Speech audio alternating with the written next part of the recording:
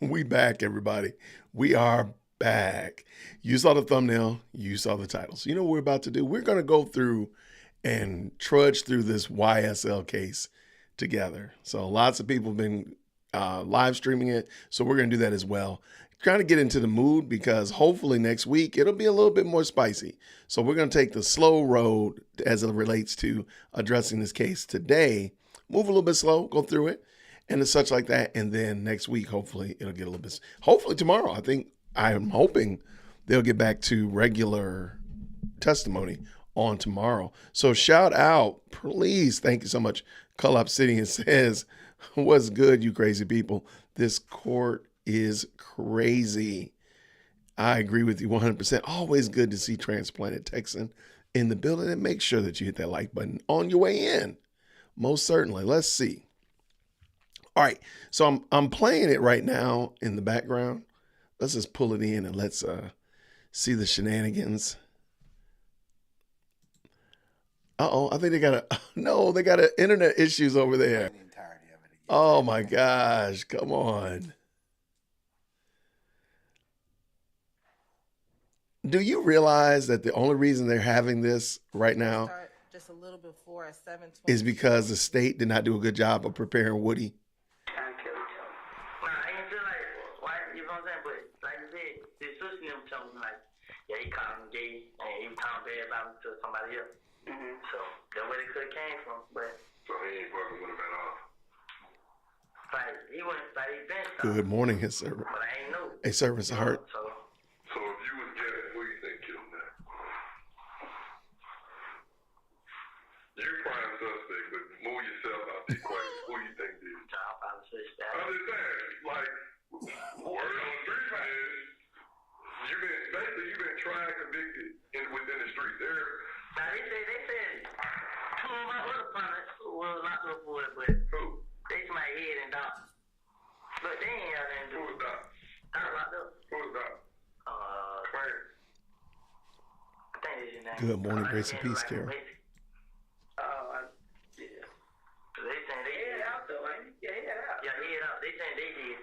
You know what I'm saying? They trying to make it seem What like. you think? Like, I'm not, what do you think? What do you think, boy? Like, real shit? I think it got something to do with them. I think they did something. They got another beef somewhere else. Cause I been hearing stories like Nut's supposed to ran off on somebody with some. You know what I'm saying? But it's just on the code. Right. I'm using him because I'm with Doug and Birdman. Right. And they come back to them. Right. So Nut's supposed to ran off on somebody with some. And some jury. I don't know if they didn't say what it was. It's like he's supposed to ran off on them with something. And Rich Homie Corn supposed to give him $50,000 to meet a new plug. Like Rich Homie Corn told me this out of his mouth. Yeah. Then Rich Homie Corn like he got $25,000 here, take killed. It's Right from the picture you just showed me? Nah, tell you who just got shot last night. Oh, in the car over there. Okay. He got $25,000 here, take killed. Who did it? This Rich Homie Corn shit. Cause he be telling me. So I'm telling Rich Homie Corn like, but you got these niggas in your house. You the same nigga that shut up my house, bro. Right. Rich Homie Corn like, he like, bro, they just look like that, bro. Like we the same shit. Like, but still, bro, you right here hating these niggas this and that. So Rich Homie Corn like, bro, it ain't dead. We the same shit. I just can't turn my back on it. Like it ain't dead, bro. You support these niggas, bro. So the more you support them, the more they gonna come out and do that. If you leave them alone, then everything gonna go away. Yep. Then you're like, bro, just protect me, bro. We need y'all, bro. I need y'all to protect me. How the hell we gonna protect you? You and these niggas out here doing it. Then you're like, so you shot my truck, bro. Oh, that shot my truck. Man, you been, you know what I'm saying? Man, you been around. Like, nah, I'm just asking. You went there like that. And that's the entirety of the section, Your Honor. All right. Wow. But again, the portion that the state has concerns with is from 723:33 to 724, in which Mr. Copeland says he's hearing stories like Nut's supposed to run off with something, you know what I'm saying? And it goes on to say, yeah, Nut was supposed to ran off on somebody with some jewelry. And that's the entire I hear that phone call ringing in my ear. outside of what we agreed should be the redacted. Okay. think it is on. It's on. Green light's on. There we go. All right, sir. So, Judge, appreciate the opportunity to respond. In this section, there's essentially three different portions as far as I can see. The first portion talks about Kenneth Copeland talks about Thug's sister saying that Bloody J said that Thug is gay. Speaking for myself, and I believe I'm speaking for everyone else, but if I'm not, please speak up. I don't think that we have a problem with redacting that. That would be hearsay. From 722, about 33 or 35 maybe, to 724. That is a section that talks about what do you think happened? Or if you were to guess, what would you say happened? And Mr. Copeland gives various theories, head and doc, and then talks about a theory of that he heard from other people. I concede that he heard it from other people, that Nut ran off with, it sounds like he's talking about drugs, ran off on someone and got himself in trouble. The reason that this is important, it's not for the truth of the matter asserted, as hearsay would be. It's important because the state's theory in this case is that on January 10th, 2015, late at night, Kenneth Copeland went and picked up Demekion Garlington at the McDonald's on Cleveland Avenue. And Demekion Garlington told Kenneth Copeland that it was Shannon Stillwell and Diamante Kendrick and Justin Cobb and Demise McMullen in this car that did the shooting. So according to state's theory, on January 10th, 2015, Mr. Copeland has that knowledge on that date. This interview is 18 days later. Presumably, if that were true, that Kenneth Copeland was given that information on January 10th, when Investigator Dennis says, Mr. Copeland, what do you think happened? Presumably, if he was given that information on January 10th, that is when he would say, this is what I think happened. I think Shannon Stillwell and Diamante Kendrick and Justin Cobb and Demise McMullen were in a car and they shot Donovan Thomas, if the state's theory is correct. But Kenneth Copeland did not answer it that way. Instead, he said, well, Doc and Head, they may have done it, but I really don't think they did it. And I think it had something to do with Donovan Thomas running off with some money on, a bad drug deal. And that's what I've been hearing. So it's not for the truth of the matter asserted. It's impeachment of Kenneth Copeland to show that his story that he was told on January 10th is not accurate. And Mr. Copeland's. I kind of agree with that. January 10th. Well, he didn't give it on January 10th. He gave. So let me rephrase. Mr. Copeland on June 10th, 2015, after this interview, later says Demekion Garlington told me this on January 10th. So on June 10th, he says I was given this information on January 10th. But on January 18th, when he's asked about it, he doesn't say it. Okay, I see. I see what you're saying. So that's the purpose of it. It's just like any other impeachment. You had an opportunity to say something and you didn't say it, and now you're saying it on a later date. And now the difference between January 28th and June 10th is on June 10th, all of a sudden Kenneth Copeland is facing 5 or so felony charges and federal charges, and then all of a sudden he has this information.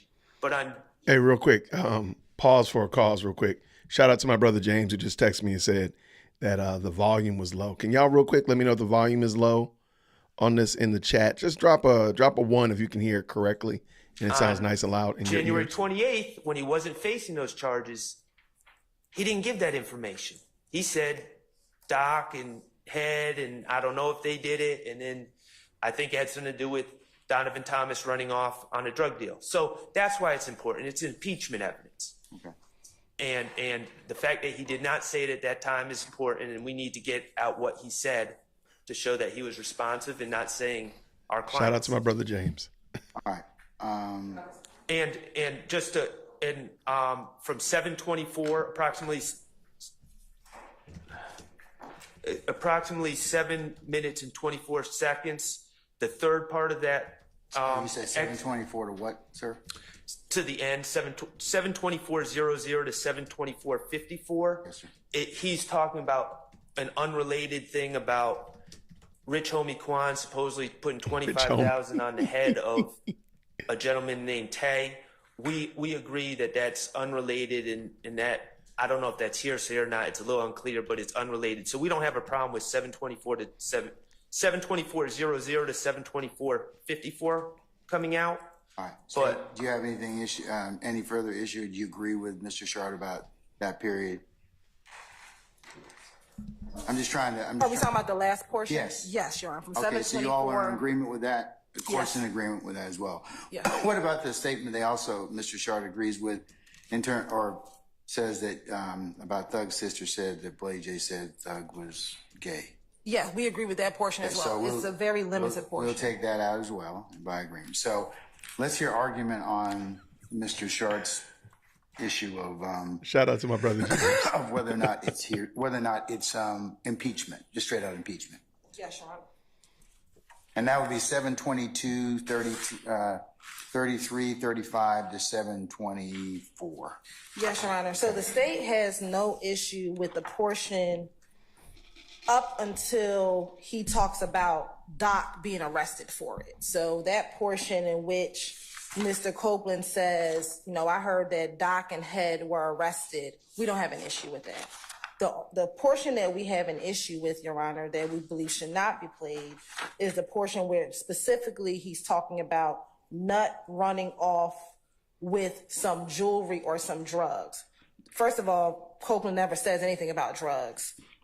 We don't even know what this supposed rumor is, right? And so the state's contention is Mr. Copeland says, I heard it was about some jewelry or some drugs. He doesn't even know. And that is bad character evidence as to the victim. So the state's concern with that portion is that it's bad character evidence that's trying to come in using purported specific acts of conduct, which is improper. The only way that character evidence would come in is by reputation or opinion. Or specific acts. No. It can't come in through specific acts, and I actually have a case to cite. I'm so sick of them correcting That's if I him. only consider it as character. I mean, so the defense is saying that it's impeachment. It could be used for impeachment of Mr. Copeland. But impeachment is, he did not say in this interview that it was Shannon, Demekian, etc. That portion would be relevant for what happens above, where he says it was Doc and Head. But here, he's saying there's a rumor out there that some other people may have done it, but, we heard that Nut may have stole some jewelry. That's not specifically talking about any specific person. That's him giving a theory based on a rumor that he heard. So Good to see you, Christine. that's why we don't have an issue of the Doc and Head portion coming in, because that could be considered impeachment given what he says later on. We are solely concerned about the portion in which he says, I'm hearing stories like Nut's supposed to have ran off with something. He's not talking about anyone specific, and he's talking about these rumors. And again, that is bad character evidence. If the defense on cross-examination lays the foundation for, as Mr. Shard said, he has knowledge that Mr. Copeland knew of this earlier, and then on the interview in question, he's saying something that would be different. So if he had knowledge of it and he gave it, that would be impeachment. Correct. If he had knowledge of what? If he had knowledge beforehand What they're doing is, I mean, I just, from the court's recollection of or just assessment of this, they're working kind of backwards. They know what he said later about what he knew earlier. So that's where the impeachment's coming in. They have a good faith basis to ask him about that. Mr. Sharp, I'm sorry to interrupt you and Mr. Steele, but is that kind of what you're trying to get at? Absolutely. All right. If he had knowledge of it on January 10th, that was his time to say it. He didn't say it, so that suggests to us that he's making it up on June 10th.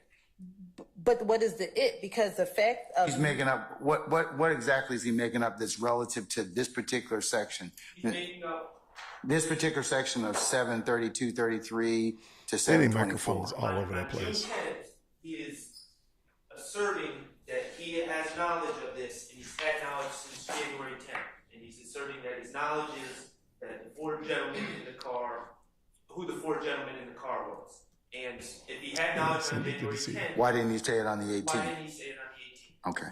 but Sharon, I think let me Or be the 28th? The 28th, I should say. and let me be clear. The section that we're talking about, the conversation about doc and head is in this same section. So in the same section between 723, between 723.33 and 724, he talks about doc and head, which we agree should come in. In that same section, he also now talks about this rumor of Donovan Thomas stealing some items. That does not directly talk about who killed him. So the doc and head part, we agree with. That's a part of this 723.33 to 724 section. So we agree up until, from 722.40 to 723.33 is where he talks about doc and head. We agree that can come in. All right. That shows right there. He said doc and head on January 28th. Later on in June, he said Shannon, Demikian, and these other individuals. We are specifically talking about a 7-second area between 723.33 and 724, where he's solely talking about hearing rumors that Nutt supposedly ran off with jewelry. That does not directly talk about who killed him. That is him speculating about what theories could have came in as to why he was killed, but it does not directly talk about who killed him. So we think the portion before doc and head, fair game. We are only talking about where he's speculating as to whether or not. But here's the thing: if he had knowledge of that, or what truly happened, and he's just given another version. I heard that such and such did this during this period of time. That would be impeachment. But he doesn't even know what happened. But it says, but it's another version he's told that the jury can decide whether or not he's telling the truth about. Yeah, ordinarily, Miss Hilton, it would not be admissible. But given what's been proffered so far, I'm going to probably allow it. So, assuming a foundation's laid as to that, but what I've heard so far would indicate that yes, it's another version of what Mr. Copeland may or may not have said. So I'll allow it over your objection. So can we get rid of, we're going to get rid of the things the sister said about Blade J. We're also going to get rid of the 724.00 to 724.54, the unrelated 25,000. Yes. Okay. All right. Was that it, Mr. Sharp? For that one. For that one.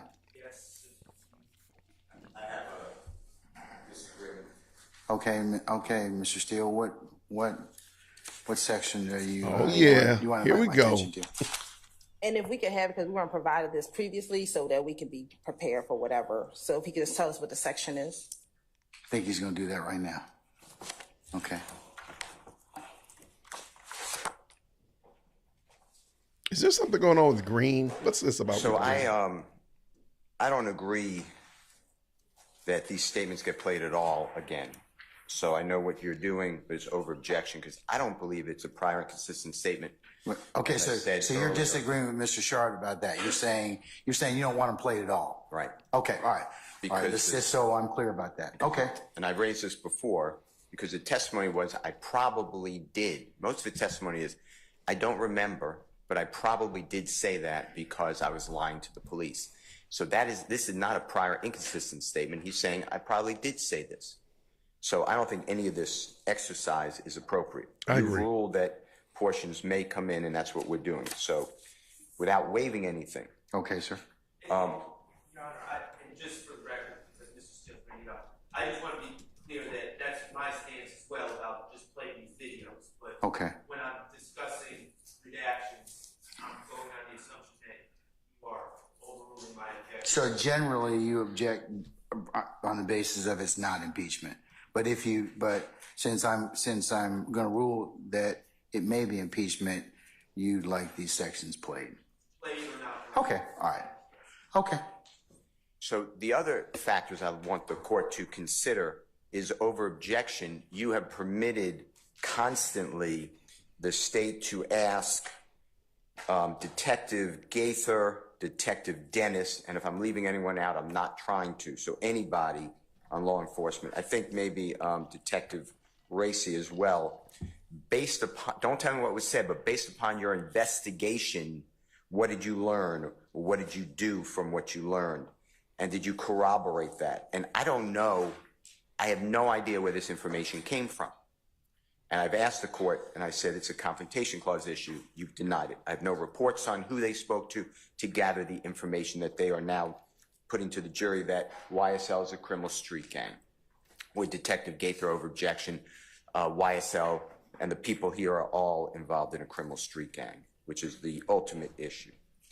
With that being said, this is a good example of how, and I want to play it for the jury, of how law enforcement gets their information. I want the jurors to be able to see that it's Detective, in this case, Gaither and Detective Dennis. It's the 28th day of January 2015, and they ask, what did you think, who did you think killed Nutt? And then all this conversation flows from that question that the state is trying to keep out, including that Mr. Thomas stole from someone else. And I'm not using it for bad character. Mr. Thomas' bad character is already in evidence. The state brought up that he is the head of a criminal or leader of a criminal street gang. So under 403, which is 24-4-403, it's really specious to say, oh, well, he stole from someone, so that's his character. In addition to that, I disagree respectfully with Mr. Short. And I want the false allegation that was made that Rich Homie Kwan put a contract to kill someone for $25,000 up front and then $50,000 thereafter, because it shows another person falsely accused by Mr. Copeland. And if you listen to the whole thing, I think it was cut off, Mr. Copeland says that he actually spoke with Rich Homie Kwan to kind of be the intermediary and to diffuse that situation. So it was redacted by agreement by Mr. Short. This court accepted that, and I am objecting to it because I intend to cross-examine this witness, and if he doesn't remember, I'm going to play that portion. And because I'm not saying, and I'll make it clear to Mr. Copeland, I disagree that Rich Homie Kwan, he's a gentleman. I disagree that he committed any type of offense, but this is the exact statement that Mr. Copeland levels against Mr. Williams, that Mr. Williams put a contract out on Mr. Copeland's life, which is untrue as well. So okay. I'm disagreeing. And those times, if you need them, you already removed them. I think it's, no, I'm subject to further argument since you made your issue. So I'm gonna hear them. I'll hear it again, and I'll make a decision on it. But those are my. So okay. I'm not trying to use it for character. I'm not using it for of the alleged victim. I'm not using it for of the victim, the deceased. I'm not using it for any type of I didn't know, and it's totally speculative. I'm saying that's how the police did their investigation, that the court, through the prosecution, has already poisoned the jury with this word on the street, we did this, we corroborate, here's how we do it. The person self-admits, or we get information, we corroborate. I think that all should never have come into evidence. And this is a perfect example to show how baseless the prosecution cases against Mr. Williams and the other, and how the detectives have not done a proper investigation. So that's why I wanted it. What do you think happened? Here it is, and I want the whole flow. That's what I'm saying. Okay, so let me see if I can get the sum and substance of your argument. Are you saying that particular section of 724.00 to 724.54, that shows another version of the story that Mr. Copeland may have advanced? And that this is how law enforcement gets their information. This happens to be recorded, but they are out there saying, and I don't know who they spoke with to say, and you let it in over objection. We did investigation. Then don't tell me what the investigation was. The prosecution will come back with, just tell me based upon your investigation under CIAK versus state, you relied on, and one other case that I can't remember right now. But you relied on two cases, and I disagreed with the analysis, but that's the rule of your court. So we went forward, but I want to show the jurors now how the police did this investigation, and it's preposterous because all this is a lie. Everything Mr. Copeland said is a lie, yet they're using him as a primary witness against Mr. Williams and others. Okay. I mean, I understand what you're saying. I believe that case does indicate that depending upon, since the investigation is an issue, that, so I'll hear it again, okay? All right. Can I hear 724.00 to 724.54, please? She's typing, by the way, his servant. Shout out to everyone that stopped by. Thank you so much. This is wild, because I want to say it again. The only reason we're doing this is because the state did not prepare. Take kill. It's like from the picture you just showed me. Nah, tell you who just got shot the other night. Oh, in the car over there. Okay. He got 25,000 hell take kill. Who did it? This Rich on the corner shit. Cause he was telling me. So I'm telling Rich on the corner like, but you got these niggas in your house. These same niggas that shooting up my house, bro.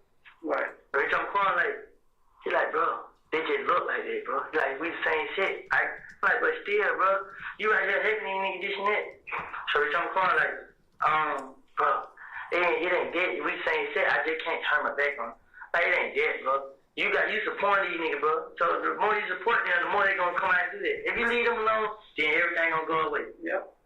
Then you're like, bro, just protect me, bro. We need y'all, bro. I need y'all to protect me. How the hell we gonna protect you? You and these niggas out here doing it. Then you're like, so you shot my truck, bro. Oh, that shot your truck. Man, you been, you know what I mean? You been around. Like, nah, I'm just you went there like that. What did he have the 25 on the dude say here, bro? Say, J Daddy got shot. Right. It's on the barbershop. Just like how they say my name, on Bankhead they say Tay name. They saying Tay did. I know Tay ain't do it. You know what I'm saying? Now I'm lying and stuff saying Tay like his mom. I know Tay ain't do that. Right. You know what I'm saying? The night before we just at the party. Yeah, who did it? Somebody else did some. Spit it out. Wow. You know what I'm saying? But it's supposed to be some nigga that had money over there.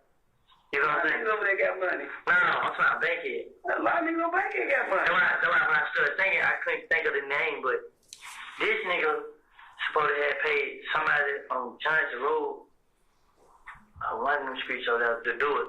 Mm-hmm. You know what I'm saying? To kill him and retaliate, to get that Quan?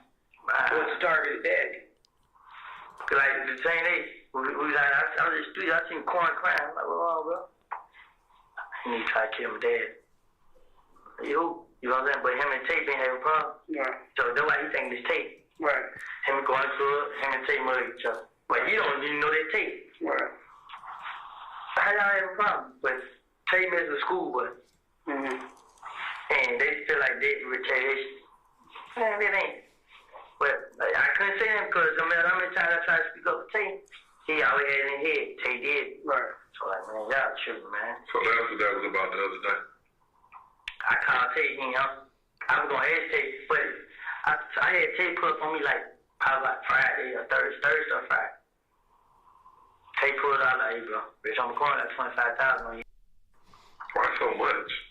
He's scared of Tate. Yeah. He real scared. He's scared of Tate.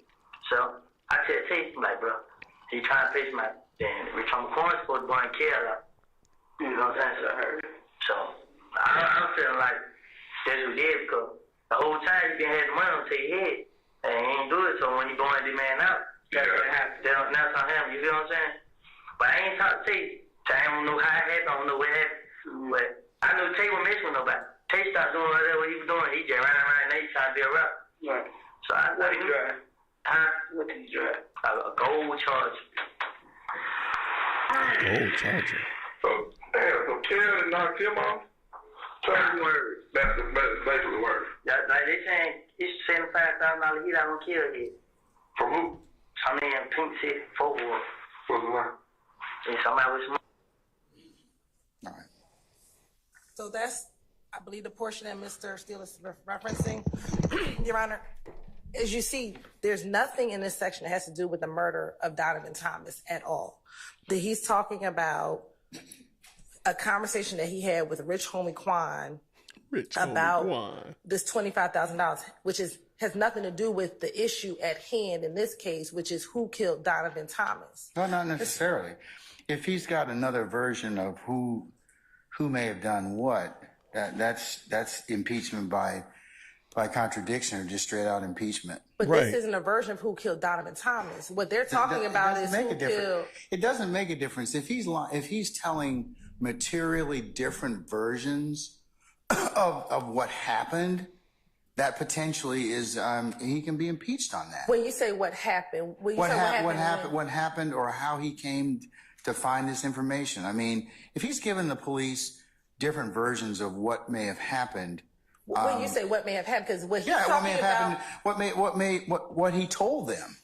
But when you say what may have happened, Your Honor, in this portion, he is not talking about the murder of Donovan Thomas. He is talking about Rich Homie Quan's father was shot at in September of 2014.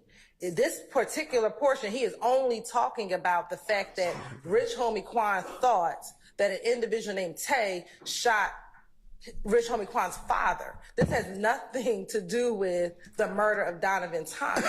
Okay. So this isn't him giving a version of facts as to the murder of Donovan Thomas. This portion has nothing to do with the crime of who killed Donovan Thomas on January 10th. What he is talking about is only to Corey Lamar, which is Rich Homie Quan's father. So this would not be relevant to the issue at hand, which is who killed Donovan Thomas.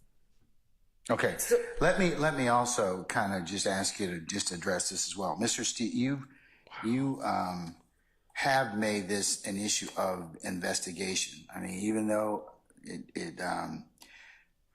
of how the police got there, Mr. Steele wants to challenge that particular issue of the investigation, which arguably he's entitled to do that. Right. So the information that they got regarding the murder of Donovan Thomas is fair game, but they're not right now. They're getting information about what could potentially be a separate crime, which is not the investigation of Corey Lamar. That's what they're talking about in this section. Now, if he wants to talk about what Kenneth Copeland told them about the murder of Donovan Thomas and their investigation as it related to the murder of Donovan Thomas, then he can talk about whatever they did in these interviews regarding whether or not they followed up, whether or not they got the information, they did nothing with it. But as it relates to this portion where he is talking about Rich Homie Quan, Corey Lamar, that has nothing to do with the death of Donovan Thomas. If there's anything else in this video where they're talking about what happened before with Donovan Thomas, then that's fair game, but not this portion right here. All right. And we don't know if this $25,000 is true or false. We don't know. So we don't know if it's impeachment because Rich Homie Quan has not testified. They love saying so we don't know if this is true or false or not, or if it's impeachment at all. And if Mr. Steele on cross-examination goes into a line of questioning, that's something he may decide to do. But here, as the state's case, we're not going to inject any error in this case by playing a non-relevant portion regarding the death of Donovan Thomas, because this does not have anything to do with the death of Donovan Thomas. This section right here. Now, there's another section that he wants to talk about, but this section from 724:54 to where I stopped at 727:51 has nothing to do with Donovan Thomas's murder. All right, Madam, I'm going to let Mr. Steele respond. Sir? This is wild. I still think it's wild, man. And why is ADA Love passing notes? Why is she not actually arguing? This is Mr. Copeland. These names are Who's crazy. a huge witness, as the court knows, in this case. And he is lying, Oh, wow. my word, to law enforcement about Rich Homie Kwan conducting a murder for hire. The state wants to say, well, that's irrelevant because it's a murder for hire of a different person, Tay, T-A-Y. My point is, that is the witness. It is a false allegation against another human being to do a murder for hire. The state doesn't get to limit the cross-examination to what they want it to be. And it goes to the investigation of Detective Dennis, Detective Gaither, who the court has both found over objection to be experts. And they both talked about their investigation. And they both talked about how they went about their investigation without giving specifics or who they spoke with. I have no idea when they say, based upon our investigation, we learned the following. We learned this. I still rely on my constitutional right to have that information, but I don't have it. And this is a prime example that they get garbage. That's my position. Mr. Copeland may say it's absolutely true. The state was going to call Rich Homie Kwan. His name's Mr. Lamar, L-A-M-A-R. I guess now they're not. I may call Mr. Rich Homie Kwan after. I need him to stop saying Rich Homie that Kwan. if I need to, that he put a killing on someone else. Mr. Copeland may say, yeah, I was lying to the police, which I have a good faith belief that he was lying to the police. So I need to show the jurors, and the jurors need to see, to collectively understand how the police are going about this investigation and who they're dealing with and who the witnesses are that are giving sworn testimony before the court. So I believe it all comes in. Okay.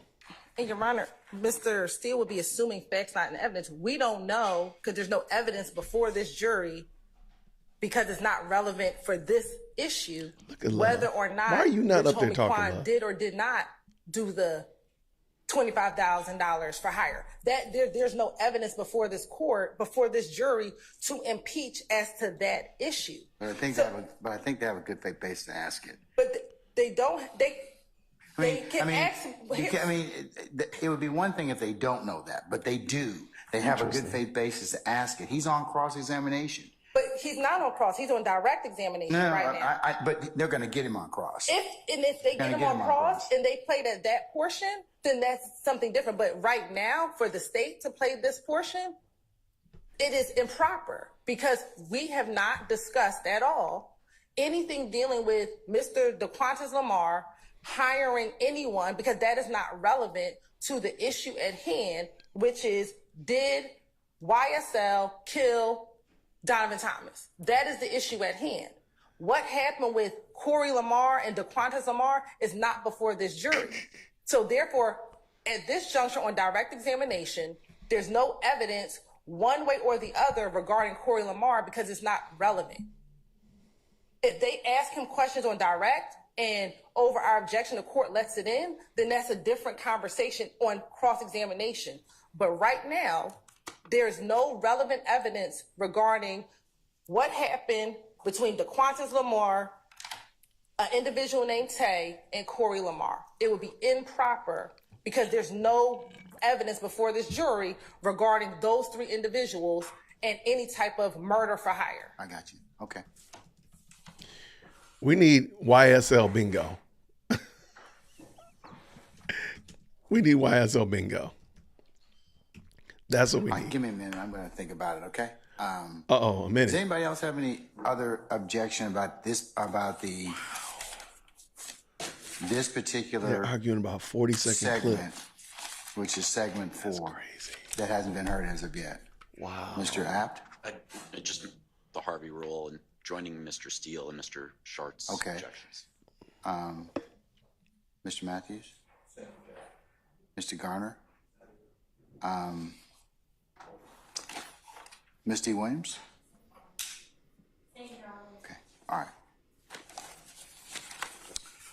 Okay, I missed anybody? Okay, all right. Give me 5 minutes, and then we'll take a comfort break, and I'll come back. Comfort break. You're right, just very quickly, the state does not intend to play them if they choose to on cross, but these are our redactions that we have propounded. This should not come in, and so we're going to object. I mean, the state would not play this portion. If they choose to, we would object at that particular portion. Love is annoying. I understand. Annoying. Okay, we'll be in recess. Okay. All right. It is 11:09 right now. I'm going to go. What time do you think, how long do you think this comfort break is going to be? He said 5 minutes. How long do you think it's going to be? Go ahead and put it in the chat. How long do you think it's going to be? I'm going crazy today. I'm going to go with 20 minutes. I'm going to say it's going to be 20 minutes, and it's currently 11:10 right now. Yo, that's hilarious. Talk about soul playing. This is soul court. I agree. This thing is crazy because please keep in mind, the only reason we're doing this, the only reason, in my opinion, the only reason that they are, wow, y'all going 30 minutes? Wow. Wait, an hour? Y'all are wild. Ms. Justice and Nellie said an hour and a half. Y'all wild. He can't be that bad. Now, the bad thing is he could come back and then say we're going to go to lunch. Now, that would be so savage. Okay, I'm sticking with my 20 minutes. He said back at 12. Y'all have no hope in Glanville at all. Y'all got no hope in that man. Oh my goodness, y'all go ahead. Hey, look, I appreciate y'all watching this with me. We currently got 180 people watching this. That is incredible. Thank y'all so much for checking it out. You are a part of the best live chat on the planet, and your entrance into the best live chat on the planet is hit the like button.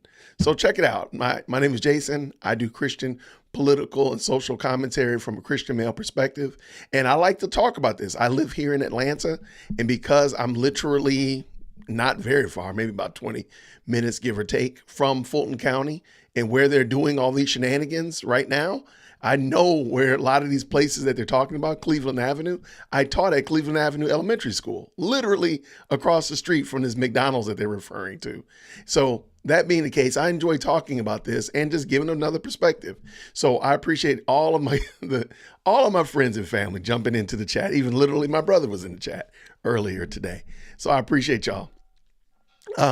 Please stop on by, hit that like button, say hi to all the good people in the live chat. I'm disappointed in y'all though. Y'all don't think Glanville gonna come back? Somebody said an hour. That is crazy. But the bad thing is that you're probably right. You're probably more right than wrong. Let me just say it like that. Glanville. And so what I was going to do was when they go to the lunch break, I found a video of the top 10 craziest things that have happened in the YSL case. It is hilarious. Okay. But I didn't realize that he has put people in jail. He's held people in contempt for being late. I think that is hilarious, given the fact that this man is constantly tardy. He say 5 minutes, it translates into 35 minutes. He says 30 minutes is easily going to be recessed for the rest of the day. So I just think it's comical. So we'll probably during lunch go over the top 10 craziest things that have happened in the YSL case, because there are some good ones in there. And there's a lot of them I don't think you all knew. And I've mentioned it before. I mentioned it on Lead Attorney's channel when I stopped by there one day, that there have been at least 4 law enforcement court officers that have been thrown in jail during this case, and they actually talk about those. So it's pretty wild. So there's that. And I also have one, the top 10, is it top 10 or top 6? I think it's top 10 funniest things said by Woody. I mean, literally, he's a meme at this point. I really hope that he's trademarking all this, that he's got a good copyright lawyer. Lord knows they got good lawyers in Atlanta. So I hope he has a good copyright lawyer, because he could be really capitalizing on this. So that's just some of the fun things we're going to be talking about here. But I appreciate y'all so much. Thank you so much. Looks like 80 of y'all have liked this video. So come on in the chat. Make sure you let everybody know who you are. If you're new, my name is Jason. I'm a former classroom teacher here in Atlanta, Georgia. I'm retired, and I just like to talk about this type of stuff, man. We got people from Australia. We got folk from just about all 50 states. We got folk from Germany up in this building, all that kind of stuff. So I enjoy talking about this. So I wanted to jump in, since I was going to be watching it anyway, since I work from home. I figured I'd watch it with some of my favorites. So y'all are my favorites. So you're a part of the best live chat on the planet. All you got to do, your price of admission is just to hit the like button when you walk in. So good to see my brother. What's going on, Willie Doc? This is my other brother.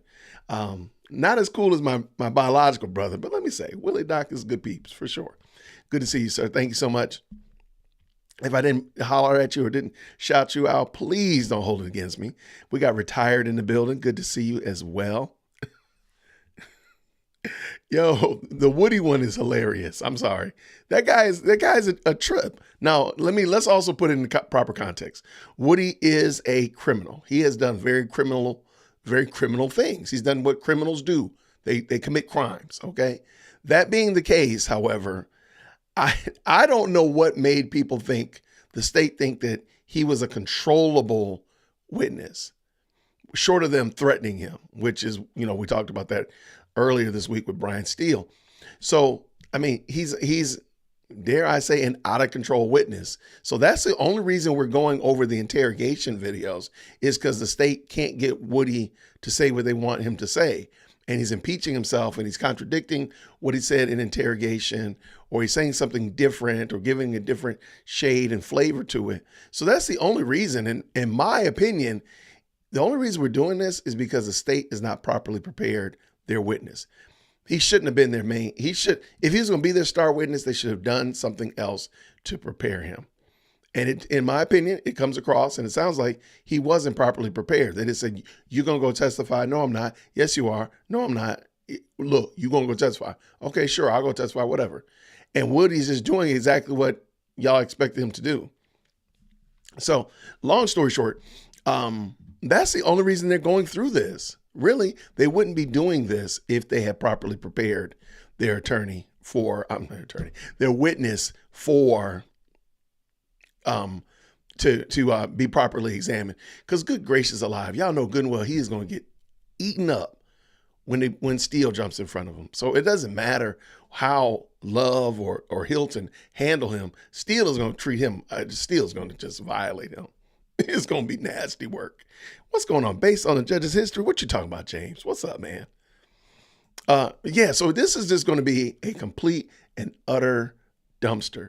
Now, before we get too far afield, and I would appreciate if the moderators would just drop it in the chat, the attorney, the mole, I don't want to use the mole. I want to say the attorney with high moral standards, because everybody knows the word for the week is ex parte. That ex parte meeting that Judge Glanville had with the defense, as well as with Woody, where it sounds like they basically coerced him and threatened him. We know now, everybody knows now, that it was Kayla Bumpus who told Brian Steele about this ex parte meeting, okay? And I'm going to say she's a woman of high character, because it demonstrates that she knew that what was going on was wrong. And she could see that what was going on was wrong and that it needed to be properly addressed. And so she told defense counsel that this was happening. So, I want to give her a shout out for being a woman of high character. And the reason I bring that up is because she went on another YouTube channel called Talk That Law, and she did a very quick a very quick interview, just kind of talking about who she is a little bit and such like that. I thought it was really good. It's on my channel. I just uploaded it this morning. You're welcome to check it out. It's like 11 minutes long. So you can definitely check that out. I would love for you to support Talk That Law. He seems like a great YouTuber and young attorney. We need good attorneys. Lord knows we need good attorneys out here in these streets. So check them out. Check out what they're doing there. Hopefully we can have Kayla on the channel. That would be great to hear her story. I would love to hear a little bit more about her. She's here in Atlanta. She's also working in Texas at the time. So that's kind of wild that she has both of those. But during that interview, she mentioned that she doesn't think this Tuesday meeting where she's going to have to come to Judge Glanville's office court and explain why she told Brian Steele about this. She said some very interesting things during that interview and Talk the Law that only, I guess, rounded out what we already believed, that they knew they were wrong. There were a lot of people in that room, and they did, in fact, threaten that poor man. So it was crazy. So I want to give shout out to Kayla Bumpus for being a woman of high standard. Thank you, Christine, right here. Yeah, I mean, she demonstrated a level of character that I don't know. I don't know if I was in that position, what would I have done? I don't know. But hey, shout out to her. Hats off to her for being a woman of high value and high standards there. So hopefully we'll see her here on the channel, and we won't see her in Judge Glanville's courtroom on Tuesday. But if they do, you know who's going to be here. This thing has been so crazy. Okay, now Kayla said it was her. I mean, I got you. Now, short, but let's also acknowledge something. Kayla mentions in the interview that there's like 14 people in there. So if we just did the math and try to figure out who it was, loose lips sink ships. So we know somebody was in there, said it. Now, maybe Kayla said it and another person. Maybe Sylvia heard it from a different person, but Kayla told Brian Steele. Brian Steele almost mentions her in his recusal letter motion, as well as Kayla's quash and recusal letter. So there's a lot of people in there, but it's okay one way or another. Okay, hey, and hear me. I'm just going by what the young lady said. And if I'm wrong, hey, I'm just taking what I heard. But at the end of the day, whomever was a person of much higher standards and much higher moral character and grit than Judge Glanville and the state, because the state shouldn't have been in there. The state should not have allowed. ADA Love should have said, no, we can't do this. This is not appropriate. Hilton should have said, hey, time out. Where's Steele? Where's the other team? No, they didn't do that. They in there effectively roughing up Woody, shining him up to get him to testify. That's why when she first got in there, she said, are you going to let me ask you questions? And from the word go, Woody just seemed very antagonistic, very negative. And I was kind of wondering, like, why is he like that? I mean, she just asking you a question, like, can I talk to you? Is it okay? And now I think I understand why, because you sat there and roughed the dude up 30 minutes ago in chamber. That's probably why he was a little bit salty about that thing. When y'all threatened to keep him in jail indefinitely, and we know that Fulton County has people in jail that have been there indefinitely, so it wasn't a threat, it was a promise. Like, oh, well, hold on. Yeah, let me go ahead and play this game with you. So that being the case, shout out to Kayla or whomever of the 13 other people that were in the courtroom. Shout out to them. Is my camera working over here? Let me see. I haven't turned it on today. Let's see. There we go. So shout out to Kayla or whomever participated and helped out and did the right thing by telling Brian Steele and others that there had been an ex parte meeting. So shout out to them for sure. And I did a video on that. Thank you so much to the moderators for dropping that in the chat. And check it out. Feel free. Now, it is currently 11:20. And what time did I say? What time did it start? Some of y'all said he's going to be in there for 30 minutes. I don't know. I think 30 sounds about right. What time did I say initially? Okay. So I said 20 minutes, and it was 11:10 when I wrote it. So he's 13 minutes in. Okay, so we're already 7 minutes over the 5 minutes. So we good. 8 minutes over the 5 minutes, whatever. Don't hold it against me. All right. So at the current moment, I'm still cooking. All right. Well, let me see what we got in here in this chat. Good people.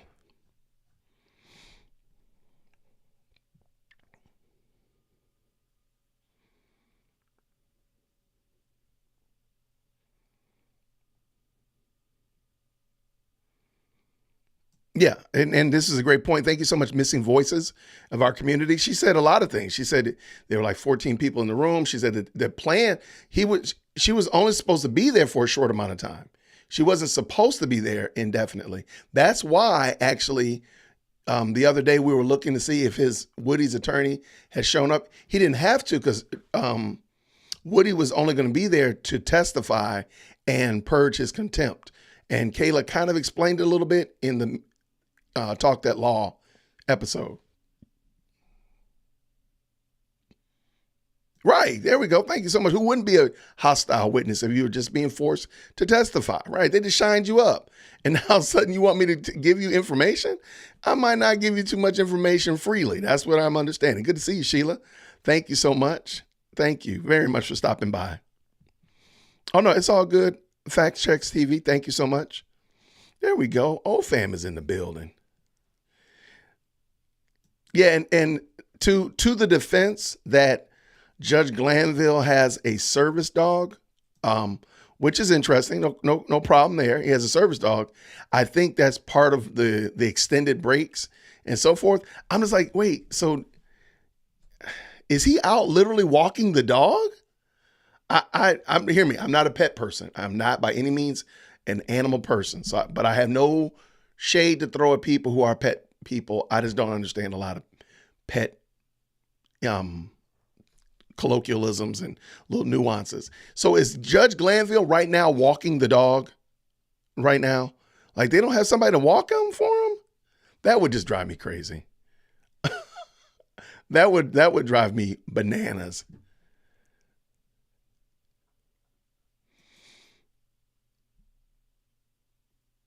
Kayla had to report the info to the original lawyer by default. Yes. And see, that's what I'm saying. Like she had to report it. She probably had to report it to Melnick. Melnick might have reported it to Brian.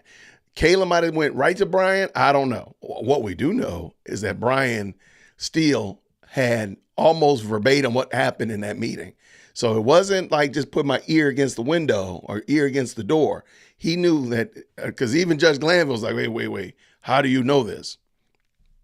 So, no, there was some good stuff there. Thank you. The bailiff walks the dog. Okay.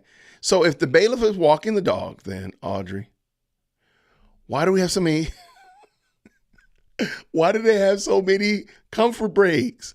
I feel bad for these people. I feel sorry for the jury, especially knowing that more than likely the high probability is that this case is going to either go to a mistrial, is going to go immediately to appeals. If not, it's just going to be crazy. So to think that these people are being held hostage. So now we're currently at 16 minutes of a 5-minute comfort break, going to be held hostage for that much longer, only for the case to get thrown back to appeal anyway. That's crazy. That's just sad to think about. He's a vet and his servant. As far as I know, he's a vet and he has an emotional service dog. I'm not shading anybody for that or anything like that. I've heard people say he shouldn't be a judge if you need. No, I'm not going to say that. Now, I don't think you should be a pilot of a plane if you got an emotional service dog, but I don't think you can't be a judge. But I've heard people say that. I'm like, no, I don't think that's a lap too far, in my opinion. But so he's a vet. And apparently he served honorably in the U.S. military. Again, shout out to him. And hence why I try to be as gracious as I can to Judge Glanville. I do think Judge Glanville is 100% wrong with how he dealt with the ex parte meeting, how he dealt with Brian Steele, and subsequent dealing with Kayla Bumpus or whomever else. He's just wrong, in my opinion. And so, then that will work for me as well. I'm fine with that. So Oh, by the way, James just said Woody's attorney shared the info with Steele. So how did Woody's attorney get the information? From Kayla. That's all I'm talking about, or whomever. Yeah, the dog just sits there for hours. If you ever, you'd have to really pay attention. But sometimes when you see the judge's chair, you literally see the leash like attached to the back of his chair. And sometimes the dog will like shake and you hear its dog collar and such like that. You got to pay super attention. The dog seems to be super quiet most of the time, Nicola Moreland, but every now and then the dog will just move around or, and like I said, you'll see like it's a red leash that's attached to the back of Judge Glanville's chair. Pretty weird. I mean, pretty wild. Again, no shade thrown at anybody that, again, if you've seen the theater of war, I don't hold anything against you because I think that is a different game. So I'm trying to be gracious in that respect. Yeah, I mean, so I think, you know what? How about this one? Instead of worrying about if it was Kayla, I want you to tell me, why was D.A. Love in that building, in that room, and why was D.A. Hilton in that room when they knew that what was going on was wrong? That's a better question. I think it was Kayla, but I'm not gonna fight. I'm not gonna fight about it. Hey, it might have been the dog that told them, okay? But why were y'all in here, ADA Hilton and ADA Love?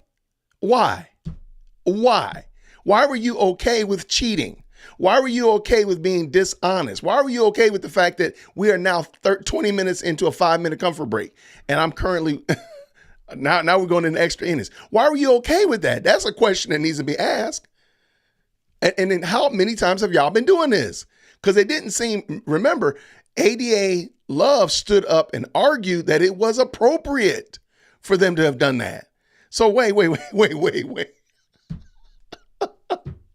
Like, so there's a lot of problems here for sure. Because they work for Fonnie. Hey, I think there's some truth there. That's fair. I can dig with that, Christine Covey, please forgive me. I think Kayla told Melnick and he told Steele. I can dig it. Yeah, no problem there.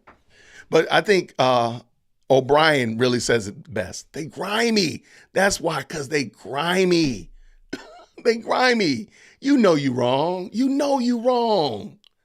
You wrong. You cheating. And then you got the audacity, the unmitigated gall to stand up and argue that it was okay to cheat. That's the part that's the part when you hear Brian Steele saying, sir, I understand why you have a problem. I got a problem too. And the judge says, I don't want to hear about your problem. Sir, why are you okay with that? I think that should be the question for Love, Hilton, and Glanville. Why are you okay with cheating?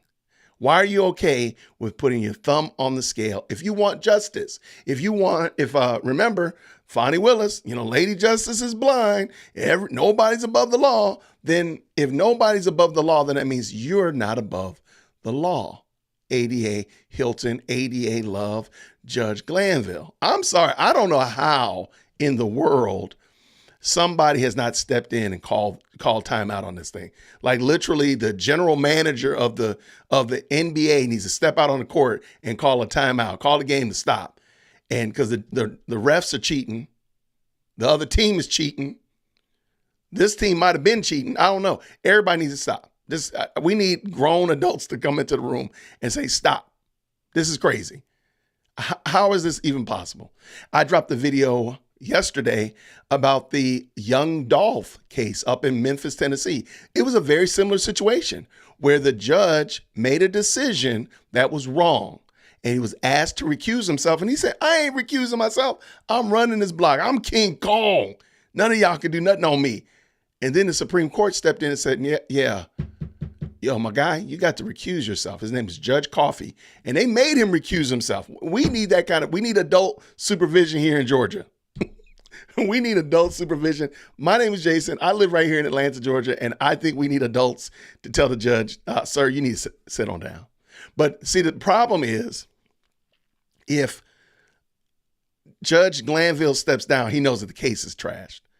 The case is completely the case is already went off the cliff, kind of like old school 80s action flick. You know it's already off the cliff. It's already jumped. It ain't jumped the shark. It jumped the whole moon, okay? It's already off the cliff. He just knows if he steps out of the way, the case is definitely DOA, right there on the spot, dead on the spot. That's the only reason. And then they got to start over again. But I think they also know if they step down, and we're currently 23 minutes into our 5-minute comfort break, we need some comfort sound effects, Jason. That's what we need. Let me see real quick. My sound effects aren't coming through. All right. Because they're muted, that's why. Why are they muted? All right, drop that down, son. That's too low. All right. So we need adult supervision out here. Barry Tucker, we cannot do this on our own. We can no longer do this on our own. We need to go ahead and call for some adults to step in. Yeah, if it goes to a mistrial, it will be a mistrial with prejudice because it wasn't the defense that didn't properly defend their client. It would be the state that improperly prosecuted the client. So that would actually be the infamous double jeopardy. Young Thug would get off and not be able to be tried again on this case. Same thing with all the other defendants that are still involved in this RICO. So that's why they don't want it to. They don't want it to go to mistrial because they realize it would totally lose they would never be able to retry it because it's all on them. Brian Steele, and they're doing their jobs. So it's not like a misconduct of them. It's a misconduct of the state and, dare I say, of the court. So I'm looking forward to it. I want to see how it all shakes out. But one thing is we're 25 minutes in, so we still going. But I want to see how it all shakes out because at the end of the day, I believe if a case is clean, if the case is legitimate, if your argument is sound and valid, you don't need to do these shenanigans, hijinks, and cheating. That shouldn't be the case. So therefore, it's showing me that you probably don't have the case that you think you have, but you just want to put this guy away, which again, I'm not saying that Young Thug is some choir boy or anything like that. I don't know much about him in that regard, but I do know that if you have something against them, why would you not want a clean case? Why would you not want to properly put him away? Because you realize this is going to get shot down on appeal. Even if everything else goes as planned, it's already going to be brought up on appeal. Brian Steele got that thing already written up. It's all he's got to do is put a date on it, the case number, and hit send. It's already there. So if everything goes perfect from now on, it's already going to be brought up on appeal. It's already going to appeal. It's a wrap. So smell of mendacity. There you go. So yes, I mean it's a whole forest of dumpster fires. I don't know how you do that. It's a dumpster fire forest that's on fire. It's crazy.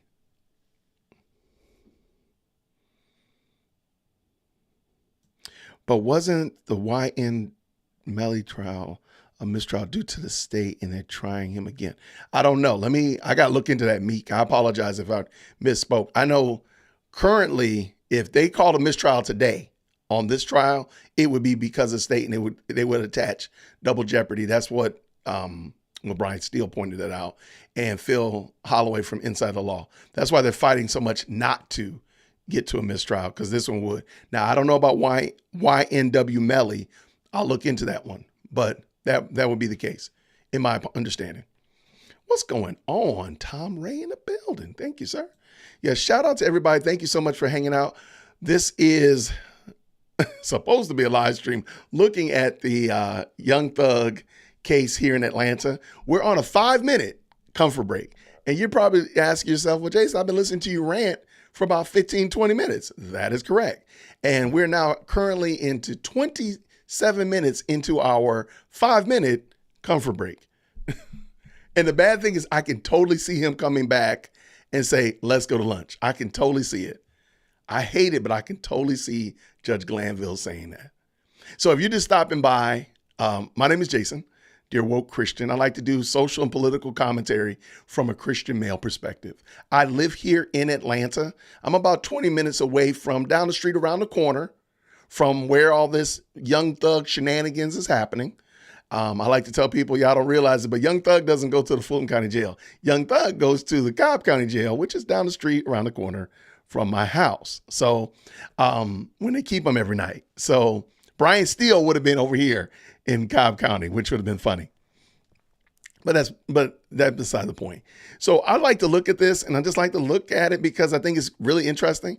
I think it does show the importance, the necessity for us as people to hold our elected officials and such like that to the high standard of being honest and such like that.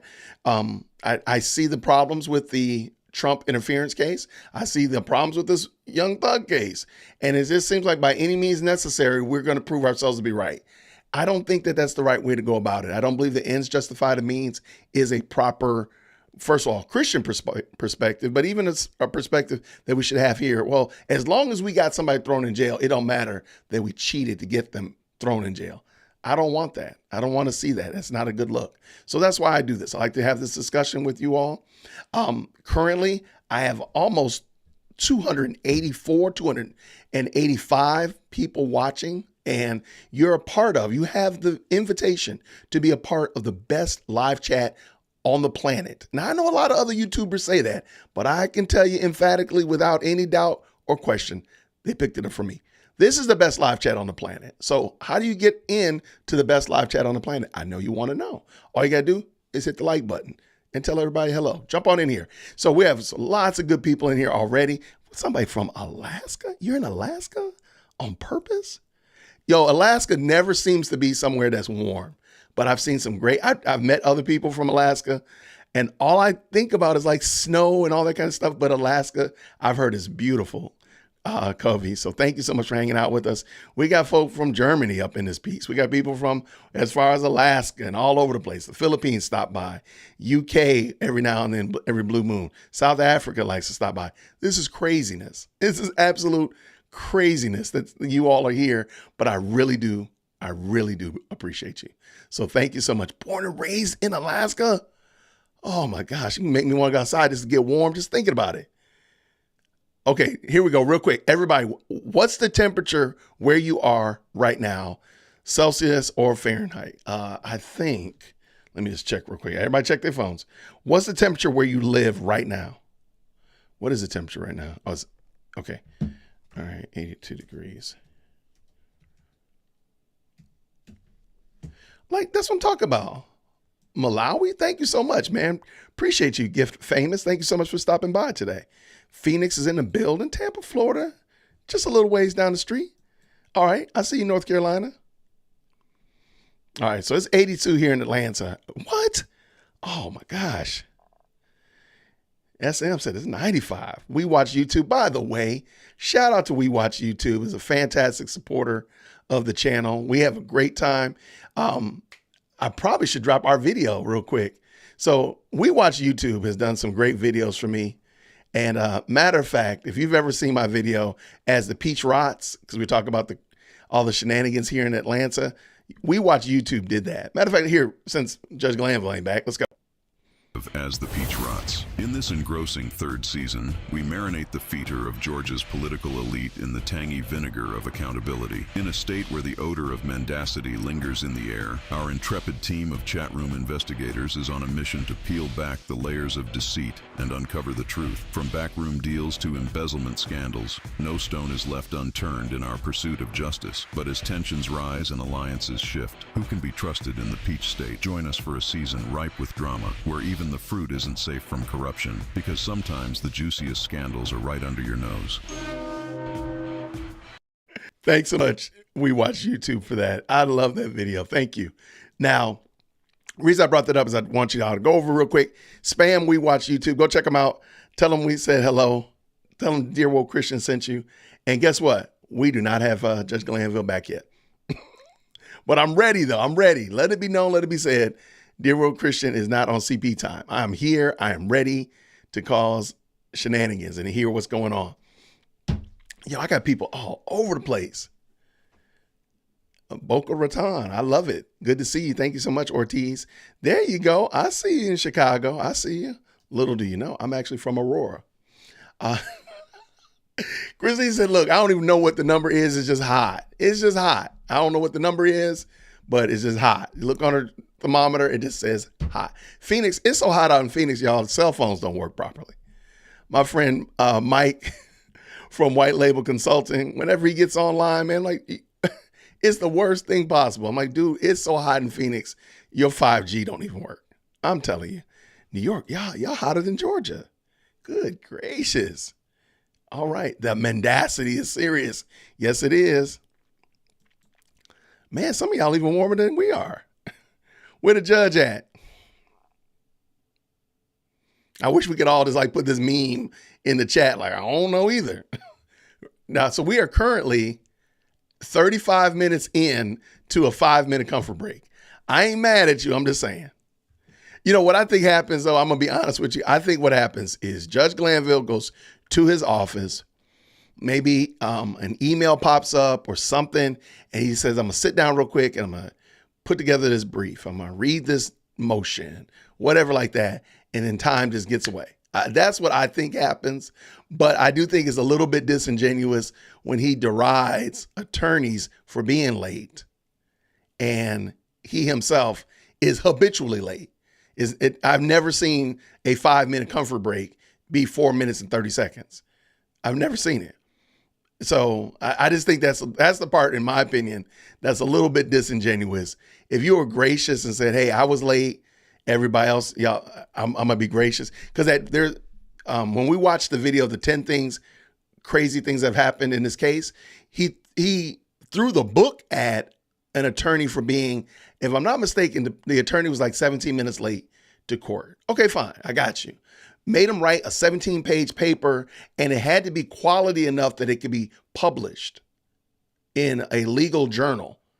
So not only 17 pages, just wrote it on your way to work or whatever like that, but it had to be like high quality because he was 17 minutes late. Well, Judge Glanville, you always late. That part right there was that's the part that makes me a little bit like, come on, man. And I'm somebody that likes being on time. And I look down on people that are habitually late myself, but I'm also gracious, and I would never, if I was this late all the time, like I don't get mad at people who are late because I'm always early. So I know the likelihood is that the reason you're late is because I've been here for a long time. So I'm gracious in that respect. But I'm like, dude, come on, man. So we'll watch that one probably during lunch break. See, Tempe, Arizona is just hot. Oh, we got lots of people from the foreign country of California. Good to see you. Good to see you. It's 80 degrees. My goodness.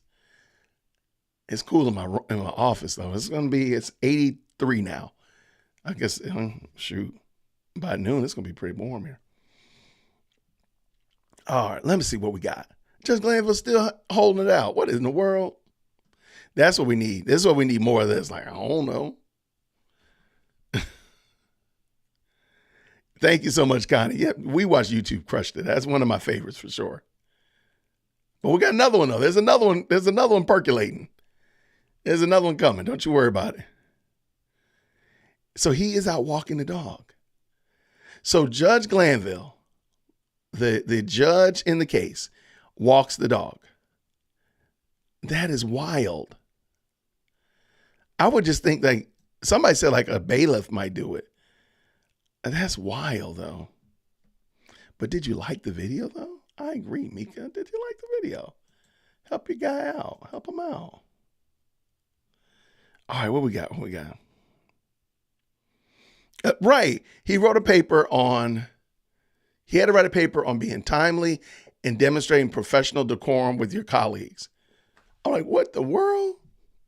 And he wouldn't let him check. There's a fine he could have charged him. I think it's $250 or $1,000. He wouldn't let him pay the fine. He said, you got to write the paper. That is bananas.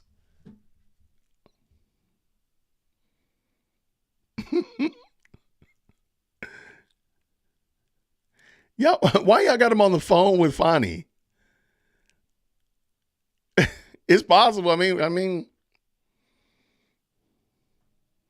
but even that, You can't, there's not a bailiff that can walk the dog so you can be on time. Because please keep in mind, they still got like 95 hours of interrogation. They still got phone calls they got to go through. Free the jury, man. Free the jury. I'm going to make a hashtag free the jury. Because this makes my eyes water thinking about how in the world could I stay awake? Because I got ADHD before. I had ADHD before it was cool. So how would I stay engaged? Like, I can't even mentally assent to how I would stay engaged without like mentally checking out, falling asleep or whatever. Like, how do you do that? I just feel so sorry for the jury.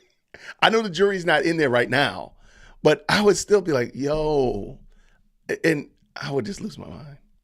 I would just go crazy. You know what? I would volunteer to go walk the judge's dog. Like, juror number 18, what do you want? Hey, can I go walk the dog for you? Like, that would be me. Like, juror, you're supposed to be in here. Sir, I've left the building like 45 minutes ago. Like, my brain is gone. I'll go walk the dog and I'll be back. James, y'all, this is my brother James in the building. Y'all pray for my brother. Funny calls. Y'all, please pray for my brother James.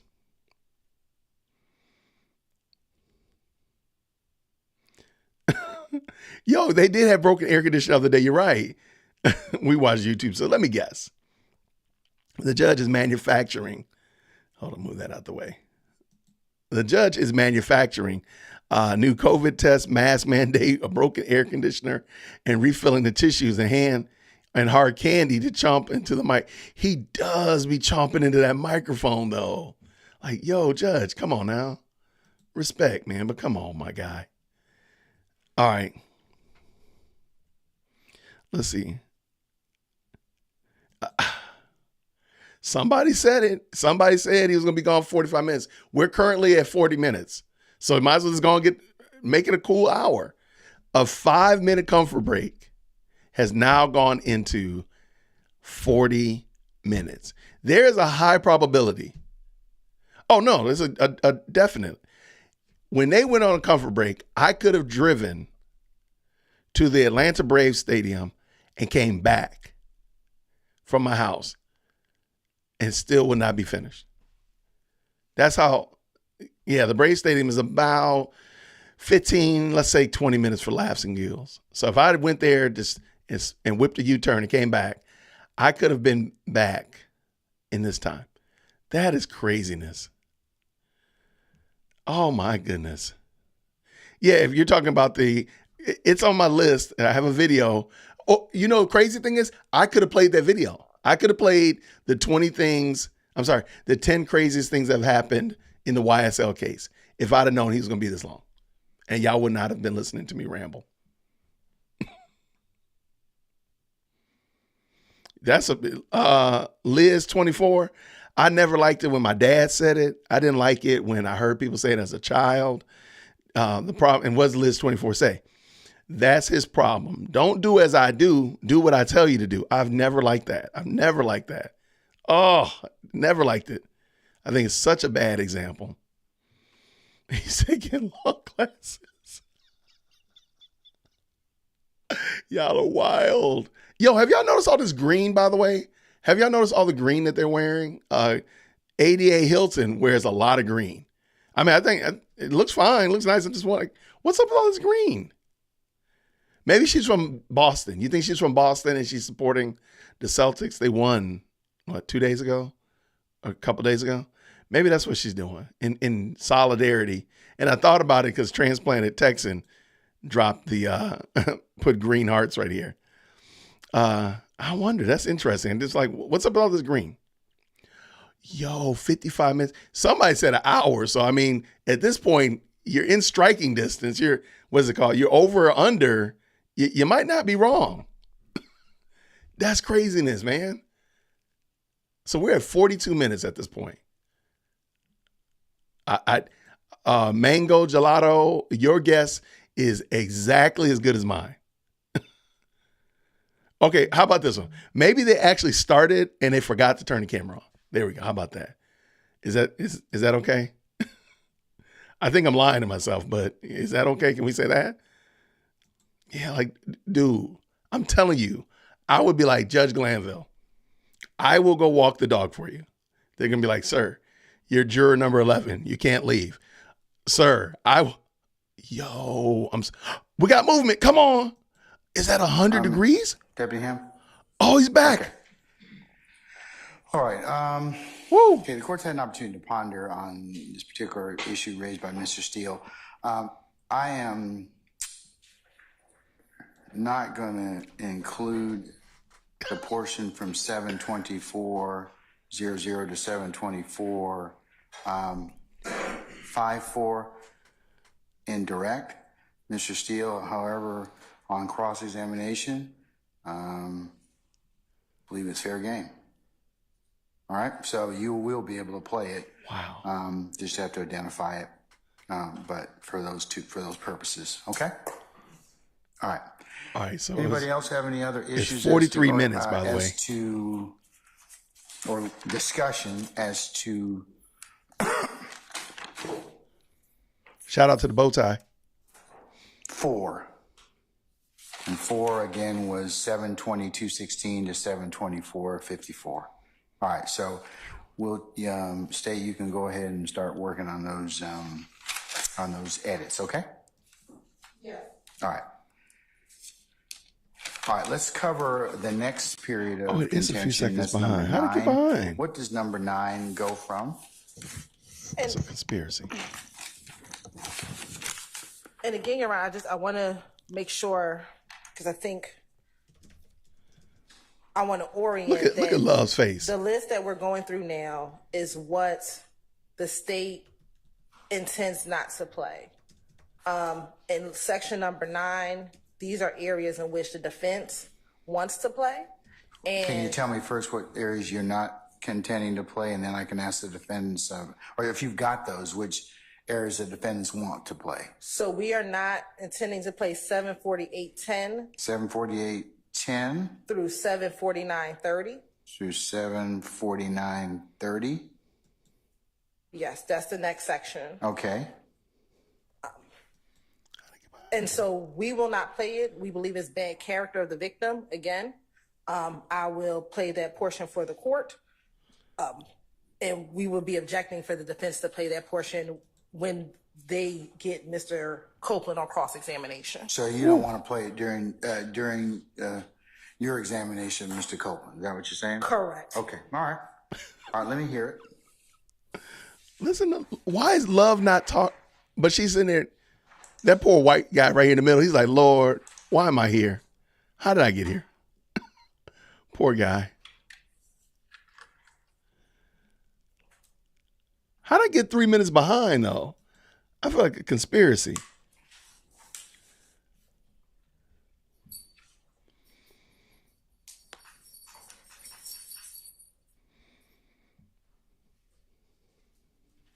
And we're starting a little before at 748.05. I mean, he come in on here. Hey, Tay, what you know about not having anybody else knocked off? I mean, I'm clean, but I don't know too much about it. What about the boy on Auburn? Who, Scooter. I heard something, but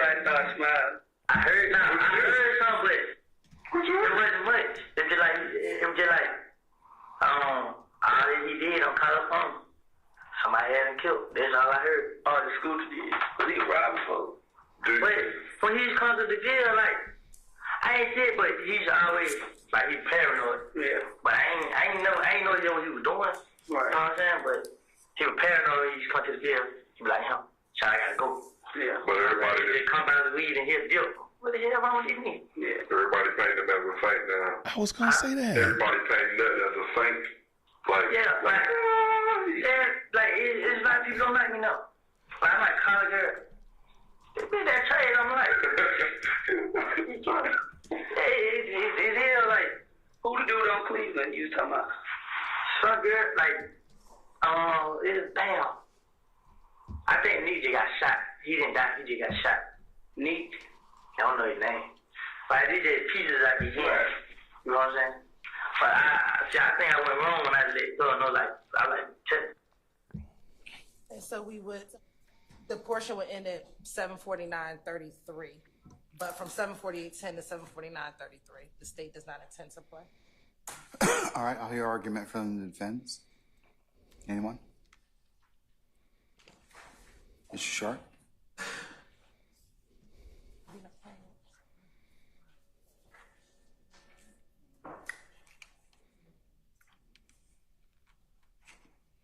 Your Honor, we don't have any reliable transcripts from this, so I'm going off of my notes.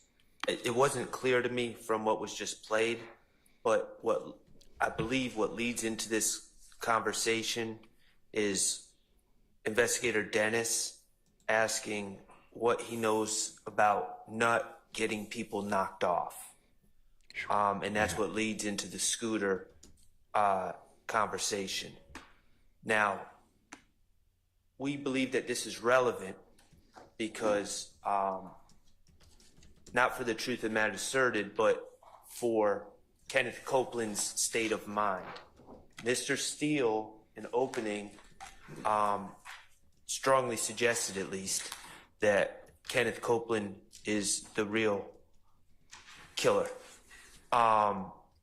Additionally, we know that Kenneth Copeland we've received Brady information. He was lying to investigators for years about this, but he's acknowledged that he in fact stole from Mr. Donovan Thomas, known as Nut, stole a chain, they ain't playing.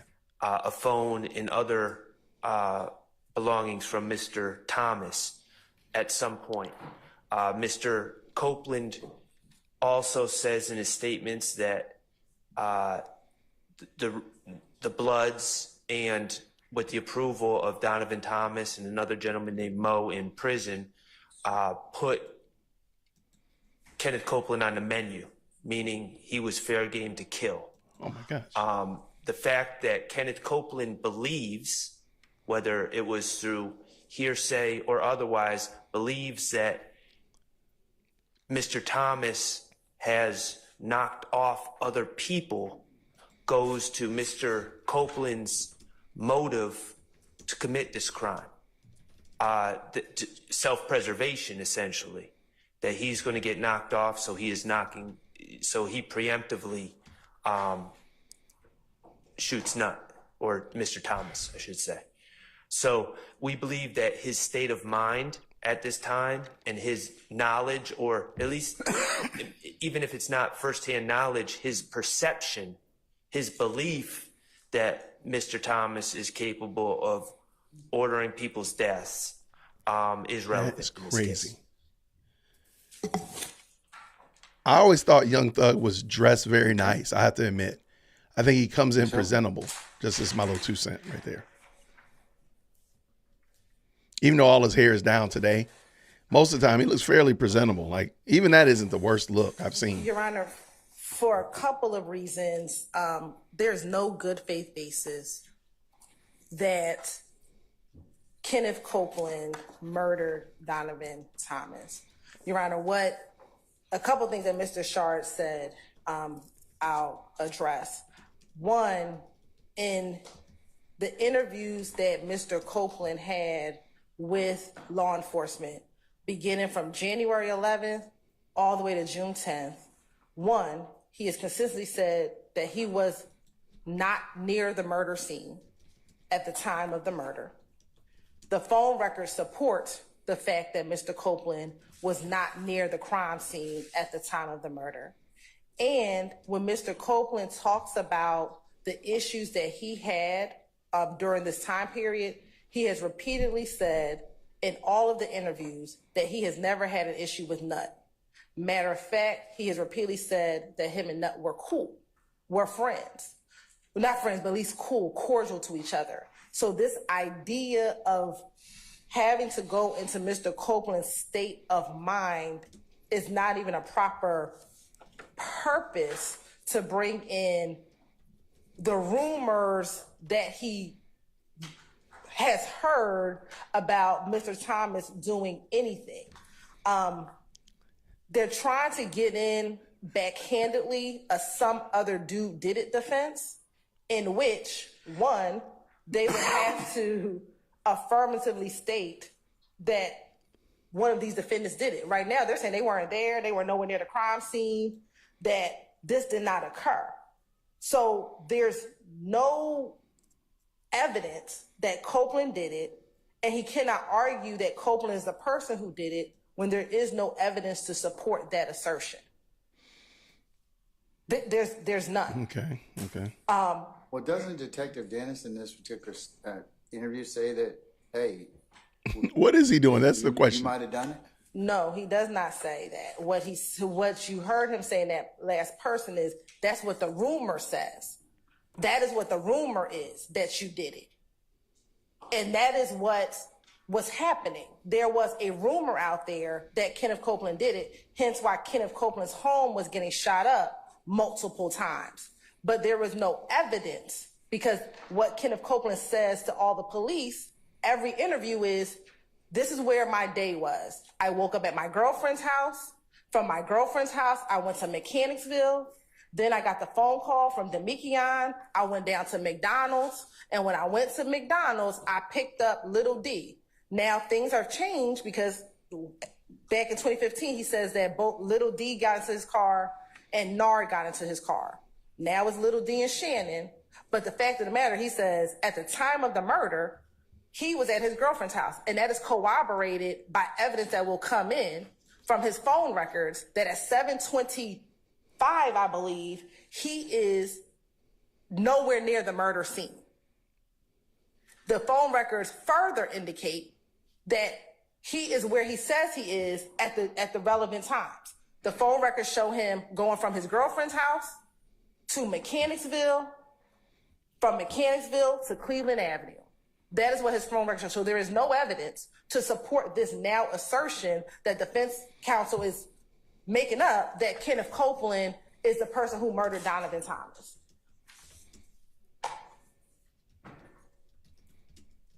And they have no evidence that Copeland did that, so legally they cannot argue or even suggest this to the jury. This would be pure, bare speculation based on no evidence at all. So this idea that we're going to throw out this rumor as evidence cannot occur. Secondly, that now we're going to go into his state of mind to show that Kenneth Copeland would have a reason to kill Mr. Thomas isn't true, because there's no evidence to support that. And then I believe Mr. Shaw brought up this meeting that occurred maybe the night before Mr. Thomas died. And what Mr. Copeland says is, I don't think Nutt was at that meeting. He never puts Nutt at that meeting. He says Mo was on the phone calling from jail. Bloody J was at the meeting. He said someone said Nutt might be, but I don't think Nutt was there. So at no point in time was Nutt a part of the meeting that they're trying to bring forth to the court, that some way, somehow, Nutt had a hit out on him, because that isn't true. All right. I disagree with some facts. I'm sorry. All this note passing, ADA love, is annoying. Some facts that Ms. Hill. Oh my gosh. First of all, I wasn't finished. Okay. Oh no. Okay. You over there passing notes. Look at love. Look at love. Let her finish. Thank you. Yes, sir. Thank you. All right. So additionally, Your Honor, they're trying to bring in, again, bad character of the victim, and it's only admissible if the defendants are saying that they did it and that they were justified in doing it because they know about some specific acts that they did, that the victim did. Here, they're saying that they didn't do it. They don't know who did it. They weren't even around when it happened. So they can't bring in any bad character of the victim when they're not even claiming that they committed the crime. So it would be improper to bring in any bad character of the victim. And that's 24-405, and I have a case, if you can pass me that case. Which will be Muhammad v. State, MOHAMUD v. State, 297, Georgia 532, which is a 2015 case, which was decided after once our new evidence rules came in regarding bad character there's something evidence wrong. of the victim. I agree. I'm sorry? Mohammed, do you want the citation repeated? Mohammed versus the state 297 Georgia 532. Here, real quick. Somebody asked, is the jury even paying attention at this point? The jury is not even in here because of the very, very poorly prepared prosecution. Their witness, Little Woody, has been misbehaving. So now they have to go through and use his initial interrogation videos from 2015 and 2016 after the initial crime happened and jailhouse calls because Woody won't behave on the witness stand because they threatened him to testify. So the jury's not even in here. They're just going through all of this to try to clear up what they will and will not bring up. This is an absolute, utter dumpster fire. I'm not saying that to be hyperbole either. Okay, let them go. And I don't know how I got behind, by the way. I apologize for that.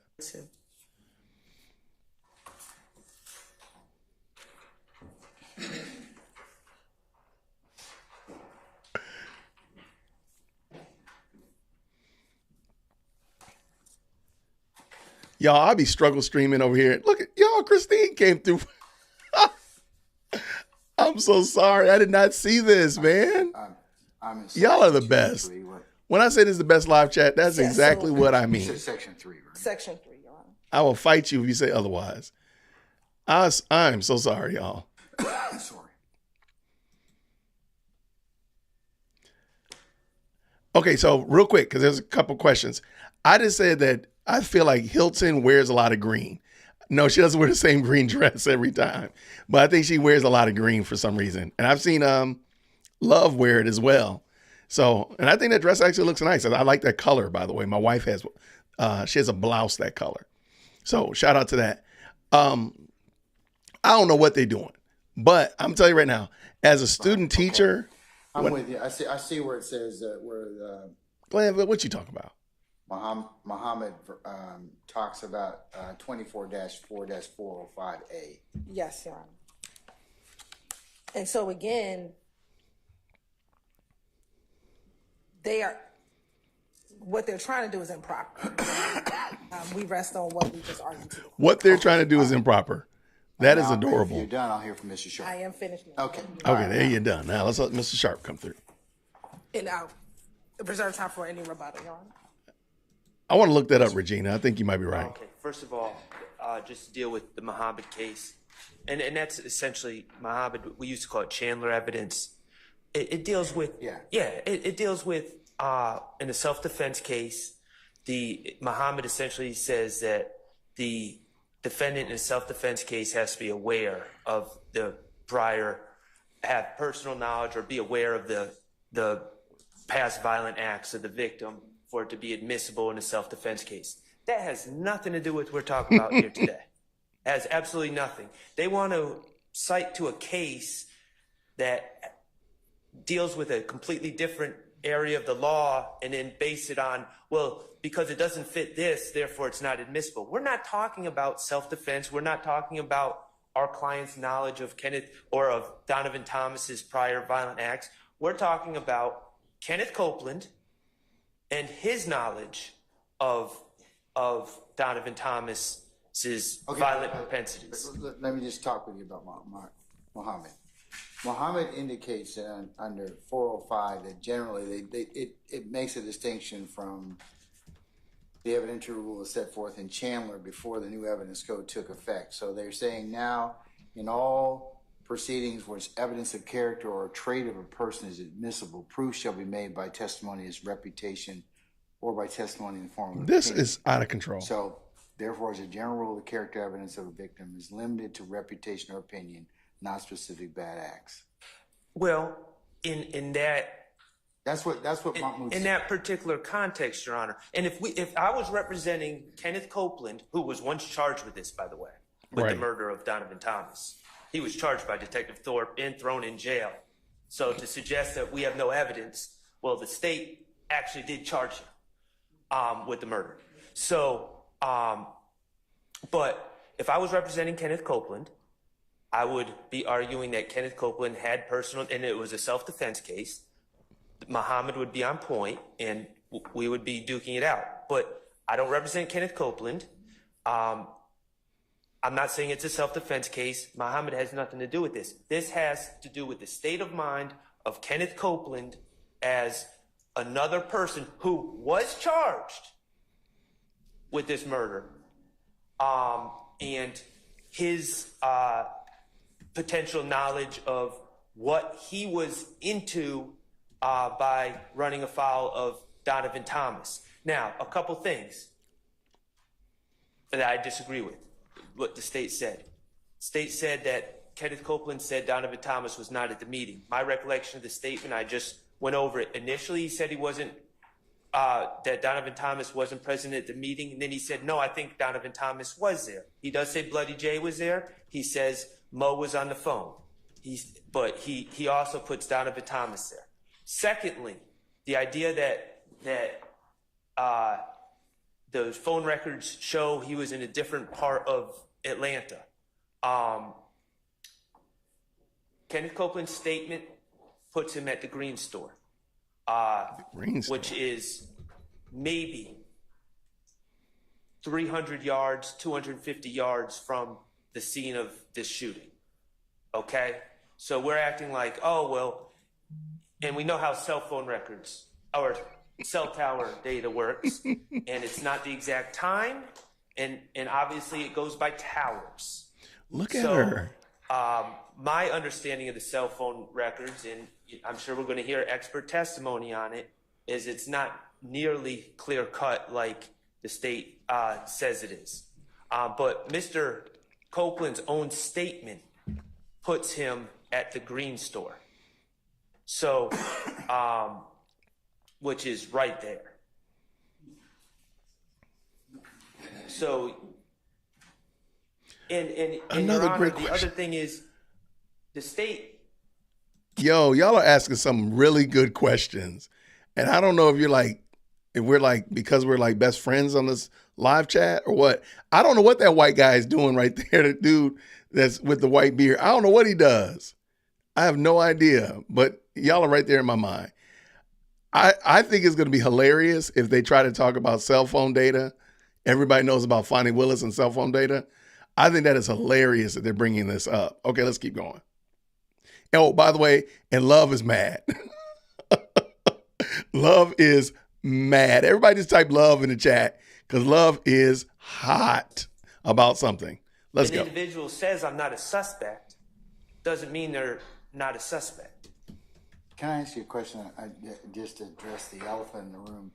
Did you say earlier that you did represent Mr. Copeland earlier in these proceedings? No. I was saying hypothetically. Okay, all right, okay. I was saying hypothetically. Gracious. I just want to make sure. Okay. If I was representing Kenneth Copeland. Oh my gosh. Okay, all right. Because you did say that he was charged with a murder, and he was charged. Okay, all right. Enough said. Done. Oh, that would have been crazy. No elephant in the room. That would have been craziness. All right, okay. No, I just. Okay, I want to. She big mad. Yes, sir. Okay. Anything else? Yes, Your Honor. Mr. Short, anything else? I'm sorry. No, Your Honor. In terms of this. Okay, all right. All right, sir. Mama Love is mad, boy. I don't care what y'all say. Madam. So, She about to whoop somebody. first thing regarding Mr. Copeland being charged, were the arrest warrants taken out? Yes. However, when the case came to the district attorney's office and we investigated the case, we did not indict him given the evidence that was presented before Look us. at her so face. Mr. Copeland that'd be has so never distracting. been indicted for the murder of Donovan Thomas. Second, Your Honor, looking at 244405A, what the defense is asking you to do meets no exception. And they have not brought to you any case law that says the state of mind of another individual that they are claiming killed someone with no evidence can come in. Like, they have not presented any case law, because this is what they're asking you to do. They're asking you to bring in evidence of the state of mind of someone who they think killed Donovan Thomas with no evidence that that person killed Donovan Thomas. If they have some case law to say that the law allows that, we would like to see it. But according to 244-405, what they're asking you to do meets none of the exceptions in how character evidence of a victim can come in. Okay. All right. Anyone else have any argument on this particular section? You know, love has got to Mr. be a Steele or hoop to anybody watch else? in church. All right, sir. Because she be amening that pastor and writing the pastor's sticky notes. No, it's John 3:17. No, this is what it says in the ESV. You know, she be. It was the lawyer in Mr. Muhammad versus State of Georgia, and I agree with Mr. Shart. It's not on point here in this issue. The prosecution keeps saying that there's no evidence that Mr. Copeland killed Mr. Thomas. Oh, she's smiling. On 4 occasions on the short direct that we had already, the state asked Mr. Copeland whether he killed Mr. Thomas. The jurors don't have to accept his answer.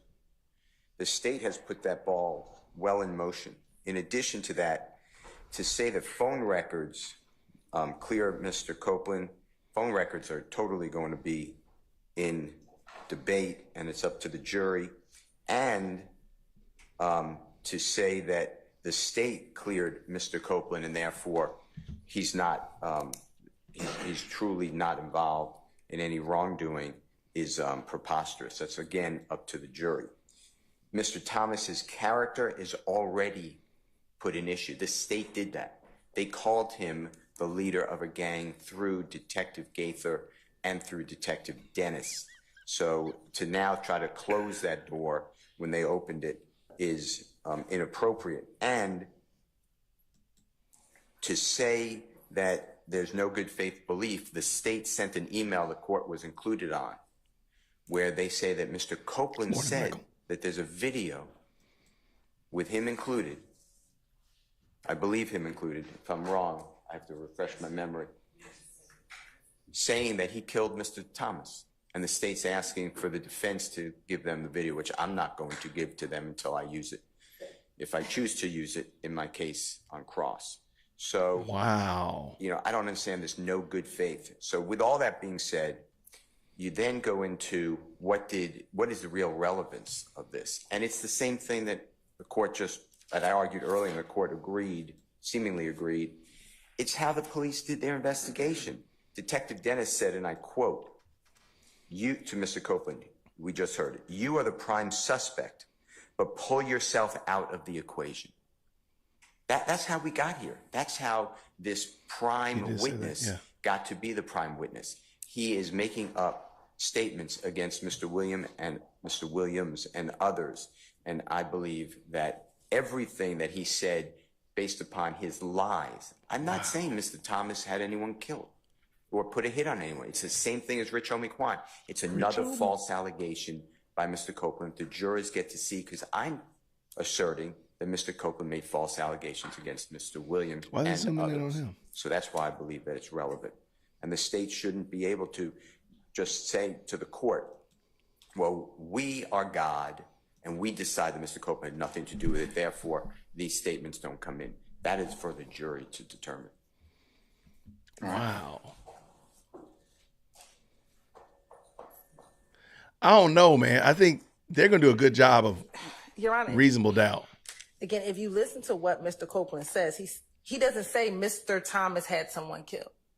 He says, this is what I heard.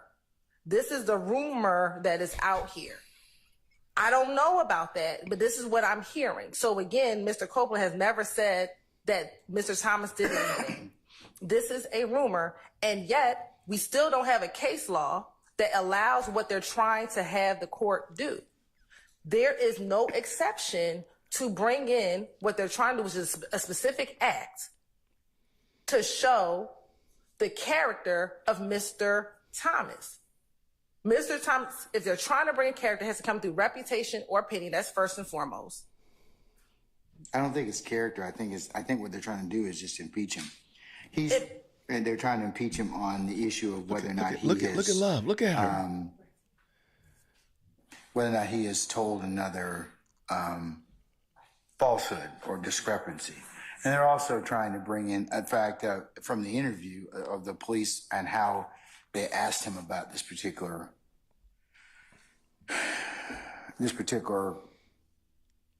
person. So, Your Honor, this would be a collateral issue because, again, whatever happened with this rumor of a killing of someone else is collateral to whether or not Kenneth Copeland or anyone else killed Donovan Thomas. What we're here for is the question of fact is, did the individuals charged have something to do with the murder of Donovan Thomas? What they are asking bothersome for you to bring in is Mr. Copeland talking to police about a rumor he heard in the street. Again, if they're trying to impeach him on a collateral issue, that's a collateral matter, and it's not allowed. And there is no evidence one way or the other, again, before this jury to even impeach him on that particular portion of his interview. Play it again, please, ma'am. Sure. Why don't you play? I think ADA Love is super. She is super distracting. 10 or thereabouts. I don't know how good of a lawyer Hilton is. I just looked up their bona fides. I don't know how good of a lawyer Hilton is, but I can tell you emphatically that ADA Love is distracting. And I'm gonna tell y'all a story about student teaching later on, but I wouldn't be able to focus if that was my team. You know, Cleveland, but I don't know too much about it. What about the boy? That man in the middle is suffering for sure. Scooter.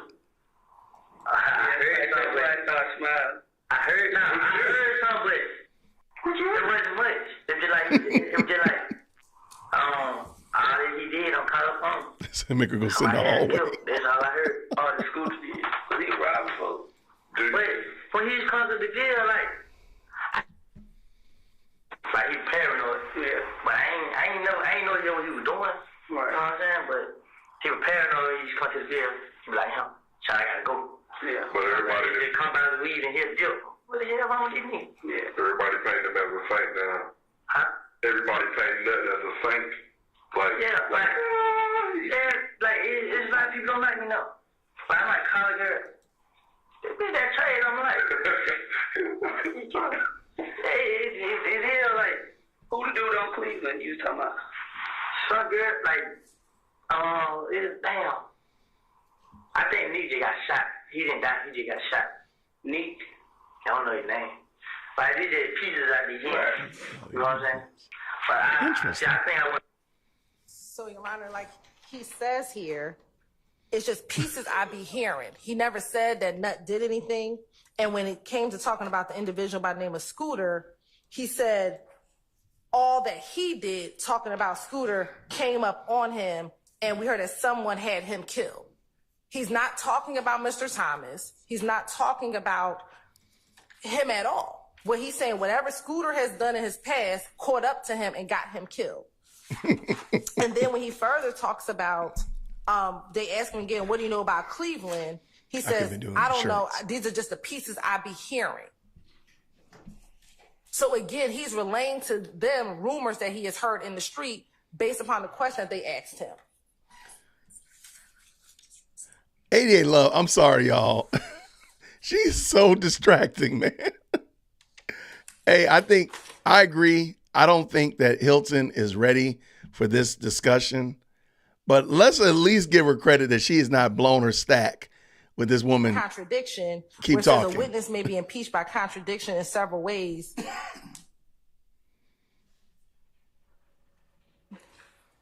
If you call another witness or introduce other extrinsic contradicting evidence, generally speaking, the admission of extrinsic evidence for contradiction and impeachment is restricted to non-collateral matters. Wouldn't it be collateral whether or not he killed Mr. Thomas? Yes. No, Your Honor. But you all asked about that on direct. You all asked about that on direct, okay? That's a material matter. That's not a collateral matter. But listen, Your Honor, what they asked him is, do you know about not knocking anyone else off? That has nothing to do with whether Kenneth Copeland killed Donovan Thomas. They're asking him, do you know about any other people he done killed that he might have killed? And he's saying, I don't know much about that. So he says, your boy on Cleveland. He said, I don't know too much about that. And then they asked him, what about the boy in Auburn? And he says, Scooter. And then he says, all he did, meaning Scooter, came up on him and someone had him killed. He's not talking about Mr. Thomas. He doesn't know who had him killed. Then further, when they go back to Cleveland Avenue and they're asking again about the Cleveland Avenue thing, he says, I'm just hearing pieces of it. I don't know. So at no point does Mr. Copeland says, I know Donovan Thomas did this or this. He's saying these are the rumors that I hear.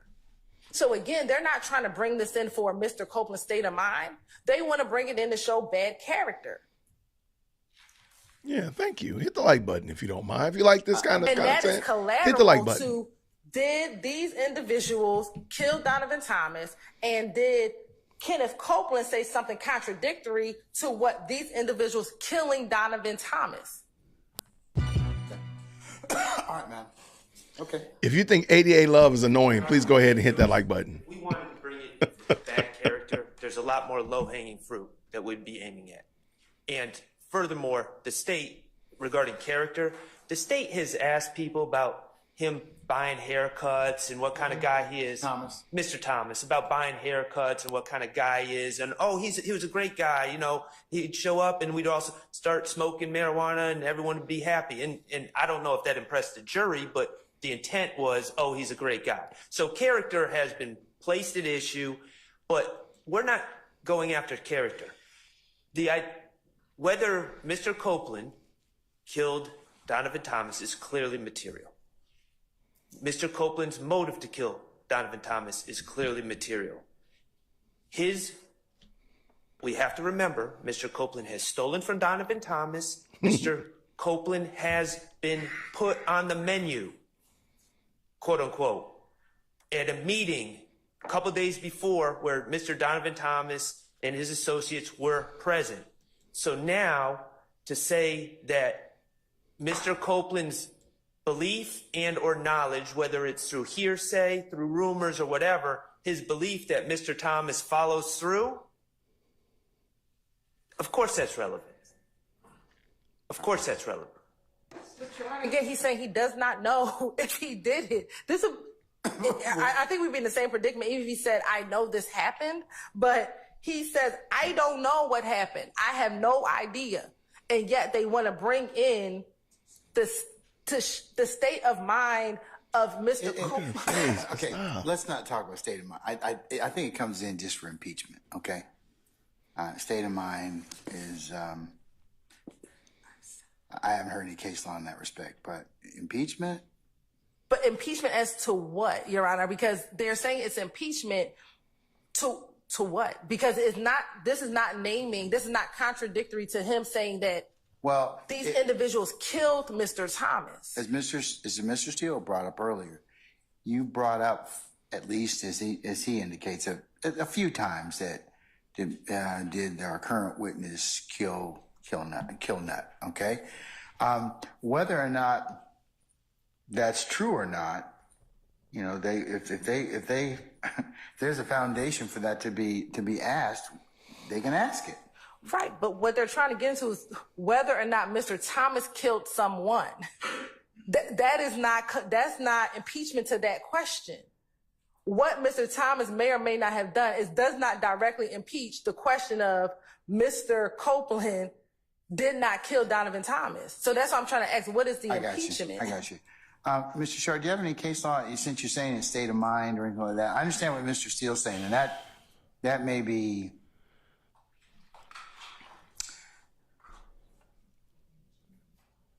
I do right there. You know he on his phone. Does anybody have any type of transcript I can take a look at what was said? I can parse it out. Again, the only reason they're doing this is because the state does not have a good witness. This is terrible. This is crazy. Rough transcript, but it's... I'll look at the defense. If you got a version and the state's got a version, I need to kind of see what's actually said in writing because it's hard for me to kind of listen to it. I don't get what he means.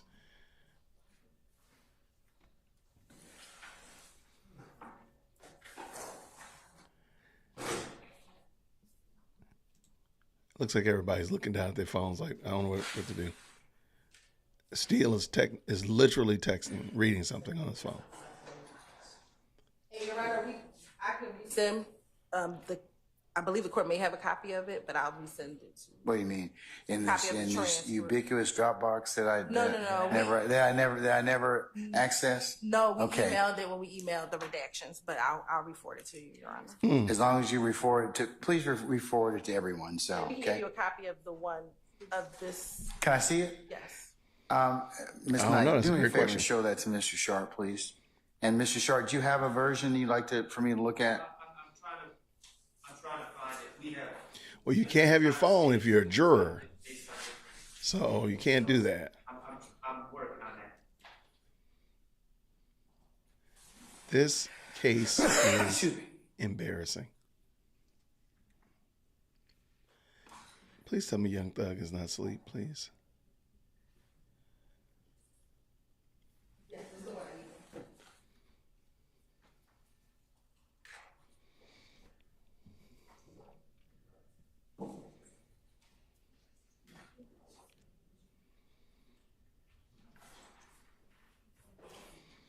Yeah, I don't, for the life of me, I don't know why ADA Love is not just arguing it. Because she write notes, she's passing books, sticky notes. Like, why are you not up here arguing this? Because, again, I don't think anything bad about Hilton, but I think Love is super distracting. I think that's the problem. Yes, sir. Could you tell me what page? Look, they passing notes back there. Starting at page Thug is holding on, 134, man. He holding on. line 1.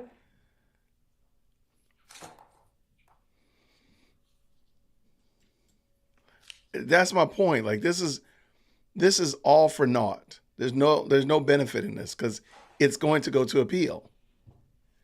He did look asleep though, emotional balance coach. He did look asleep. 137, line 7.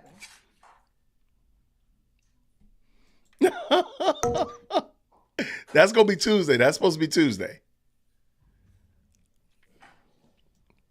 Shout out to James.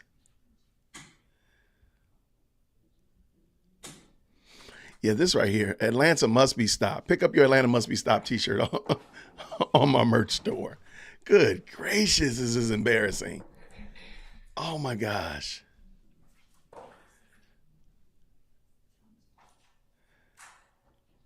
And all because they don't have a good witness, mind you. They don't, I mean, if little Woody was going to play and they had not threatened him and, shined him up in the back office, we wouldn't be having this. We wouldn't be doing this. Woody would have been on the stand. Judge, what we have on our side doesn't add any more clarity, and it has quite honestly a bunch of my notes from what I heard on it. So if you want that, I can give it to you, but.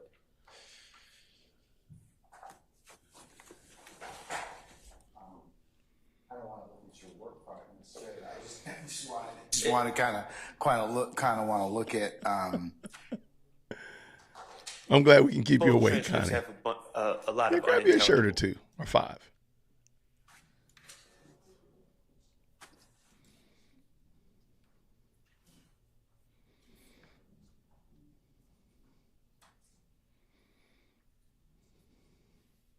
What pages? Okay, I have in my possession states 378 Yankee Bravo 2. Okay. All right, they're wrangling about numbers. They're wrangling about numbers. But you do realize today's Thursday, so I want to say it was Monday, when the state asked could they bring in all of these interrogation videos and everything like that, and the defense was like, "Yo, that's gonna be crazy." Like, wait, we don't want you to do that. And Judge Glanville said, "Oh yeah, go ahead." I know he's got to be hating the fact that he approved this canard right here, because this is crazy. This is crazy.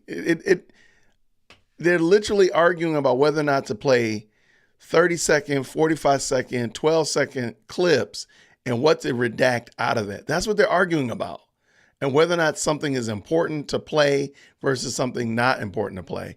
When in a normal situation, they would have just let the witness speak. But they ended up shining up that witness because they didn't have a good witness who wanted to testify. And therein is the problem. Only if you want me to. Only if you want me to. Okay. All right. Just so I make sure I hear. I try and get everything. All right. So go ahead and play. It's getting worse, Eric. Thank you for stopping by, Erickson. Thank you. The video audio recording from 134 to 137. He has fallen asleep in here, though. Well, thank you, E. Erickson. I appreciate you. Thank you so much, friend. And hear me. Hey, Tyson, what you know about not having anybody else knocked off? I mean, I'm clean, but I don't know too much about it. What about the boy on Auburn? Scooter. I heard something, but it wasn't much. It was just like, all that he did, I'm caught up on him. Somebody had him killed. That's all I heard. All the Scooter did. Because he was robbing folks. But when he's come to the jail, like, I ain't shit, but he's always, like, he's paranoid. Yeah. But I ain't know what he was doing. Right. You know what I'm saying? But he was paranoid. He's come to the jail. He be like, so I gotta go. Yeah. But everybody just come out of the weed and hit the deal. What the hell wrong with these niggas? Yeah. Everybody painting him as a saint now. Huh? Everybody painting that as a saint. Like, it's like people don't like me now. But I might call a girl. It's been that trade, I'm like. It's here, like, who the dude on Cleveland you was talking about? Some girl, like, damn. I think Neek just got shot. He didn't die, he just got shot. Neek? I don't know his name. But I did the pieces at the end. You know what I'm saying? But I think I went wrong when I let go. No, like, I like check the car on the phone. You know what I'm saying? No, I don't know what you're saying. This is bananas. Ended at 7:49:38. Yo, thanks so much for 227 of you all that like this video. Can I get 3 more? Can I get to 230? Let's get it. Let's go.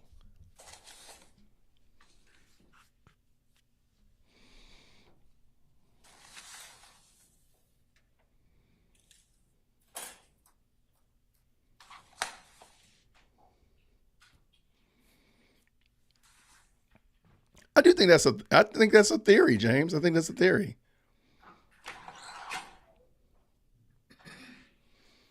Can somebody tell me why ADA Love is not talking? Much like the court's determination on 4, the state's not going to be required to play it in their case, play it in their examination. The section between 748.10 and 749.30.33. But it can be played on cross-examination. Thank you. You believe that it's inadmissible, or will it back again at the appropriate time? Assuming that but based upon what's been proffered so far by counsels for the defense, depending upon how it's if its foundation is properly laid, I'm going to say it's probably going to be able to be played for impeachment. So that's my ruling at this time, but subject to my hearing. It can be subject to other things that may develop. Okay. All right. Okay, if that's the case, then I'll give you back this. Unless I need if that's the case, Audrey plans. Okay, all right. She don't need to be there. Right. She don't need to be there. They need somebody else. Area of contention is. If that's the case, she got to go. 11. But is that correct? It's my little 2 cents. Yes, sir. Really? Okay. I think somebody else said that. I didn't realize it. Really? Okay. First, tell me what section of this interview is number 11. Number 11 is page 752.26 through 7. I'm sorry. The timestamp is okay. It's 752.26 752.26 to 757.24. 757.24. Yes. Okay. And in the transcript, it's page 143, line 10 through page 155, line 20. Okay. Y'all, okay. I personally think this case is an absolute total. I don't know what the genesis of the axiom, the excrement hits the fan, but that's exactly what this is. This is a big old pile of bovine scatology thrown up against the fan. How in the world do they expect a jury to keep up with all this? For real. The jury's going to go back and be like, hey, I want to hear that minute 4:23 up to minute 5:18. Who in the world is going to do this? This case is shot. It's done. It's over. Put a fork in it and go home. Y'all can go home and enjoy the heat. I don't know, you got to write briefs or something. There's no way this is going to last. Okay, I'm sorry. Your Honor, for this section, this is section Mr. Shard and I talked about yesterday. We will pay this entire section except for 754.40 through 754.40 through 756.33. Love shouldn't be there. And the reason why we do not want to play that section is Mr. Copeland tells the police where his family lives across like the city, and we don't think that portion is relevant. But other than that, we would play everything else except for the section where she's talking about where his family lives. Is it that they give addresses or do they give just generalized areas? Both. I mean, some he gives specific addresses, some it's generalized areas, but it's not relevant where his family stays. Mr. Sharp. Right. Like, I do not want to play that out loud. So if they want to play it themselves, but I do not want my whole purpose of not wanting to play this so that it doesn't get publicized. Yes, Candace Yates. Can you all let me hear it? Sure. I have some earphones. Oh my gosh. All because y'all don't have a good case. Yeah. Again. I tell you what, why don't you all, let's do this. Why don't you all listen to it, those that wish to, and then let me listen to it. And then we can have further discussion if necessary. If you all agree that it's, then I may not. Thank you, Mass and Ken. So thank you. I'll let you all kind of work that out. Dumpster fire, train wreck, mess hit the fan. I don't know, but it is a mess. It's just, this is embarrassing for Georgia. Y'all, come on. Look, I live in Georgia. We're better than this, please. I don't want y'all to think all of us Georgians are like this. This is not us, okay? What's this? You're not like us. This is not us, okay? We are not the same. There's 268 of y'all that have liked this video. Thank you that you like this kind of content. If you don't mind, can I get up to 275? That'd be great. Please check the movie. Please like the video. Free Woody. Yo, this is so craziness, man. I might need a comfort break in a second, Mika. I don't think, again, okay, you know what? Because I'm just talking for a second. So I'm a former classroom teacher. I'll tell you right now, one of the absolute worst things to do is to be a student teacher teaching your first grade class and your professor comes in to observe you. So back when I was a student teacher, and actually the funny fact is I student taught at Cleveland Avenue Elementary School. Later on, I worked there, but I actually student taught at Cleveland Avenue Elementary. And the reason I bring that up is because a lot of the crimes that these cats committed were on Cleveland Avenue. Cleveland was a mess, okay? Let's just tell the truth, shame the devil. But I remember student teaching, and shout out to my professor who came to watch me student teach, see what I was about, see if I was holding it down. And I thought I was doing pretty well. However, my host teacher was doing the ADA love thing. She was writing me notes. She was passing me notes. And in the back, because my professor was sitting in the back of class, and if I'm not mistaken, I was teaching a first grade class. We had about 20 kids in there. And everybody had already known, like, hey, when a stranger walks in, you all behave, you pay attention to Mr. Whitaker. Everybody had that. The kids, me, we were cooking on all cylinders, right? My professor walks in, shout out to her. She sits in the back, and then my host teacher was already sitting in the back. And all she's doing is, as if I didn't know what I was doing. It was so nerve-wracking. Now, mind you, lesson went fine. Everything was good. When I got back to school, however, my professor actually dinged me on my first observation, saying that I didn't know what I was doing because why? Why? Was it because I wasn't spelling words right? Why? Was it because I had little Johnny and little Sally doing cartwheels in class? No, because my host teacher was back there doing this craziness as if I didn't know what I was doing. And so when I see ADA love here, it is very akin to back, goodness gracious, almost 17 years. Yeah. When I was a student teacher, watching my host teacher back there doing backflips almost. Okay, what are they talking about? I'm sorry. Watch them do backflips almost. Okay, so they've muted it. Okay, so it's not me. They did it. And so that's what I'm saying. Like, ADA love right here is super, super distracting. And it doesn't make me think that if I were a juror and Hilton was right here, I wouldn't think Hilton knew what she was talking about. I would believe that she's totally out of pocket because her host teacher, her host ADA, is over here giving her all these instructions, passing her books, passing her notes, scribbling stuff on legal pads, pointing to it, all that kind of stuff. It would not make me think that she was competent and that she knew what she was doing, and definitely would make me second guess, third guess what she's actually saying. Because that's the other thing I don't think they're thinking about, is that what she's saying, whether it's right or wrong, if she says it with confidence, and I think she's doing a good job of holding it together and not like losing frame while ADA Love is over here acting ridiculous. Because I think she needs to go away. If she can't speak, they need to only have people there that can speak.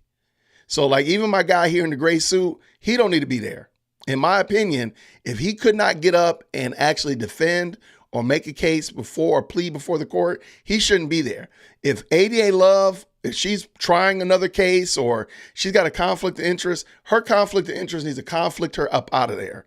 And they only need people that can actually try this case. Because, I mean, she doesn't need somebody sitting there that can't say anything but got a whole bunch of notes to pass. That's just crazy. She is way too animated. Wait, Love is way too animated. Green is Hilton's power color. Yeah, okay. Actually, like I said, my wife has a blouse that is that color. I like it. Dear Woe Christian, my color is green. I like it. So I'm good with that. I think she's doing a decent job. I just think that ADA Love is causing all of us to be distracted. She's the Woody for the day. And no, don't be looking at me. I ain't saying nothing about you. She's the Woody for the day. Let's just tell the truth, man. She got us all distracted with all of this stuff that she's doing. Because if she wasn't doing it, I don't think anybody would be as concerned. But, and what's this guy doing? What's the guy? That's the dude that we don't know what he does. I have no idea what he does, man. You think he's another court reporter? You think they have two? Because he was just talking to the lady that wears the Converse. Maybe he's another court reporter. That might be it. Yeah, this dude in the middle. He's like, what in the world? I could have been a personal injury attorney. I could be an ambulance chaser. I mean, he's like, what in the world did I do with my life? I went to college for this. That's what he's thinking. But back to the point.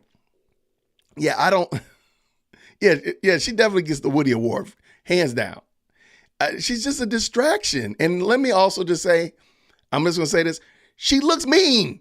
She looks angry, man. She does not look like she's having a good day. Now, you know me. I try to be a jovial kind of guy for the most part. Even when I'm serious, I try to be relatively, Yes, sir. We've had an opportunity to review that excerpt, and we don't have any problem with that being redacted. We think that's appropriate. Okay, so from 750, 440 to 756, 33, when he talks about where he lives and the addresses of his relatives, we're going to cut all that out. Yes, sir. Okay. All right. Is the state going to play the rest of it? Yes. Okay. All right. Mr. Short, any objection or any other defense counsel objection to the balance of it being played? Now, and the balance meaning from 7:52:26 to 7:57:24. Really? Other than 7:54:40 to 56:33, which is the addresses of the witnesses and his relatives. We're just good with the state's redactions right now. I'd have to cross-reference our redactions, but I don't believe we have any on that particular area. All right, okay. Yeah, that was real. Well, and then It was But you real. still object generally on the basis of it not being proper impeachment and for the grounds that you've already stated. So I'll make that a continuing objection. Thank you. On behalf of all defendants. I do think that we've gone the whole day without them asking for a mistrial. Because remember the other day, they were asking for a mistrial after every sentence. They would ask a sentence and say, I want a mistrial. They would say something, I want a mistrial. Yo, you wild. You're wild, a bus driver. You wild.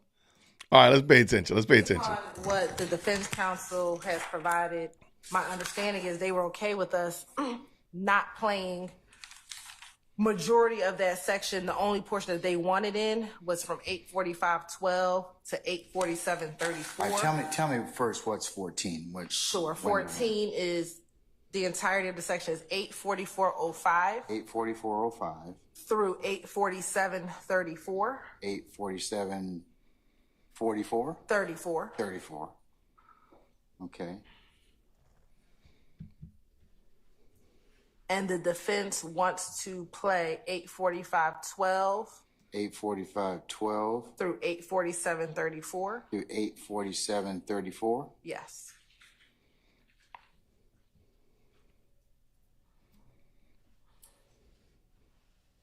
And again, the state does not intend to play it. If the defense chooses to, it theirs, we would object to relevance. Can I hear it to begin with, please? Yes. And then I'll let any defense counsel who wish to respond to it. But let me hear it first.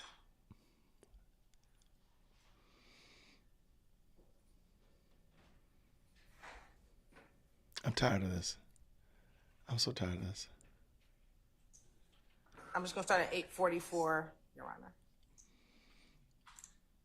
Man, so you come around, there's a lot of playing going on. Everybody playing, right? Yeah. He not gay as in. Gay. Yeah, but he gets it with drag queen, so yeah, he gets. He what?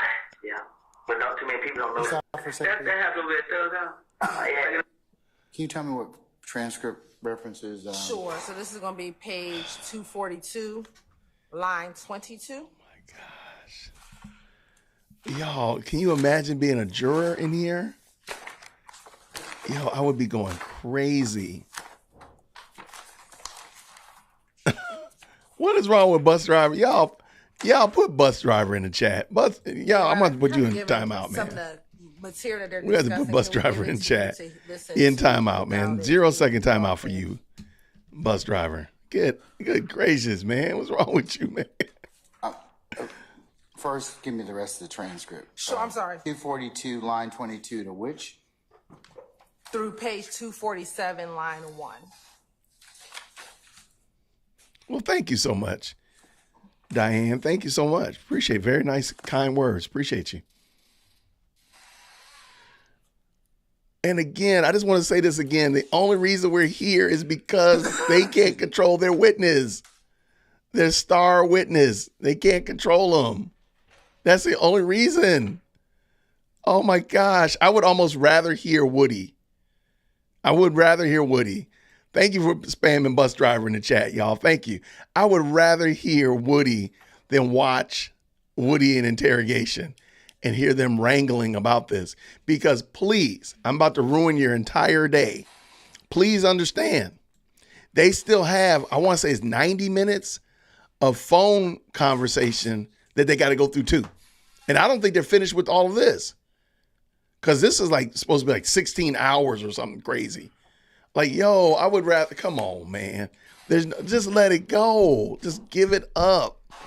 This case is a wash. Let it go, my guy. Let it go. And the only reason we're here is because, one, Glanville allowed them. Well, first of all, they're here because Glanville allowed them to strong arm Woody into testifying when he said he didn't want to.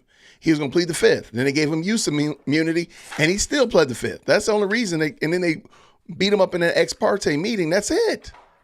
If they had not done that, we would not be here having this discussion. This is craziness. Woody gets the Woody Award. Like, he gets his own award in honor of being Woody. That's craziness. And it's a huge waste of money. I don't think people are realizing just how much, because somebody said it right here as well. Like, all of this, and then they're going to go to appeal anyway. I don't see how somebody said it, but it's true. After all of this is said and done, if they spend, here it is. Mr. Shard, anybody else you want? No, I didn't miss I've read the particular transcript pages the state gave me. There it is, right there. Do you wish for me It's still going to go to appeal. Audio, or do you, if they spend $5 million on this case, do you want me to play once it? Do you want it to be a verdict? It's going immediately to appeal. So you might as well just do 5 million times 2. That's crazy. I think it's some money laundering. Yes, you certainly may. Okay, just so we're on the same page. Yes. So the case has irreversible error at an this entirety is 84405 yes. 84734. It's kind of 3 different discussions. First is about the sexual proclivities of Mr. Winfrey. We agree. We would concur that does not come in. What's it? And help your boy out. And Your Honor, that's going to be from page Who in the world? 244, line 3. I'm sorry, let me go back. Okay, because they're playing with my ADHD at this point. I personally believe that this entire case is a wealth transfer form of money laundering. I don't know how they're doing it, but somehow or another, this money is just the money that's being wasted. Same thing with the Trump case and these other big, gigantic cases where it's just like a big, giant nothing burger. I personally believe somehow or another, money is being swindled around. I don't know how, and I can't prove it. I got my tinfoil hat on right here. I'm making a speculation that that's all this is a gigantic, monstrous money laundering scheme. I don't know how, but if I found out later on in life that this was money laundering and they just laundered cash, And adds context. I would not be surprised at all. Getting to Mr. Jeffrey Williams. All right, let's see what he's saying. Investigator Dennis seems to be very interested if Mr. Jeffrey Williams is gay.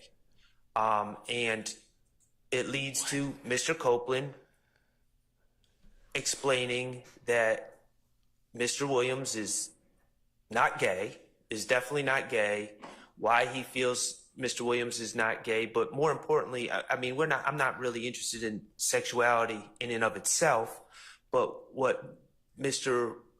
Investigator Dennis is asking, well, he wears a dress. Thank you, Lucy, for the very kind super chat. And Mr. Copeland indicates that it's marketing. It's all about marketing. And he does these things to get attention and further his career, which we think is very relevant in this case. It's been one of the central themes that and I'm speaking on behalf of the defense here, but this has been one of the central themes of Mr. Steele's defense. And, the state has brought in many different videos that they say show Mr. Williams doing certain things, and the response has been, well, he's instructed to do certain things. That doesn't mean that's his true self. And this is another example of Mr. Williams dressing in certain ways, doing certain things. And this isn't me saying this. I'm not the one here drawing connections between wearing a dress and sexuality and all that. Let me just be clear. That's Investigator Dennis doing that.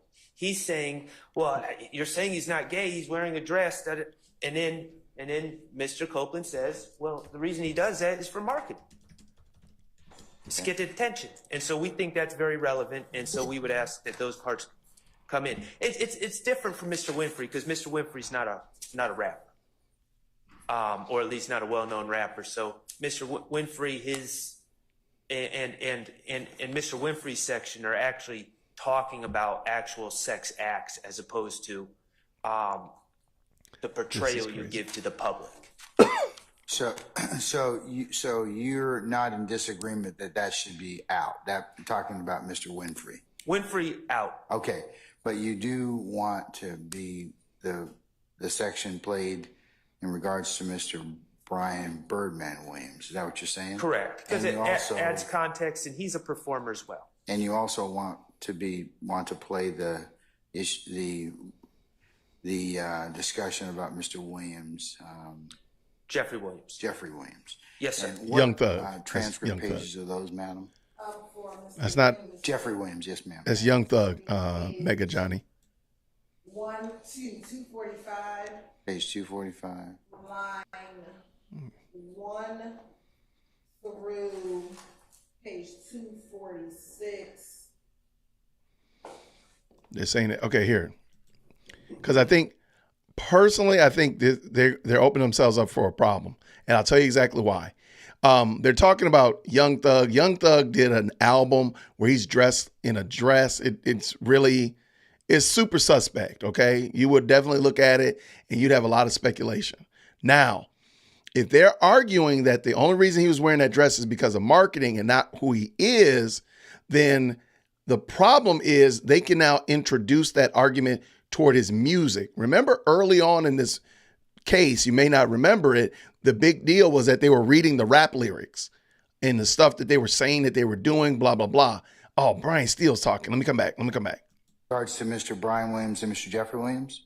Yes, it goes to my defense. The state was allowed to get in Mr. Williams 5 stars, Mr. Williams using blood signs, a child using a blood sign in a music video, Mr. Williams standing with people saying things about sex, money, murder, and all of that is for marketing, and it's discussed there, and the detectives know it.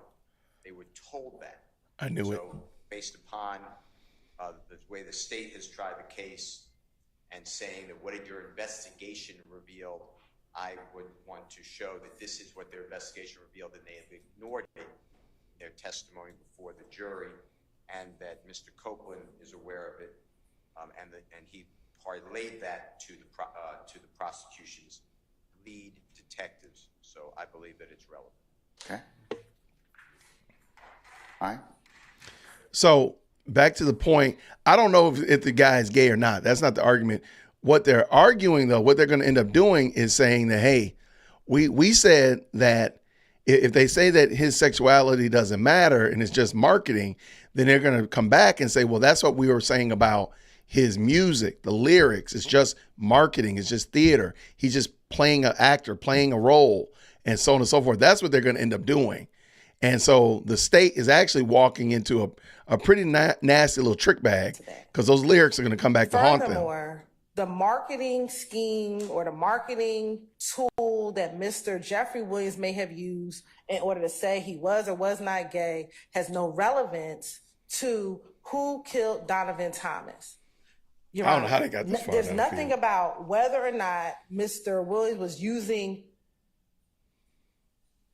people thinking he's gay as a marketing tool has no bearing on the trial before us, which is whether or not they killed Donovan Thomas. Now, Your Honor, Mr. Steele once talked about the evidence that has come forth about Mr. Williams being a part of sex, money, murder, Mr. Williams being a part of a gang. Now, if Mr. Copeland was saying, he says being in a gang is a marketing tool, You're correct, then we might be in a different conversation. If Woody in this interview, or excuse me, Mr. Copeland in this interview said, he says all this gang stuff because that's marketing, different conversation. But he's talking about whether or not he uses being gay as a marketing tool. That is not relevant to what is happening in this trial. If Mr. Copeland would have said... But it's going to come back. They're going to use it, though. They're going to use it as... They're going to use the exact same thing. If they get away with using a dress as marketing, they're going to use the exact same thing and say, well, that's what we said about his lyrics is marketing. That's what they're going to do. He's not really a gang member. He just says that to market himself. Different. If Mr. Copeland would have said, hey, he doesn't really have guns. They are all fake in the video. Different conversation. But the fact that he says he's not really gay, it's a marketing tool, is not relevant at all. Has no bearing on the issue at hand. Therefore, Your Honor, it should not be played. It is not relevant. And we're not playing it, and we're asking if the defense tries to play it, that it's inadmissible. It's not relevant for the issue at hand. No, I disagree. No, you can't have your cake and eat it too. Even though I gave you compliments on your little green dress on today, you can't have your cake and eat it too. I don't think that's going to work. Because they got to read lyrics. I remember it was a big deal that they were reading rap lyrics. That was a big whoop-to-do on the news, that they were able to read rap lyrics and use that as saying that they were, in a gang, blah, blah, blah. Mr. Steele and Mr. Shard, assuming you can frame the questions correctly, I'll let you ask it on cross. Okay? All right. I don't know if they're going to keep him or not. All right, so that's 14.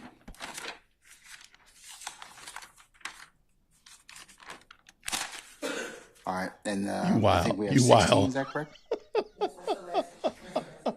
Okay. I'm about to put you in 0-second timeout, man. You might have to get in 0-second timeout, man. You wild. We're going to take up this, and then we'll take a short lunch break, and then defense, if you've got your parts marked or any other sections you want me to consider, and unusual. I'll hear those at that point in time, okay? All right. So 16, what's 16 go from?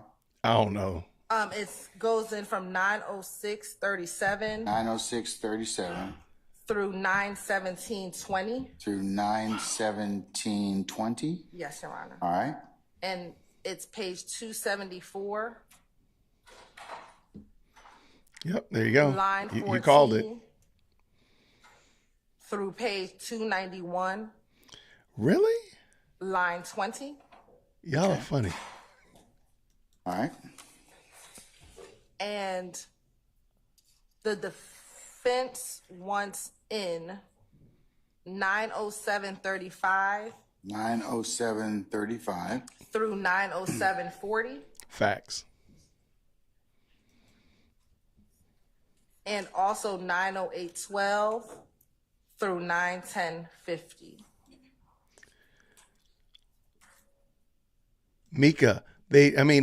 Mickey, they did.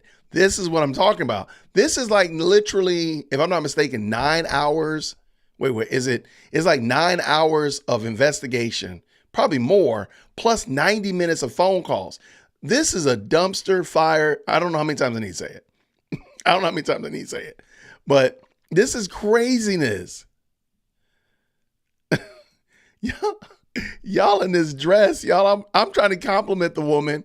Y'all are here going in. Okay, I got to start a poll about this dress. I got to. Okay. Oh. Look at it. Look at Love yawning. All right, so the defense wants in 907:35 through 907:40, and then 908:12 through 910:50. Is that correct? Yes. All right.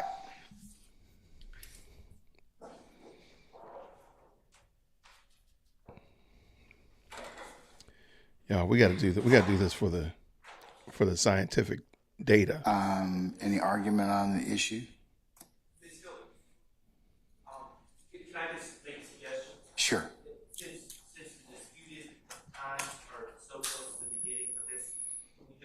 Really? I think the green looks okay. Y'all are wild, man. I like the dress. I'm telling Lady Dear World Christian to put that blouse. She has a blouse like that. She got to wear that can blouse. Play from 9:06 to 9:13 because I think that's the entirety of the section. And literally, my wife just texted me. You're gonna play 9:06 to 9:13. I like to it. 9:13, about 7 minutes. Yes, you're right. Okay. Oh, wow, man. Oh, that's why. All right, go ahead.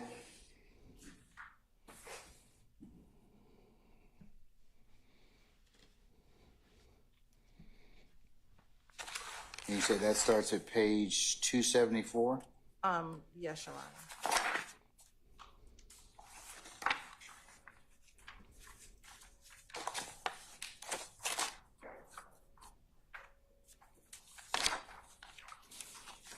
Yeah, I'm still tripping about how much love, how distracting love would be.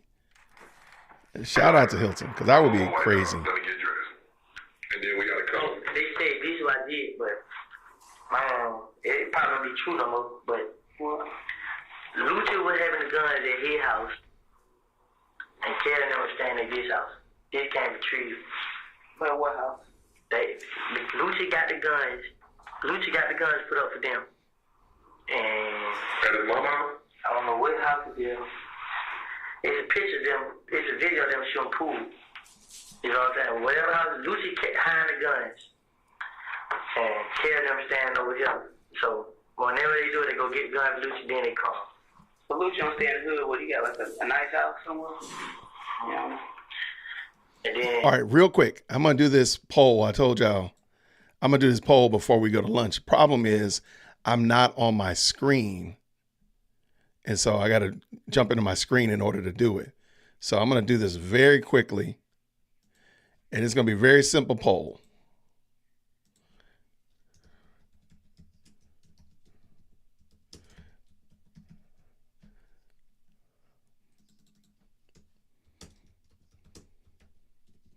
All right, I'm typing it in right now because y'all are wild.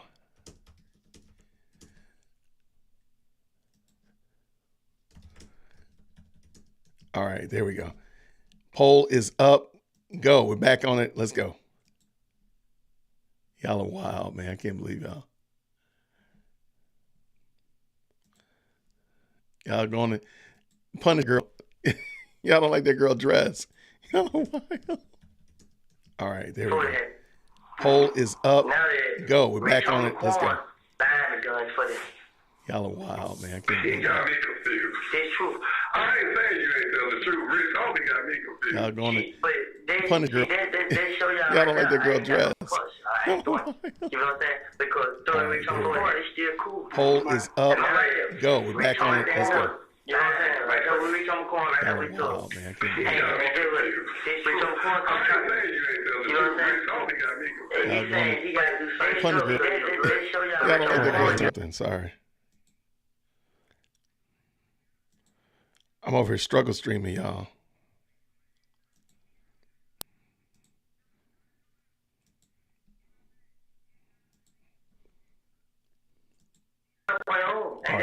But what you got to do to get out? You can just walk away. Well, you got that much money, you can just walk away. I walk away with no money. I told him, man, y'all do what y'all got to do. Fuck y'all. Yeah. That's why I gave you 3 options, Apex. You know what I'm saying? What y'all mad about? What y'all, you know what I'm saying? Now they mad. Oh. Ain't no nigga gonna tell me to go do shit I don't want to do. Ain't no nigga gonna run me. I'm not releasing no nigga in jail. Ain't no in hell. So you Mo ain't got no say. Ain't nobody got no say. I'm gonna do what I want to do. This nigga can't tell me nothing. Nothing. So, if you don't want to walk away, deal with it. And that's what he's going to do. He deals with it. He was sitting right there telling me stuff. He on the treadmill. He on the treadmill. He running. Yeah. Like, he is terrified. Like, Rich on the corner is so terrified. Like, he was talking, he was so scared. Like, what you scared for, bro? You know what I'm saying? Like, man, go throw my brother. And I'm over here with these niggas, you know what I'm saying? He calling I don't know. Man, you and Thor doing the show together. Is he safe? You should have seen the shit Rich Homie going through. He put on those shoes. Like, what the hell? Putting on his shoes. He put on his shoes. Putting his shoes on his foot. He took his shoes off, put those shoes on, said, well, I like these. Like, he just Florida. The shit he was doing, like, he was trying to make Thug feel comfortable with me. Yeah. You know what I'm saying? Like we family. Like, I would turn on you. Like, you were happy. Rich Homie Quan was performing. But all the songs he performed were like his gangster song, like him rapping song like that. With his song he made, I ain't never been a fuck nigga. He rapped all his song like that. And Thug was in the back. Thug wasn't supposed to perform, but Birdman let Thug perform.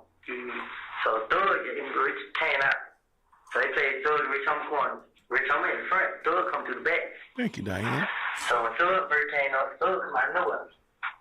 And Rich Homie didn't know he was gonna come on stage. Rich Homie didn't know. Rich Homie was like what? Rich Homie like, hey, now you done got real crunk. You hoodie Thug.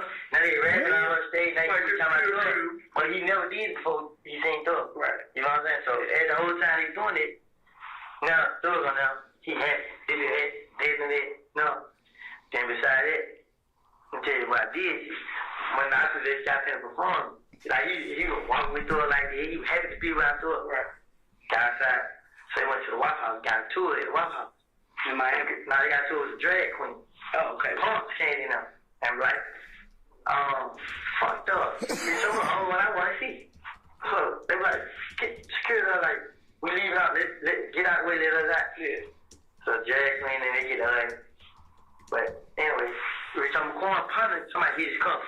And his punter got fight with them because they try to hit and run. And Rich Homie Quan said, what y'all bring the guns down here for if you ain't gonna use it?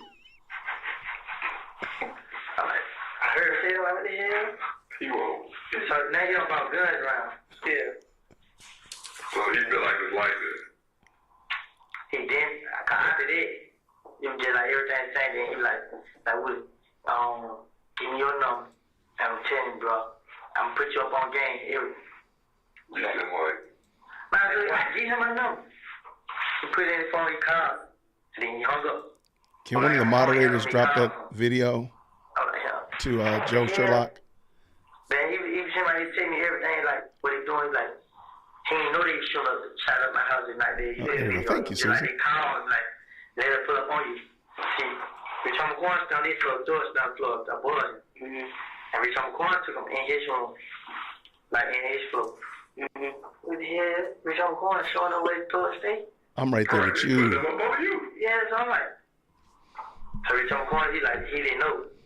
Like, man, bro, he's tripping. He was like they want to make him their big homie now. Like, Nut died, and now he step up to the plate. Cool. Rich Homie Quan. How you gonna be the big homie? He's scary as fuck, but he got the money. No, I said, you know why they want you to step up? Because you got money, bro. You know what I'm saying? Everybody gonna eat. They need you for your money. He's like, I know, bro. But he's smart. He's very smart. And he's like, I'm smarter than that, though, bro. You know what I'm saying? Basically, he's saying, you need me for protection. So who you need protected by, bro? Ain't nobody got a problem with nobody. Ain't nobody studying you. I heard Greedy was next in line. All right. I hope that's over. Good gracious. I'm with you, Indecisive. Okay. Wig Where. I'm with you. Bring back Woody. I'm trying to find the Woody emoji on my phone because I need Woody back.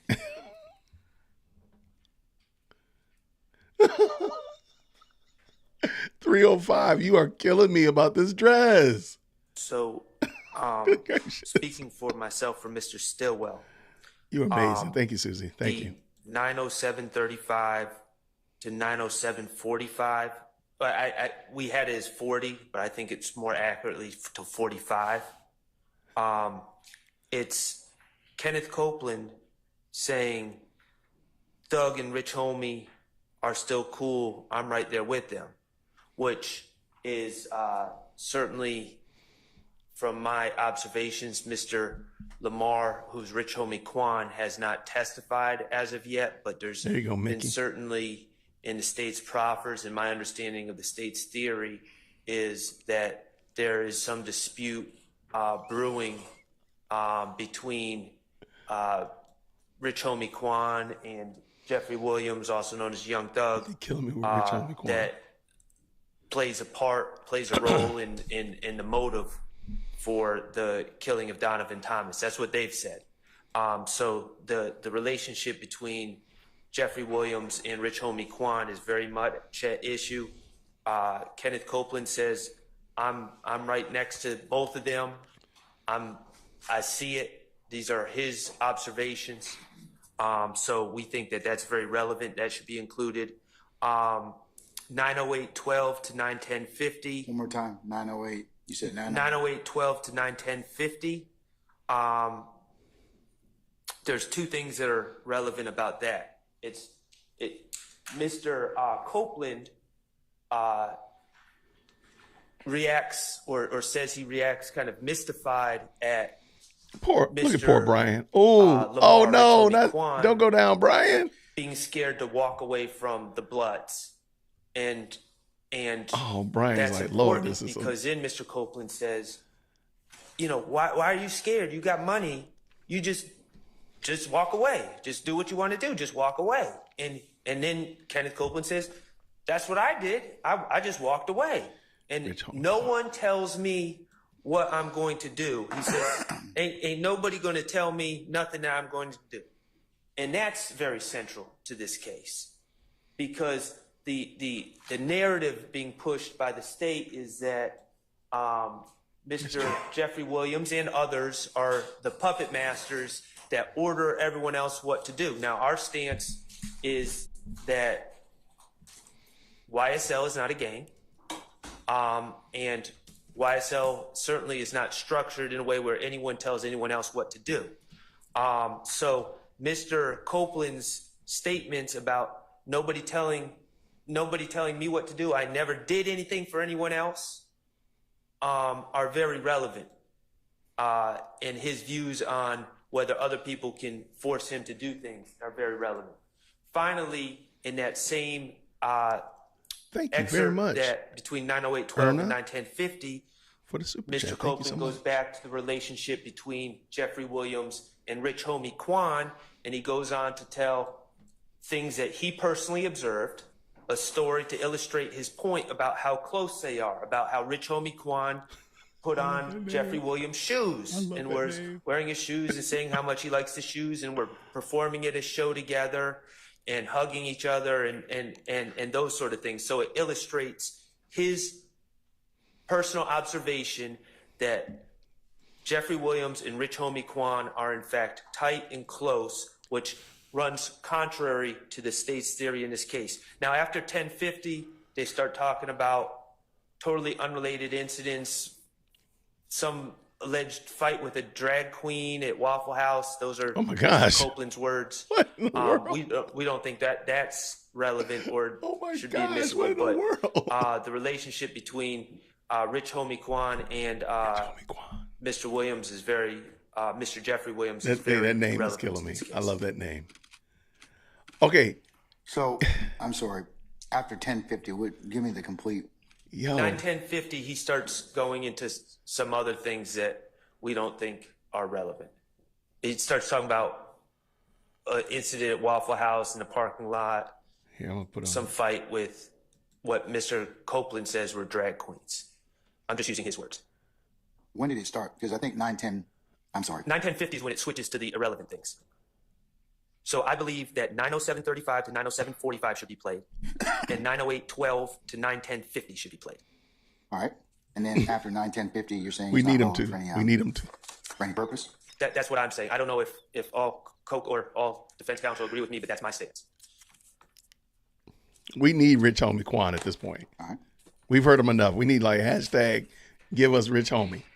Hey, Love is gone. I just paid attention. Anybody else? 88 Love is gone. These particular segments. That's funny. It says Love is gone. I would adopt entirely what Mr. Sharp just said. And I would just add that also for the way the detectives did their investigation, for those reasons that I articulated before, I believe it's relevant because based upon my investigation, Mr. Rich Homie Quan was never giving guns and storing guns for other people to use on third parties for violence. He was not going to replace Mr. Thomas as the head of a criminal street gang. And this is how I intend to bring out, this is part of the information that The police say that they did their investigation. They don't give us any reports. They don't give us any expert reports. I have no memorandum where they just spoke with people and then the court let in prosecution, pursuant to the prosecution's questions and argument that the police did investigation. Oh, no. Say, who told you? No. What did you learn? And I want to show the jury that they are getting misinformation, knowing misinformation, and constantly. And I don't know how to test other people because I don't have who else they spoke with to rely on in this courtroom. But I would like to show that information to the jury. In addition to that, it is, I don't want to repeat, but Mr. Shart, I agree with him about the relationship with Mr. Lamar or Rich Homie Kwan and Mr. Williams. He will state that they were playing together after January 1 in 2015. The state put up. He being who, Mr. Copeland? Yes. Okay, all right. And the state put up Mr.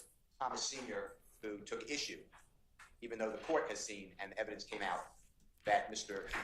Copeland is correct, that Mr. Williams. Do I have it downloaded? I don't think I have it downloaded. Kwan did perform in the middle of January 2015 in Tampa, Florida together, and Mr. Copeland was there, and Mr. Copeland saw the shoes being worn by Mr. Lamar or Rich Homie Kwan that belonged to Mr. Williams, that they were hugging, that they were asked to put on stage together, and that they are, quote, cool, end quote. That's what you just heard, with one another, which would impeach the state's theory, which is all it is, because it's not accurate. It's objectively inaccurate what the state put up in front of the jury. Why are y'all like this, man? Was out of sorts with Mr. Donovan Thomas and Mr. Rich Homie Kwan, because somehow Donovan Thomas was involved in Rich Homie Kwan's musical career, and that upset somehow Mr. Brian Birdman Williams and Jeffrey Williams. So that goes directly for impeachment of another witness, and the person has direct knowledge of it. In addition, this part that the state wants to omit. Which part specifically? The 90735 to 90745 and 90812 to 90850? It's included in there, but I'll get you the exact time. I'm switching topics. Oh, gosh. Mr. Copeland is saying I was a member of a gang, and all I did was walk away. There's no repercussions. Meanwhile, the state put up this, quote, hybrid gang expert. Hold on 1 second. Somebody is calling me, and I can't to say get the screen closed out this hybrid to gang has its own structure. accept it or hang it up. Yet Mr. Copeland is explaining how All right, they go. just walk away, one, and two, he doesn't take any orders from anyone at any time, which is against what the state is saying, how Mr. Williams is somehow if you remember the opening statement of Lawyer Love, he was the wolf, called him a wolf. I didn't really get it, but the wolf leading the others like a sheep to slaughter. That's how it sounded to me. I'm not saying that's what was said. Anyway, all of those portions I believe should be admissible, played, and of course, if the state doesn't want to play them, I understand, but I don't want the court to stop me from cross-examining on those issues. And if Mr. Copeland says I don't remember, I will impeach him. Right. State.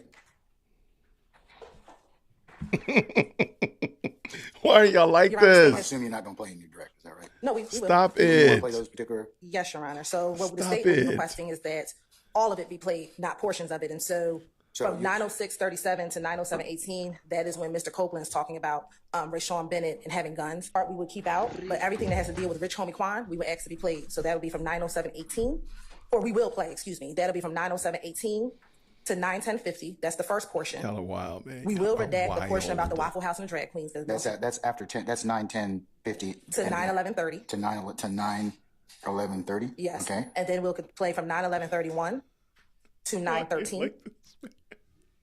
What's represented in that? That is some further conversation about the relationship with Rich Homie Kwan.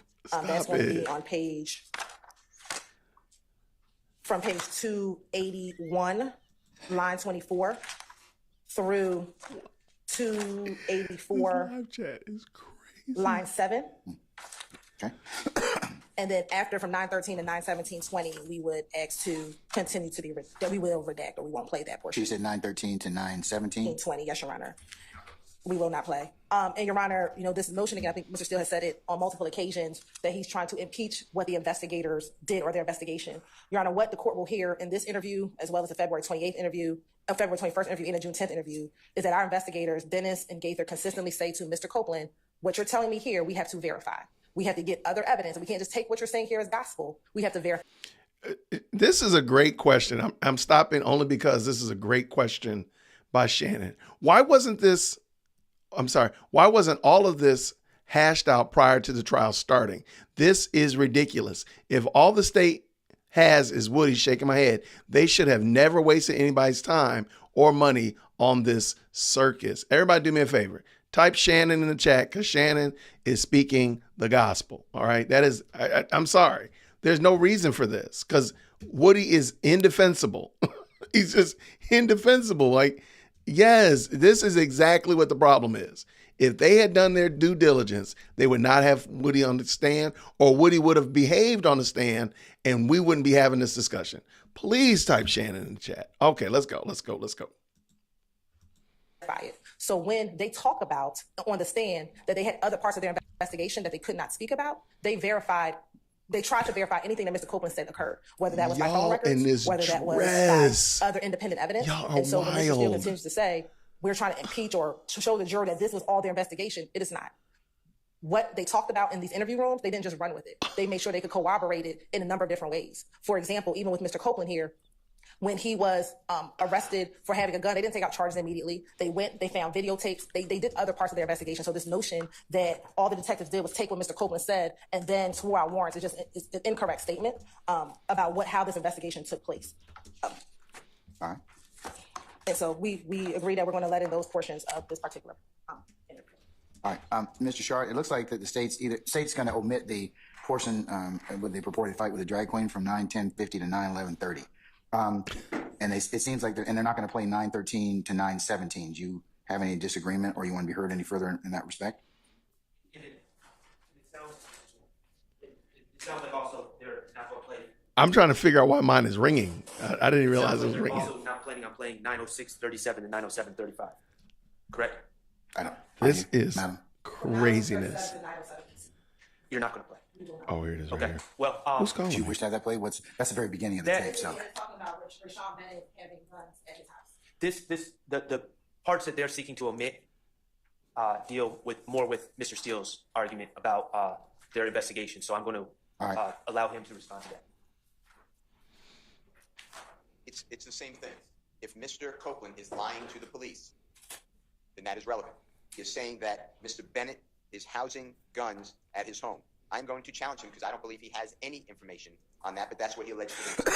So it is another way of showing that Mr. Copeland is a liar to the police. He has lied about Mr. Williams being involved in these crimes. He said he is a liar. And I don't know how that is being excluded. He said he had personal observation. He did not say, I heard about it, I'm speculating, I'm making it up. He said Mr. Bennett, who's known as Lucci, YFN Lucci, is providing guns to his gang members, something to that effect. That's not the way he said what he was housing guns in his home. So I would like to cross-examine on that and play that court.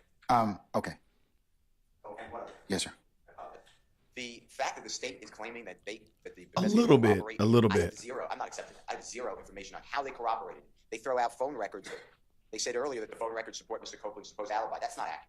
But we can let the jury decide. But I'm not accepting when I don't know how the police, I have no reports how they went out and said, okay, Mr. Bennett has guns at his home. Well, we found out that that's true.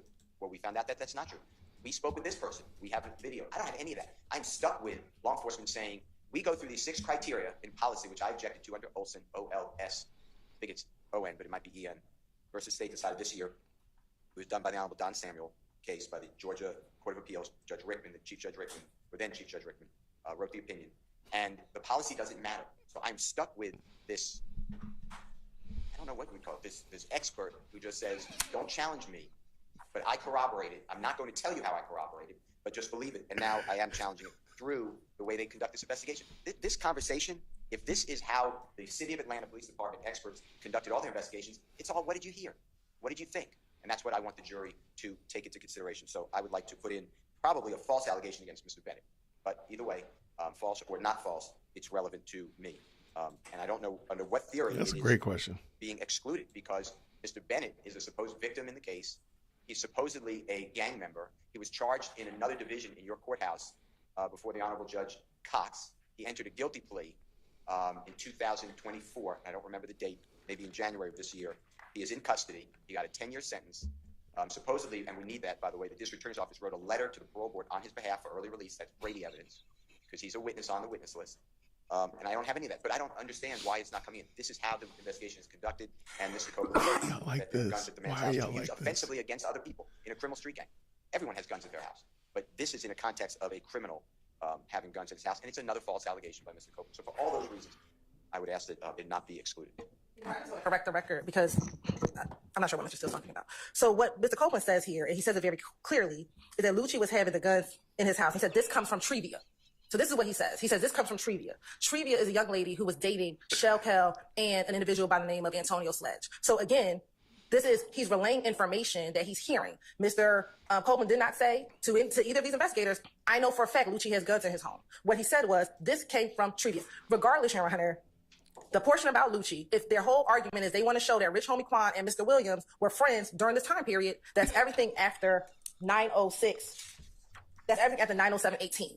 Either what they said. Fred, how you coming in here acting like this, man? Come on, Fred. And Mr. Williams sometime in January of 2015. Come on, man. Whether or not Lucci had guns at his house and that Trivia told Copeland that Lucci had guns in his house is not relevant. If they want to cross him on that at some other time, then we will object at that time if necessary. But for the state's purpose, we're not playing it. If they choose to play it, we'll object at the appropriate time. But again, what they purported is they want to talk about the relationship between Rich Homie Quan and Jeffrey Williams. That is the portion that the state is going to play because that is what is relevant right now. All right. Are you, I meant to ask, is from the any of the defense, y'all are crazy about this dress. Leave that dress alone, please. Are you in agreement or disagreement with the state about anything that's played between 913 and 917? Oh my gosh. Oh my gosh. Why are y'all like this, man? It's clear they're not going to play 910, 50 through 911, 30. The issue with the drag. Okay, let me look at this. But I'm trying to just figure out whether or not, because what I hear the state saying is, and I hear the defense I did speed it up because I was trying to catch up because I had paused to talk for a second. So that's why it's a little bit fast. It's like 1.5 speed. Just so we can catch up. But Rich Homie Quan, the relationship. Oh my gosh. Why are y'all like this? You mentioned from we gotta leave this dress alone. Y'all killing this woman dress. To 907.45. Oh my gosh. Okay, let me see the poll. 908.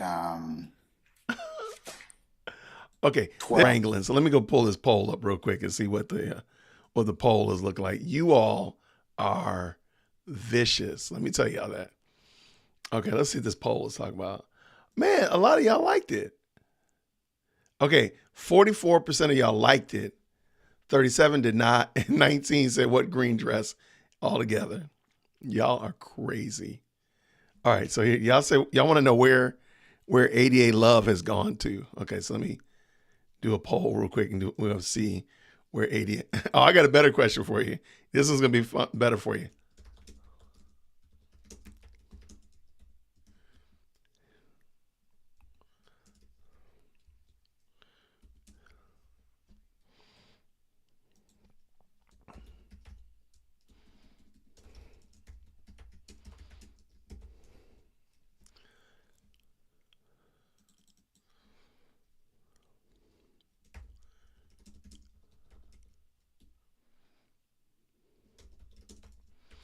All right.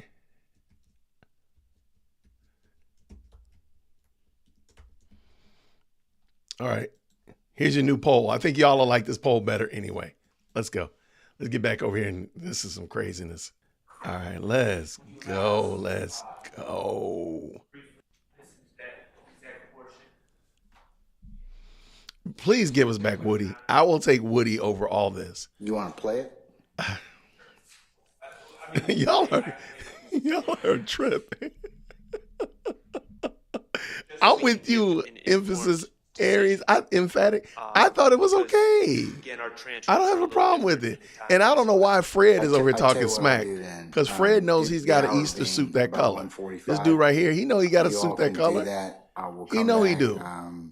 He know he does. He be wearing it every first Sunday. And then that'll be the first item of business we'll take up, okay? Is that, and then also, if you have any other parts of this particular interview that you wish to be discuss or include, or for okay, all right. Hey, Miss Mandy, good to see you. Thank you for stopping by today. All right. So we're going to be in recess until 2:45. What? An hour? An hour? Man, get out of here, man. You got too much. You got entirely too much faith in yourself, my guy. No, sir. No way. No way in the world.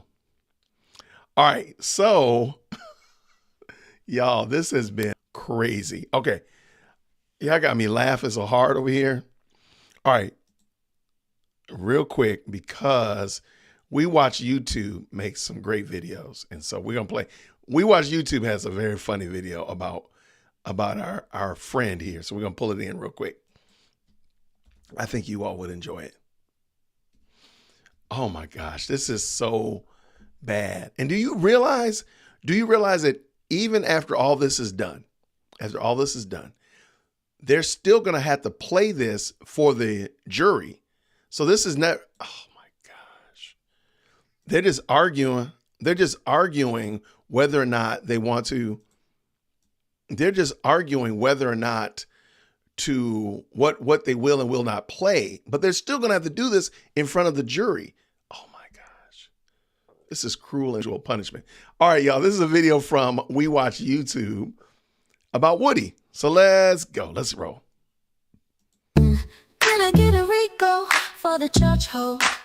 What you mean? Yes, I don't recall. It's how you beat a Rico. What you mean? Yes, I don't recall. Lil Woody, do the Lil Woody. Can I get a mistrial?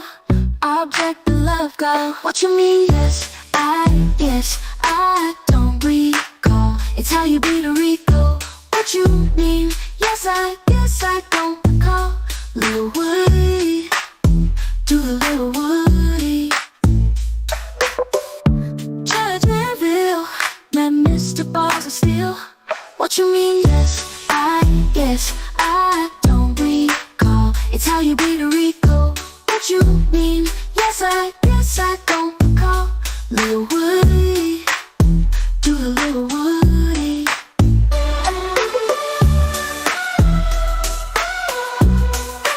Do the Lil Woody.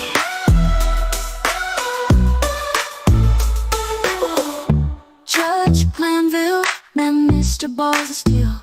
What you mean? Yes, I don't recall. It's how you beat a Rico. What you mean? Yes, I don't recall. Lil Woody, do the Lil Woody. It's how you beat a Rico. Do the Lil Woody. What you mean?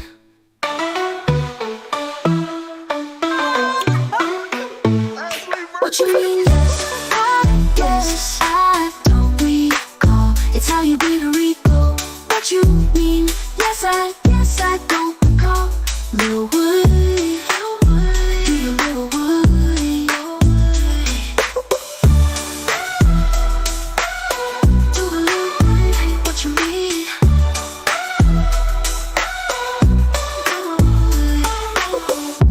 When I get a Rico for the church hole. What you mean? Can you say it again? Sure. Shout out to We Watch YouTube. That was a great video. Make sure you drop your link in the chat. We Watch YouTube has been a fantastic supporter of this channel. Most of my, actually all of mine, let me be honest with you, all of my As the Peach Turns, As the Peach Rots clips have all come from We Watch YouTube. So shout out to them. Thank you so much for your support. Miss Mandy, it was fun, man. I appreciate you and what you're doing over there. I had fun stopping by your channel. So far, it looks like most people are saying that Judge Glanville's lunch break is going to be 2 hours plus. Y'all have no hope in this man. Y'all have no faith that Glanville is going to get this court trial back on track. It's going to be done in a reasonable amount of time. You all are saying, like, what's it? The majority of y'all are saying, wow. Only 16% of y'all believe it's going to be an hour. 70% of you all are saying it's going to be 2 hours. And the rest of you all are saying that being on time is racist. Y'all are wild. You all are the best. We want little Woody. We want Woody. We need Woody in our lives. I'm sorry. I would take them arguing with Woody over this all day. Sheldon, y'all, real quick. I don't even know who Sheldon Cooper is, but Sheldon Cooper is going into 0-second timeout right now. Put them in 0-second timeout, moderators. Sheldon says only people that wear that dress style have names like Ernestine and Ethel. That's messed up, man. Put him in 0-second timeout right now. Don't come up in here cracking jokes like that. That was actually pretty funny, though. Little Woody from... I can't stand y'all. I can't stand you. I cannot stand you people. Little Woody for mayor. Oh, my gosh. Oh, my gosh. Oh, yeah. Yes, Shannon. Yes, Shannon. There's still... There's 6 more. There's 6. It started out as 28. And some of them caught pleas. Some of them severed themselves from the RICO and so on and so forth. So there's 6 that they're still trying. I don't think all of the ancillary people and the people that have separated themselves have actually been tried. So let's just say for laughs and giggles, it's 10 more people. I thought it was at least 10, but let's just say there's 10 more that are not even being tried yet. That's why when they threatened Little Woody, they said, we can keep you in here until everything is done, which would have been in excess of like 4 or 5 years. That's why Woody was so agitated, if you will, so antagonistic when he was on the stand, is because he knew that they had just threatened him to keep him in jail for 5 years without trying him for, because of contempt. Oh my gosh. I don't think this is going to last though, but oh my goodness. If she comes back with a different dress on, I think all of you all are going to lose your minds. I don't even know if she goes and I don't know, comes out with a pantsuit or something like that. I think you all will lose your mind. Y'all really were not feeling that dress. Y'all were not feeling that dress, man. Good gracious. What you mean? What you mean? Oh my gosh. Please go to, matter of fact, please go by We Watch YouTube and just let them know that you appreciate that video. If you didn't already, drop it in the chat already, moderators. Thank you so much. Oh my goodness. Why do y'all not like that dress?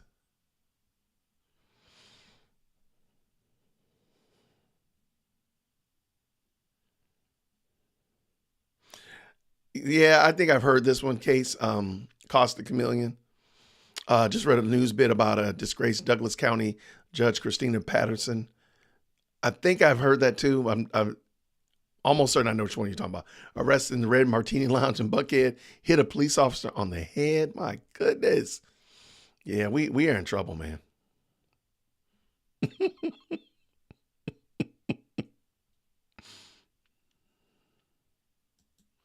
Oh, we're gonna add some Woody sound effects eventually.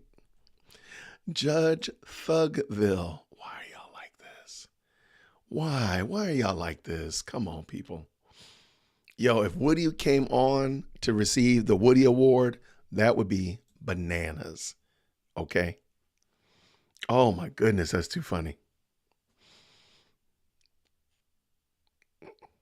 I mean, if they made a movie, Woody would have to be in the movie. If they make like a Young Thug documentary, Woody would just, or docudrama, Woody would just have to play himself. I mean, there's nobody, we would accept nothing less than that. I don't think we would accept anything else but Woody playing himself. Everybody else could be, star-studded, whatever, but Woody would have to just be played by Woody. I don't think we'd accept anything else. I do think there's I'm sorry. I think there's some kind of, I don't know if it's money laundering, money transfer, I'm sorry. I can't believe that this is intentionally this bad.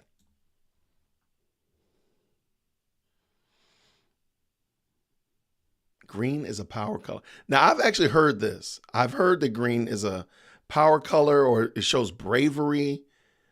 When I was a wee lad, back when I was in high school, we actually did a deep dive of the original Star Wars movies. Was that New Hope, Empire Strikes Back, and Return of the Jedi? And everything we had to, in my AP Lit class for that whole year, I was in that class for the whole year. We broke apart, sliced apart the entire Star Wars trilogy, the original trilogy. And I want to say green was like a color of bravery or honesty or something like that. Because I noticed there's a lot of green in this courtroom. And again, maybe they're just supporting the Celtics. I don't know. Oh my gosh, y'all are so wild. No, there's no Meek. The only person that can play Woody in the in the YSL trial TV show is Woody. That's all. We will accept nobody else. Nobody else but Woody.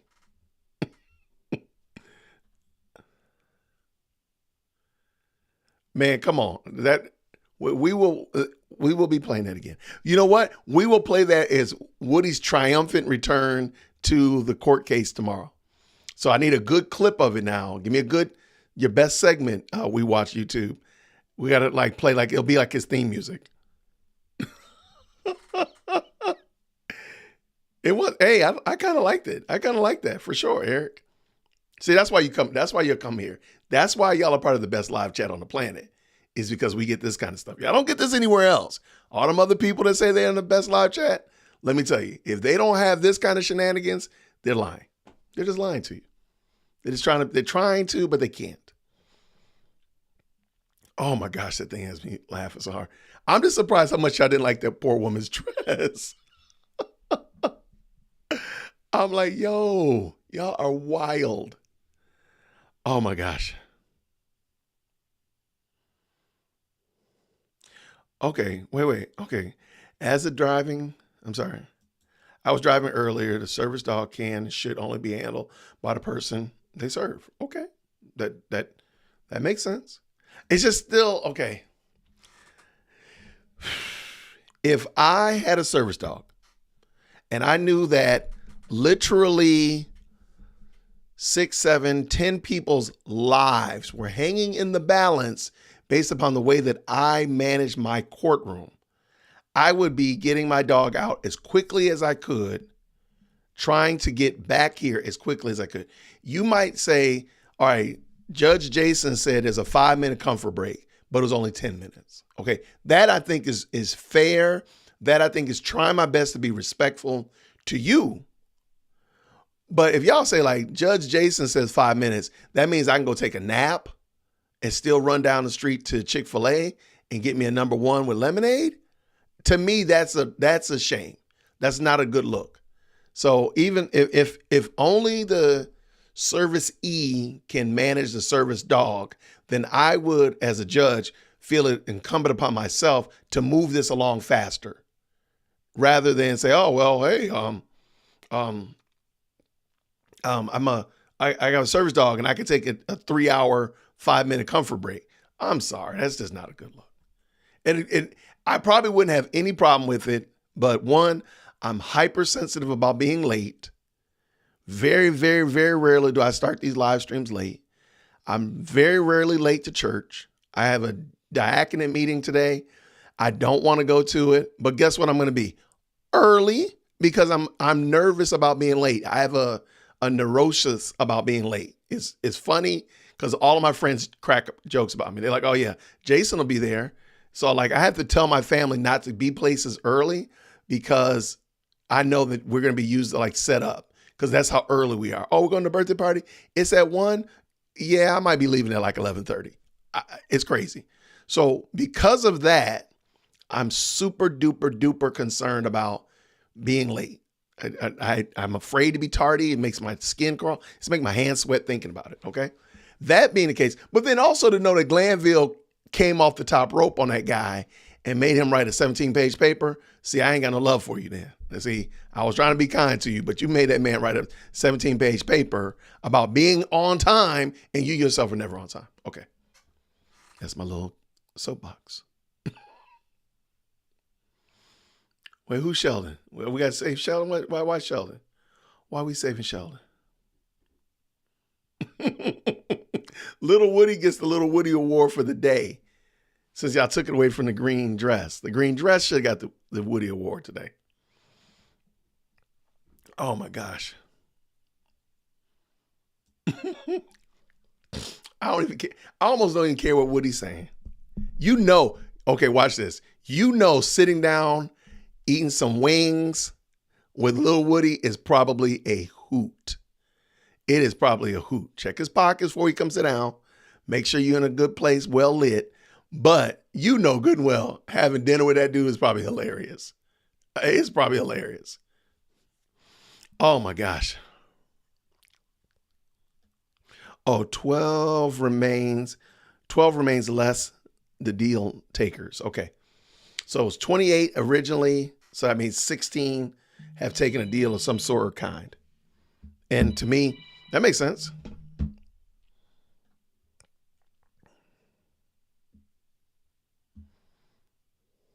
Yeah, I mean, I'm still surprised. I don't think Judge Glanville is going to make them come to that show cause hearing on Tuesday, because in the show cause hearing, Judge Glanville would have to explain why the ex parte meeting was valid, and I can't see them doing that. I think they did see Woody as the weakest link. Probably he talks too much. Shelock, I think they probably just saw like, hey, he'll talk a lot. He was willing to, give him his phone and let him see through it, all that kind of stuff. Sure, probably so. All right.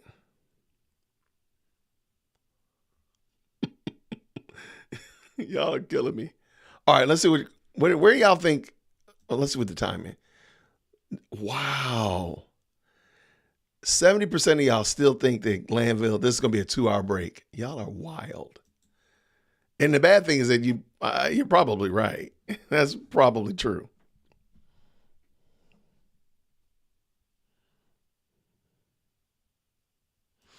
Judge Thugville comes from Melanie King here on YouTube.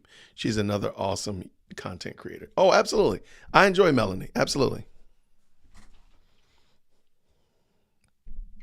Please, I'm telling y'all right now, I've never wanted something so bad as I want that woman to come in here with a different color dress on, because I think that's going to drive this live chat insane. The live chat will probably go up to 50,000 comments if she comes in with a different dress on.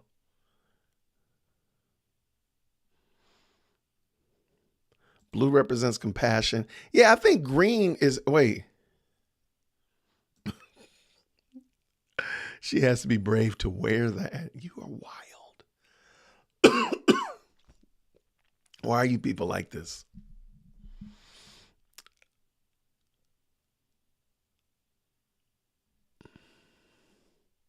Okay, here we go. I am everybody knows, you might know, you might not, I don't know. I am a deacon. I am a deacon at my church. I'm a Presbyterian and I am a deacon. And so one of the things that I'm responsible for is the deacons are responsible for the purse string.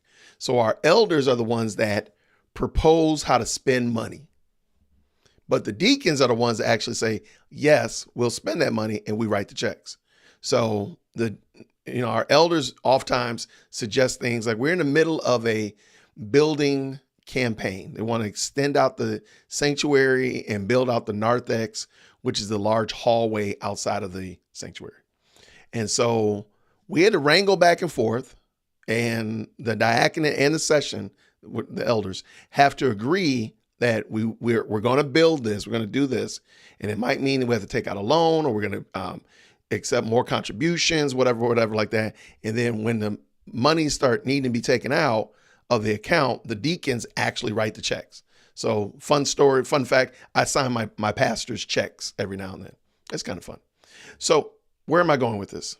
Now, imagine if in this building campaign, and let's just say for fun and games, it's $1 million building campaign to extend out the sanctuary and build out the narthex, okay? And they start the process, and I'm gonna use ETOD. ETOD has a concrete firm, so he lays concrete. So they start laying the concrete for this building project, and they rip out the narthex, all that kind of stuff, and they lay the concrete. And we say, hey, you know what? I don't like the way this concrete looks. You poured it upside down, or the concrete is not right, whatever like that. We want you to rip it out and relay it. Well, You're not going to do that for free. Not going to do that for free. So he rips out, let's say it costs $50,000 to lay that concrete, and he's going to have to tear it out, jackhammers, all that kind of stuff like that. And he's got to lay it out. Now, is that going to be free to lay it? Absolutely not. It's going to be another $50,000. So it costs $100,000 at this current moment to just do the flooring, just to do the foundation for this new project. Now, here's where I'm wondering, this is my thought process, because you said I need to be more specific. Michelle said I need to be more specific about my money laundering scheme. So now, we've sent E. Todd a smooth $100,000 to do this, right? But Deacon Jason is on the building committee as well. And being a part of the building committee, I'm the one that said, you know what? I don't think they laid this concrete correctly, and I need them to tear it out. And I get the rest of the building committee to agree. There's 8 other people on the building committee. I'm able to get them to agree that this concrete is not right. It's wobbly. It doesn't look solid, and we want them to rip it out and redo it. Now, so they do that. And then in my mailbox, I get a nice hearty check from E. Todd to build out my studio in my house for $10,000 to build out my studio here in the house. Where did he get that money from? How did he get access to the money to pay me, to give me $10,000 to build out my studio at the house? Well, he got it through the building project that we're doing at my church. So I have no way of confirming this. I have no way. I'm just giving this example I just made off the top of my head. But I think that's what's going on in a lot of these large cases that are ill run, that are not well done. Somebody's getting paid. Somebody's making money in here that would not make money if this case had been an honest case, or if this case had never come to fruition. Maybe it's a bailiff. Maybe it's the ADA's office. Maybe they get to seize Young Thug's property and then use that money to do all this kind of stuff like that. But then Young Thug is losing his property, and therefore he won't have it when he gets freed. I don't know, but I really believe that there's something of that nature running free in here. I have no idea what it is. If it ever shows up, I'm gonna be like, that's what it was.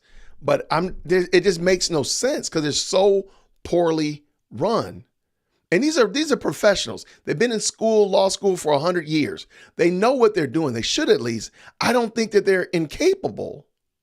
I don't think ADA Love or ADA Hilton or even Fonnie Willis, for that matter, is incapable of doing the task.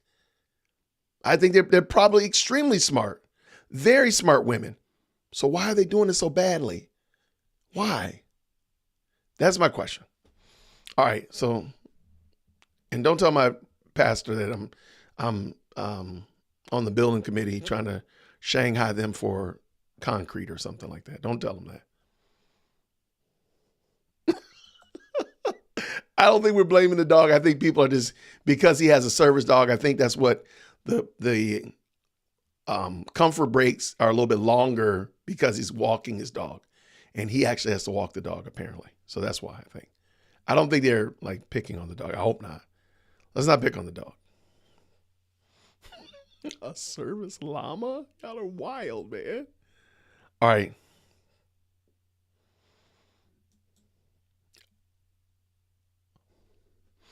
Okay, the only thing is, Karen, you can't retire and leave cases in the mix. So maybe this is his only case. I can kind of rock with that. Maybe, okay, watch this.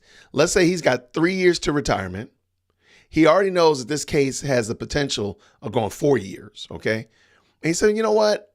If I, get to closer to the end, we can speed it up a little bit, move it along, sustain some objections, whatever, overrule. And, this could be his last case. But I don't think that's it, but that's an interesting one. I like that one.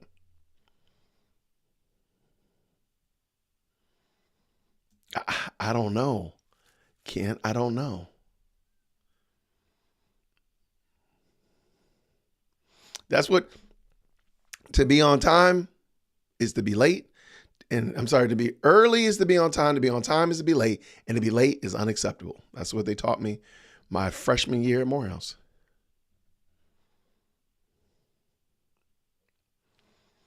He's taking a military lunch. Are military lunches longer? Is that what they do?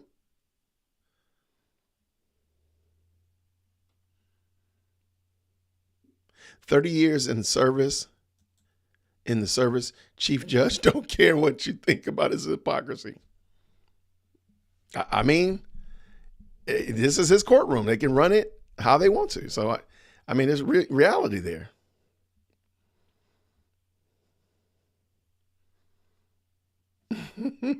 Oh, you know what? I forgot we had all right, since we talking about Woody, here, we got the best, some of the best Woody moments. I forgot about that. Here, let me get this out of the way. All right, let's go. I don't know. I don't remember. I don't know what. No, I guess I don't. A man who goes by the nickname Lil Woody might be one of the most entertaining witnesses we've seen so far in the RICO trial against rapper Young Thug out in Atlanta. And that's saying something. We have some of the top moments from Kenneth Copeland's testimony over the last few days. Welcome to Sidebar, presented by Law and Crime. I'm Jesse Weber. Since the state's star witness Kenneth Copeland took the stand in the trial of rapper Jeffrey Williams, also known as Young Thug, and his co-defendants, there has really been nothing short of absolute drama. But honestly, what do you expect in this case with all of its twists and turns? I'm talking, of course, about the case where Atlanta prosecutors allege that Williams is one of the founders of YSL, or Young Slime Life, which they claim is a criminal street gang that has been terrorizing the city. It's part of a wide-sweeping racketeering, or RICO, indictment where Williams and his co-defendants are charged with numerous crimes. The defense says that this is just a record label and there's nothing more nefarious that's going on. Now, this trial has been a little bit of a circus because, for one thing, it has been going on for what, almost a year and a half? And by the way, almost a year of that was jury selection alone. Well, now, one of the witnesses that we had been anticipating and that we were looking forward to hearing from was Kenneth Copeland. He had been mentioned many times in prior testimony and was seen speaking with police in an interrogation tape that leaked online. He was supposed to be a star witness for the prosecution because he had previously told investigators that Williams was connected to criminal activity. But if prosecutors thought they were going to have pretty solid evidence in the form of Copeland's testimony, or it was going to be smooth sailing, they were disappointed. Why do I say that? Well, Copeland, who also goes by the nickname Woody or Lil Woody, was very uncooperative from the beginning. Before he was even called to the stand on Friday, June 7th, his attorney announced to the court that he didn't want to be there and he didn't want to testify. So, Your Honor, Mr. Copeland is here. I can state as his attorney that he intends to exercise his Fifth Amendment privilege against self-incrimination. He does not wish to testify in this trial.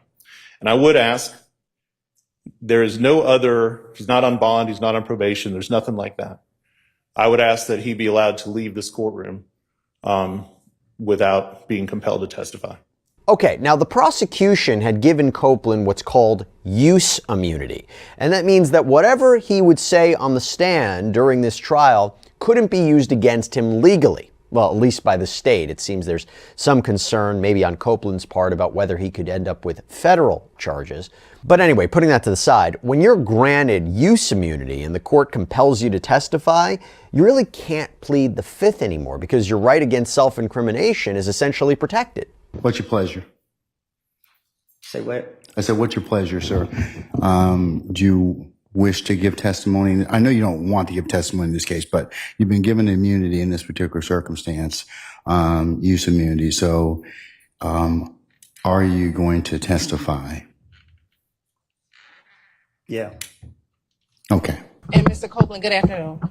Do you want to be here? Ma'am? Do you want to be here? I'm here. Okay. Are you going to let me ask you some questions? Okay. How old are you? Grown. Okay, what does grown mean? I'm an adult. Okay. And when you say you're an adult, what number in years are you?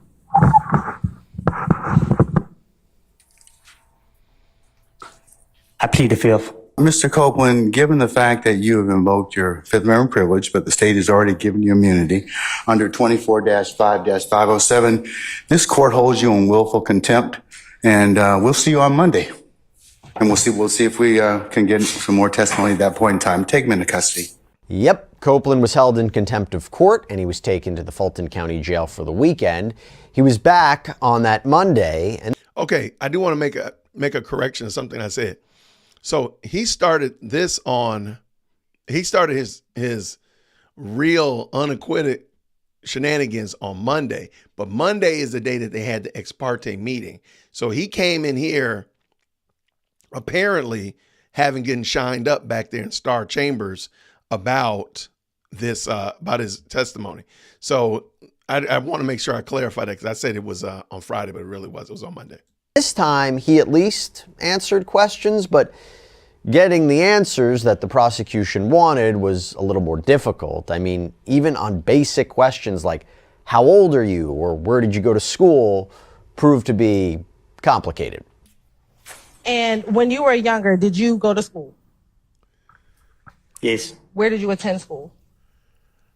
I don't know. I went to a lot of different schools. Okay, what are all the schools you went to? I don't recall all of them. Or just tell me some of them. I only know one, Slater. Slater? Is that elementary school or middle school? Elementary. Why, you don't remember what middle school you went to? Did you go to middle school? I think I did. How long did you go to, did you finish middle school? Relevance. Overruled. Yeah, I think. Okay. Did you go to high school at all? Yeah. All right. By the way, let me give you some context here. According to the prosecution back in 2015, several of the YSL defendants were involved in the murder of Donovan Thomas, also known as Big Nut, an alleged rival gang member. Now, Shannon Stillwell and Diamante Kendrick, two of Williams' co-defendants in this trial, they have been charged in connection with the shooting, and Williams himself is accused of renting the car that was used in that alleged murder. The prosecution, they needed Copeland to confirm that he knew these men, but even that was like pulling teeth. Can you take a moment and look at those pictures?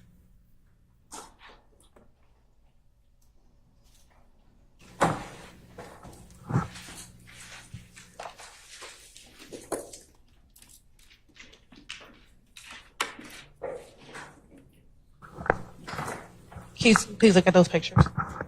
Do I have to look at them? Yes.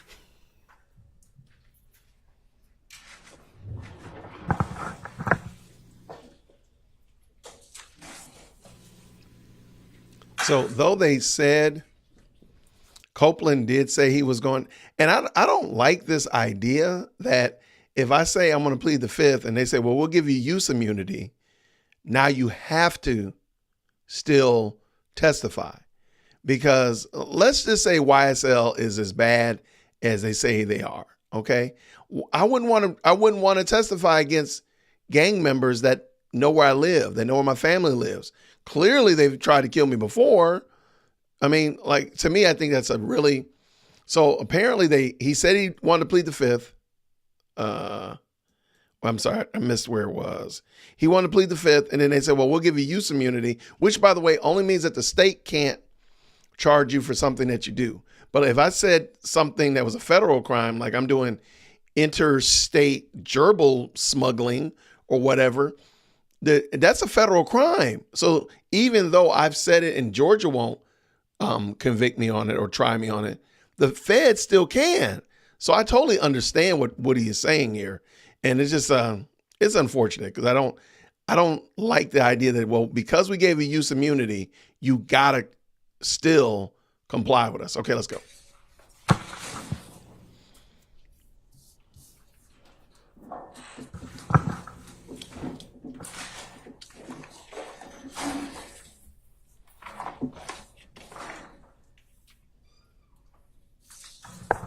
I'm going to start first with Stacy Exhibit 350 Yankee. Tell me if you recognize individual in Stacy Exhibit 350 Yankee.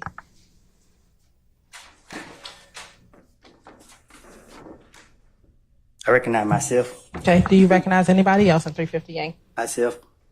Do you recognize anyone else in 350 Yankee? Their faces covered up.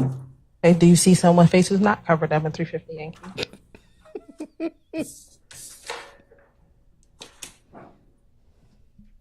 Yeah. Okay. Do you recognize who that person is?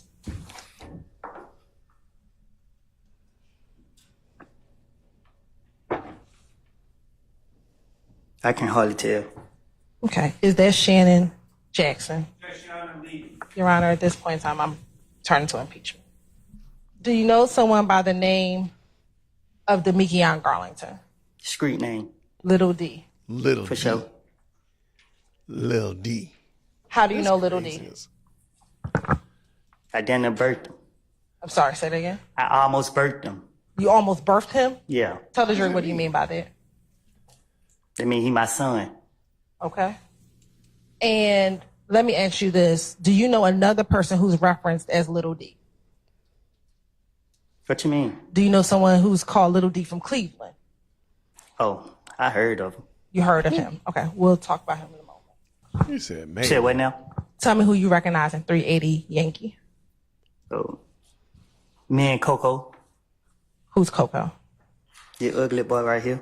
Okay. And the prosecution also needed to connect Copeland with Williams himself. So they tried to get Copeland to give evidence of their friendship, but Copeland appeared hesitant. My question is, when he was not in the studio and you hung out with him, where would you hang out with him at? We used to do fun stuff, like go to like bowling alleys and stuff like that. He went to the kids' football game, I remember. I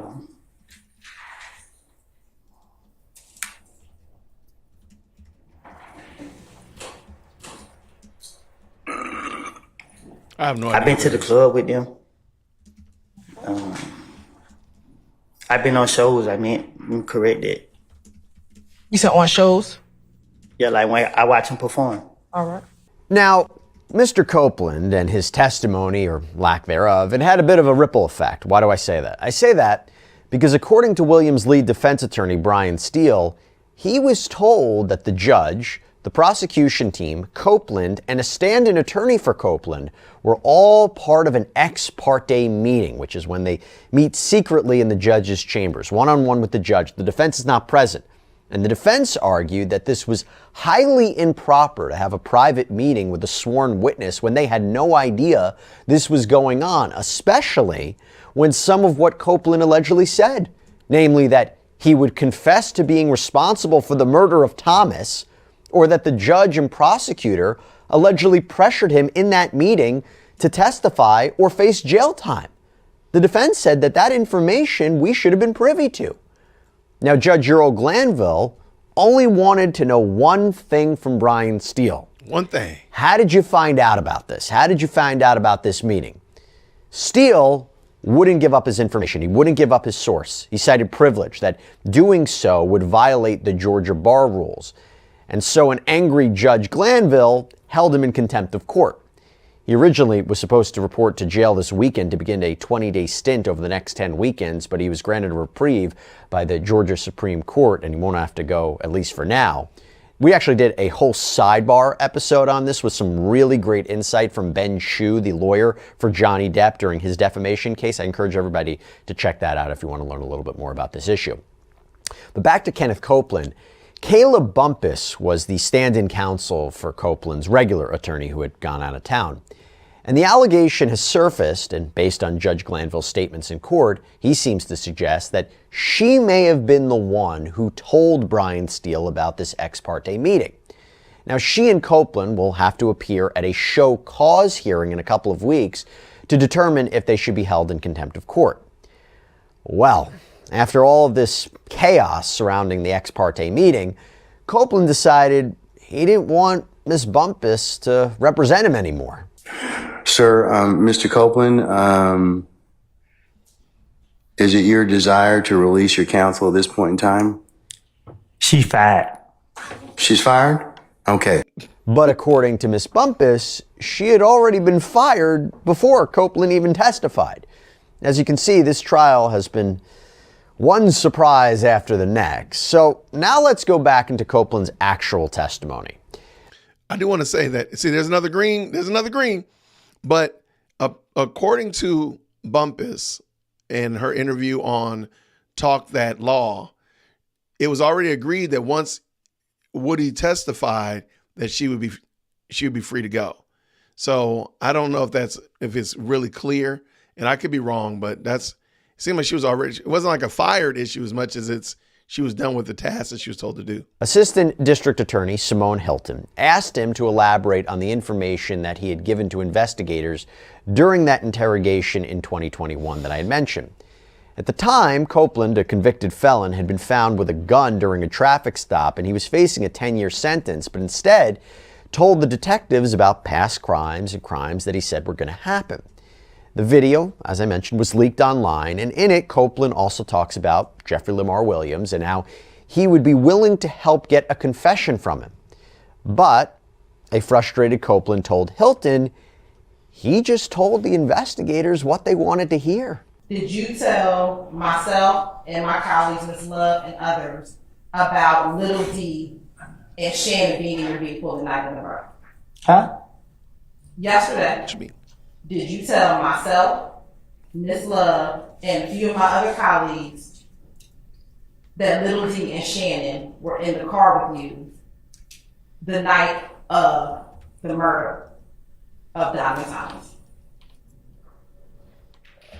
I told you and them that I have no idea what what I told investigators in June when Nut got killed, something different, because I was trying to finesse my way out of a situation. So I said, I picked up D and Shannon. D never told me nothing. I made it up to clear myself up. And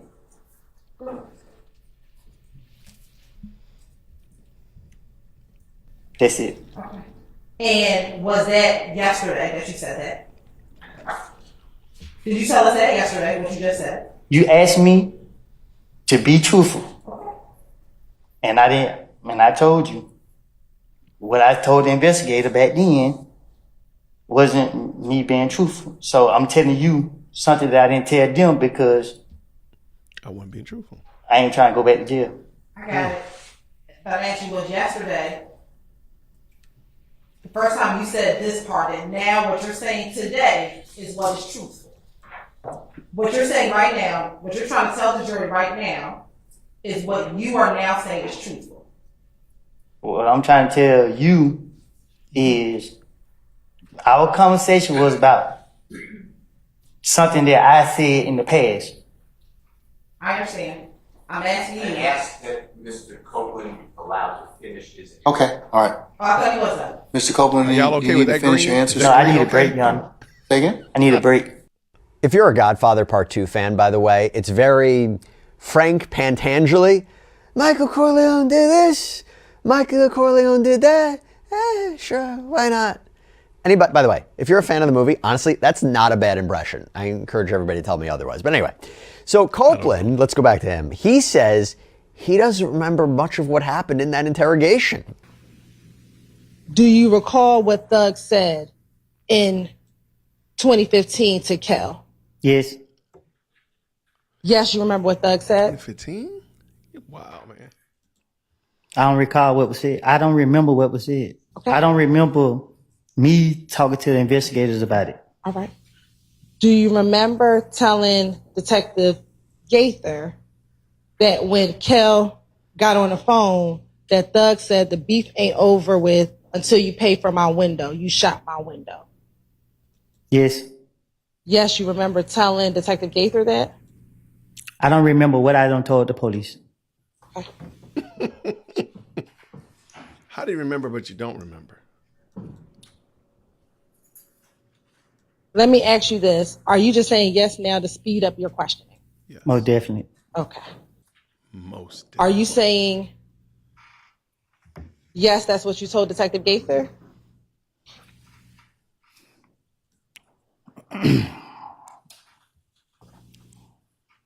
I know I ain't complete school, but I think I'm speaking proper English.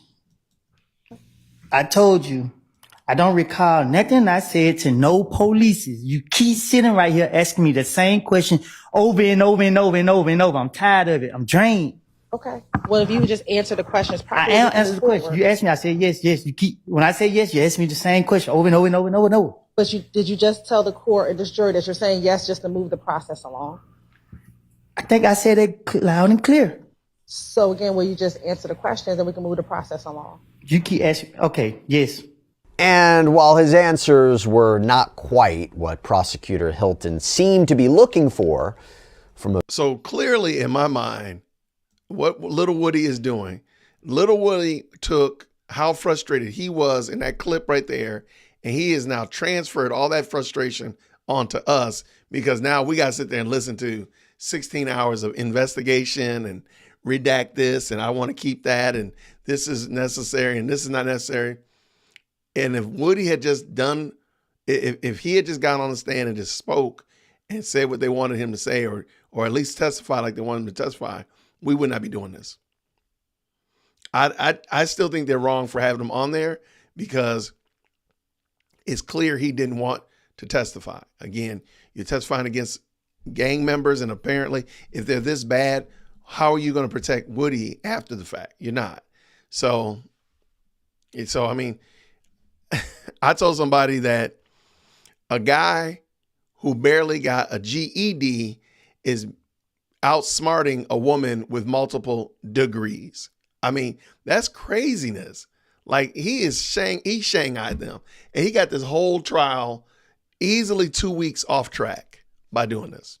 Now, did he know it? I don't know, but it's definitely for sure he got them all over a barrel. All right, let's keep going. Let's get done. Viewer perspective, you really couldn't look away. Did Thug ever speak with you about his relationship with Nut? No. Did you ever observe Thug and Nut together? I never saw those two together. I never been around those two together. No, it never crossed my mind. So how were you able to tell Detective Gaither that Nut and Thug was cool?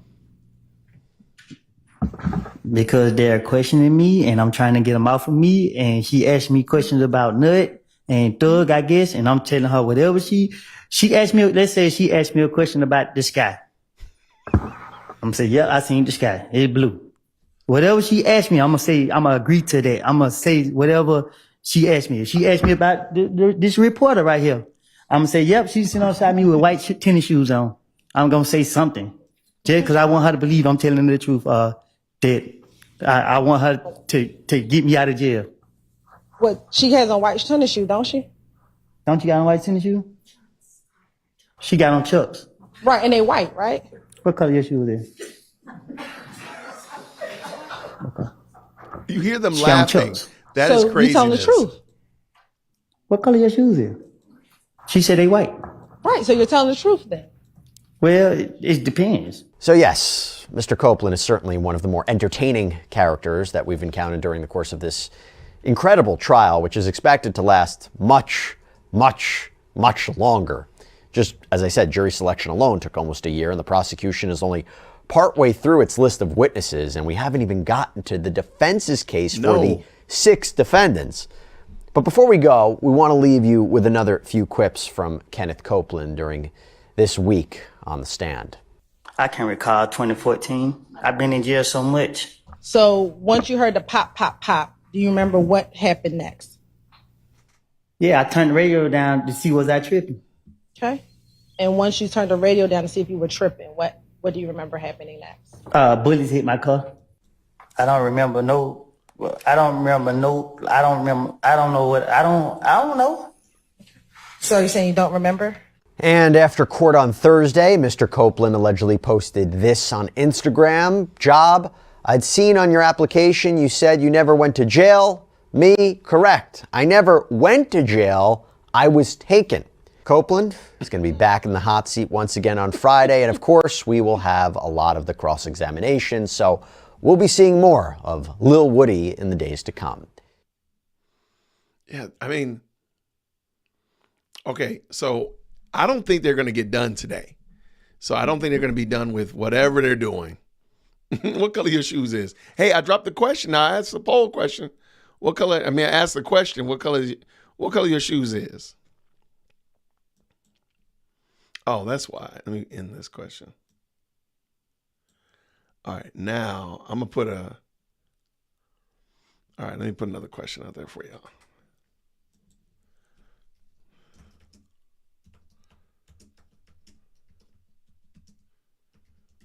All right, there we go.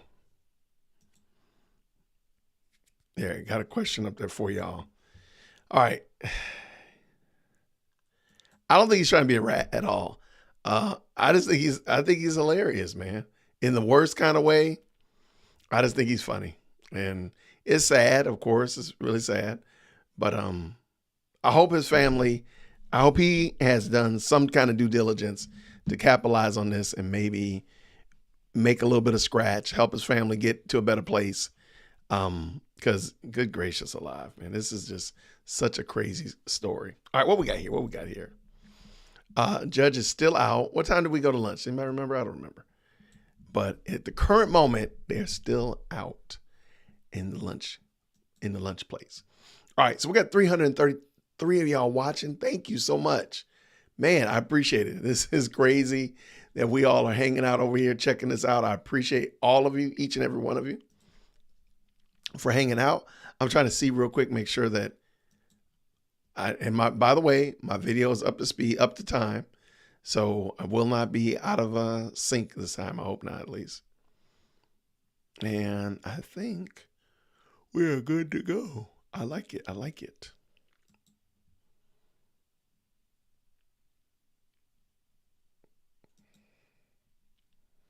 Okay.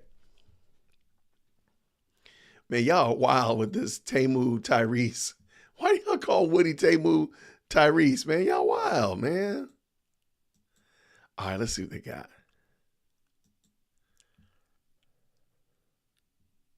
Why y'all doing that man like that?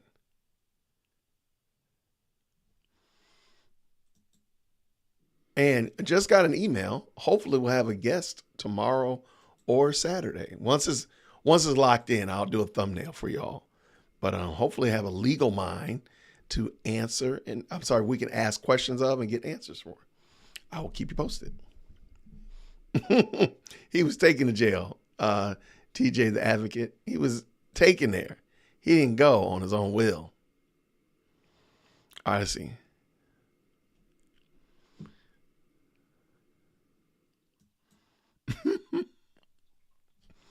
You see, to me, that's a lawyer answer.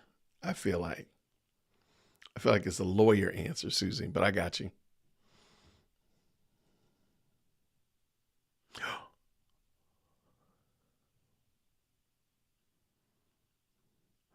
Are you for real? So we watch YouTube says they think they're out Friday because one of the jurors has a doctor's appointment. That's interesting. But see, the thing is, if they're doing this and they're not done, will they be doing this tomorrow? I think. Man, I hope so. I hope that this is ridiculous. I can't imagine how those poor attorneys. What color are your shoes? I don't actually have shoes. I have black socks on at the current moment, though.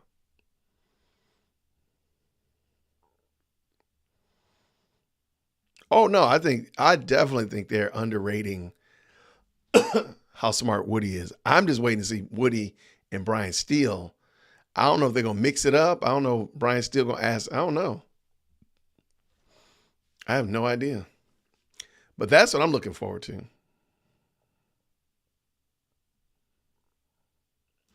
Yeah, man, the prosecution and the judge created this problem with that stupid ex parte meeting. But this is the question I had for it, because they seem so comfortable with it. How many times have they done this? Have they done this before? Because ADA Love, was it ADA Love? She was arguing that was the right thing to do, or maybe it was Hilton. But they seem like, oh, this is perfectly normal behavior. Like, what in the world's wrong with you people?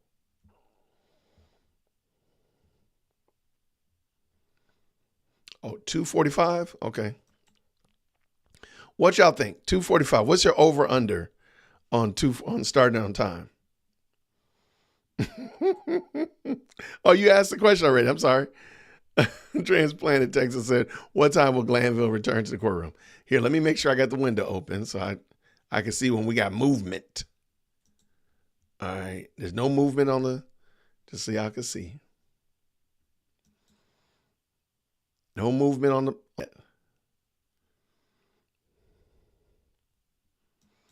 That is hilarious. Okay, let's see.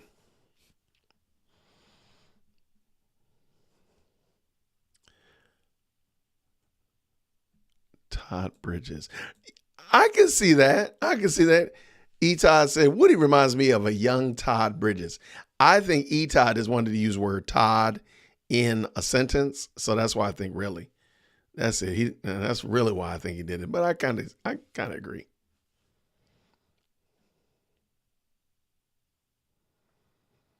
You are wild. Wild transplant. Transplant said D.A. Willis should have used the gang prevention funds for some gang lingo lessons for the YSL prosecution team. Money better spent than on office swag. I know that's right. What was the guy's name?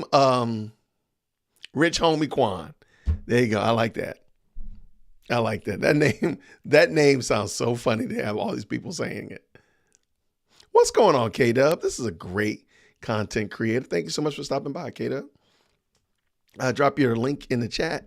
Everybody go check out All Things Theology over there. He does an excellent job. He's been doing a yeoman's job breaking down sermons and the problems and the things of that nature. So check out what he's doing over there. Thank you, Chris, for stopping by. Thank you, moderators, for dropping his link in the chat.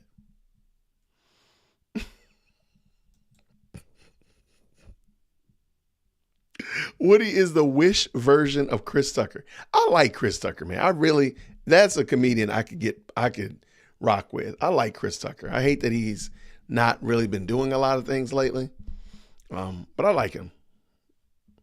Way more than I like Chris Rock. I don't even like Chris Rock. So there's that. Nah, he's Smokey from Friday. Really? Woody-isms. There's going to be a lot of them. That is true. Like he could literally come up, roll up with a little book real quick with Woody-isms.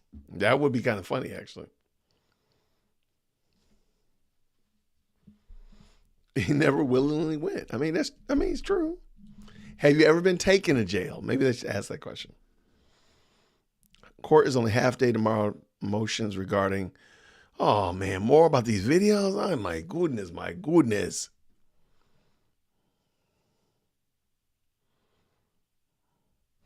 I think there's going to be a lot less fireworks between Woody and Brian Steele. But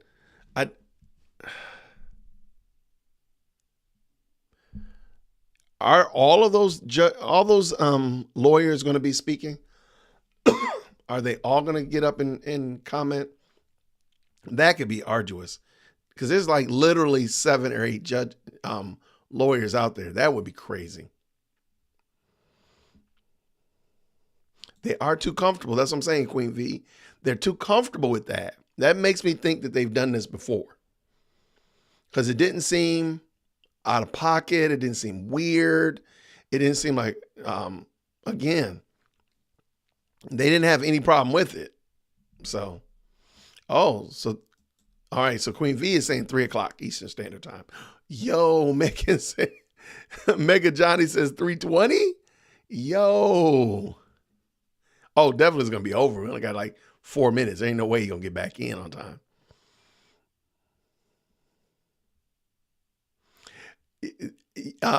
Got me mixing my words up. Erickson, I agree with you 100%. That's going to be some must-see TV. But I don't think it's going to be like Cantankerous, but I do agree with you 100%. It's going to be a highlight reel. Really? Is she going like... Moreland said, look, I'm getting down to the minute details. 3:18. Okay. 2:55. I like it. 3:30. Oh, he's going to be, boy, if he come back at some 3:45, let me tell you something.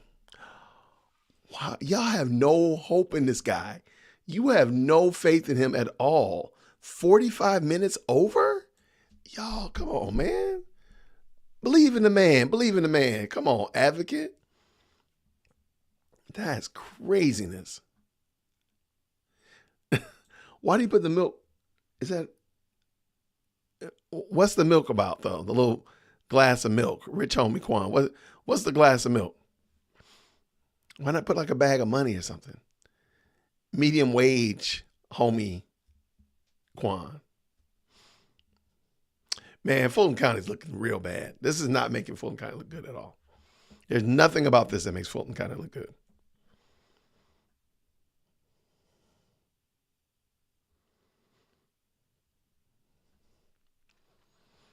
Thank you so much. We'll give Woody questions that allow him. Oh, that's true. But so Retired says Steele will give Woody questions that will allow him to come off as not a snitch. I agree.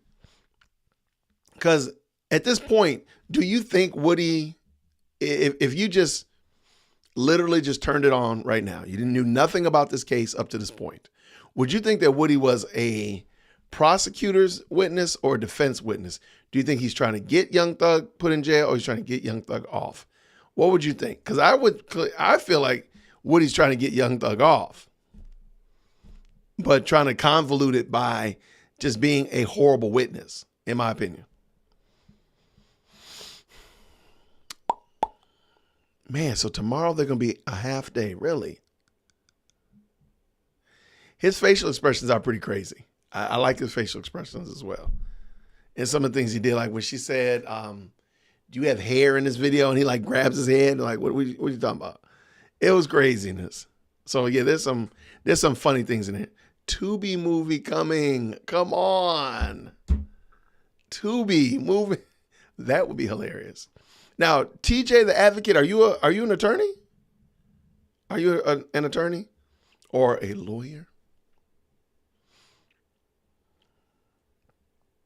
This is going to take a month. I agree. Woody was only supposed to be there a week.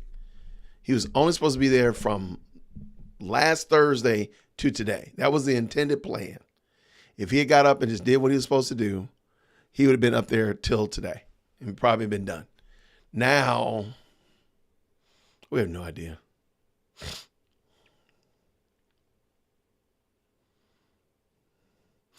Every one of them is going to ask him questions. Oh my gosh.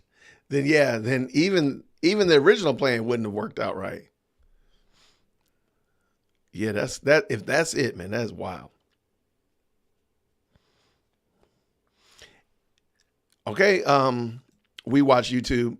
They're already talking about it, a mashup, a Woody, Steele, like Wood, Steele, Wood mashup.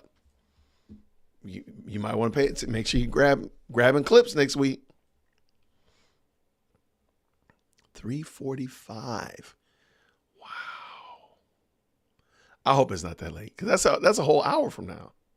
3:15. That sounds okay. 3:00. Uh-oh. Sabrina, the CEO, believes in Judge Glanville. She believes in him. I only said 2:45 because you asked what time are they supposed to be back. Oh, I'm sorry. Oh, okay. Okay, because I asked what time. I got you. Thank you, Mickey. I got you. Wow, y'all have no hope in this man. Y'all don't believe in this man?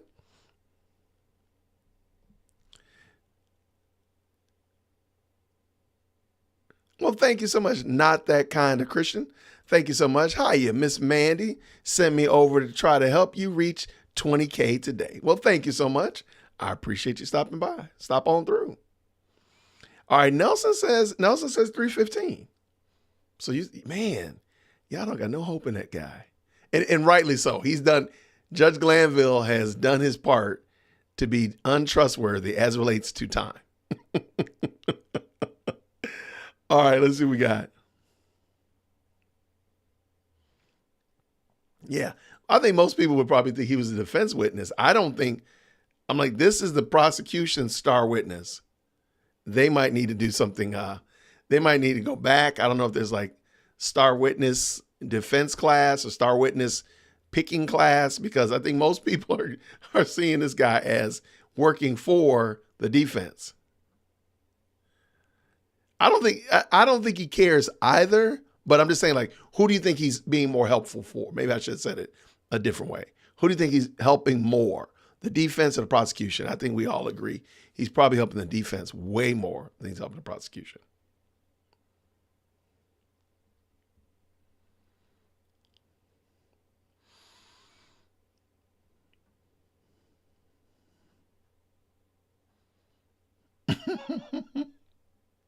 Oh, a mental health advocate. Look, I might need that too. I might need that too now. Don't minimize it. Thank you so much for stopping by. Thank you so much.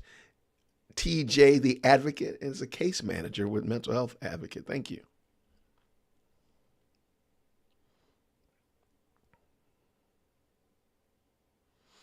That is another good point. Oh man, that's why I love this.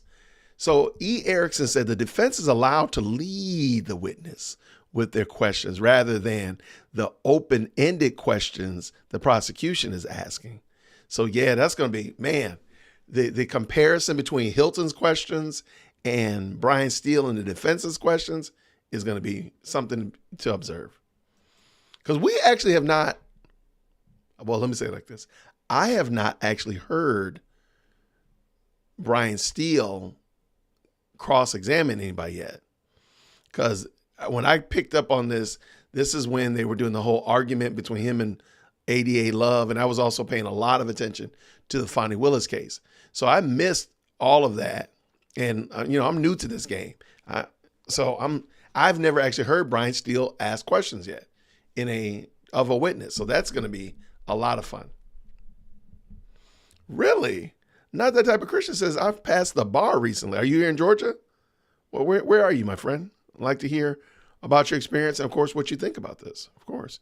Let's do it. All right, we watch YouTube. When Brian Steele and Woody mix it up, we need a Steele Woody mix up. Come on, mash up.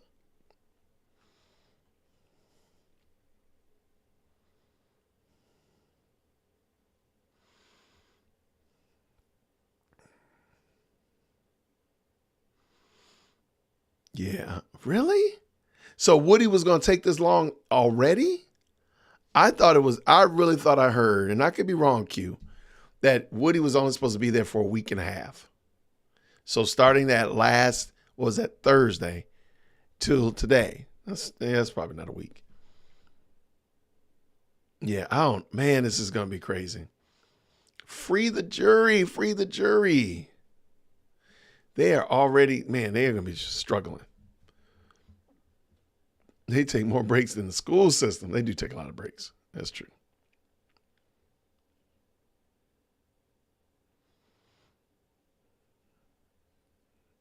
Man, getting a little shout out. See, that's why this is the best live chat on the planet. That's why. Queen Fab shouting out TJ the Advocate. Thank you for your work to help people be the best versions of themselves. Amen. Thank you. Dope shout out. Wow. Yeah, y'all just crack me up, man. Y'all come up with some of the best ways to be hospitable in these live chats. Y'all are the best. Okay, so at the current moment, it's 2:51. And if it was supposed to be 2:45, so we're already 6 minutes. So all my 2:45 people, you out of pocket.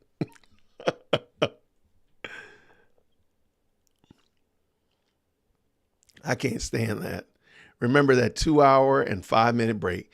And then if I'm not mistaken, Mega Johnny, I want to say, I could be wrong, but I want to say they came back and he literally spoke for like 5 minutes and then recessed for the rest of the day. So again, I wouldn't be on him if Judge Glanville was not draconian about people being late. And again, nobody is more crazy about being late than me. I'm trying to tell you. Nobody is. But I thought that was really foul for him to do that. Yeah, absolutely. What's going on now? Not that kind of Christian. Come on. You got to do it. It's fun, man. It's fun. You're going to mess up. You're going to make mistakes. You can shoot me an email or whatnot. I will definitely help you with everything I've learned.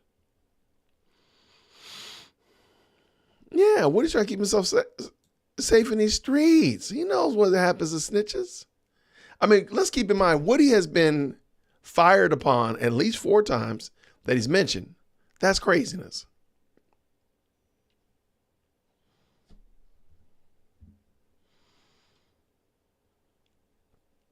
All right. Wow. Thank you so much, Susie. Oh, TJ the Advocate has a channel. Well, I'll be checking that out. Well, Mandy's Moments, we thank you so much for stopping by. I'm glad Miss Mandy sent you. Welcome to the party. All right. Grab yourself a membership. Absolutely. Thank you so much, Transplanted Texan. I appreciate it, friend. There we go. There's a lot of Mandy's going on here. A lot of Mandy's. Got Mandy's Moments. We got Mandy's Reacts. I love it. I love it. Yeah, I can't wait to see, because I know somebody's going to compare the questions that Hilton and ADA Love were asking compared to Brian Steele. I think the guy's name is Sharp and a couple other people. Man, so all of them are going to have to ask questions? That is going to be just bonkers.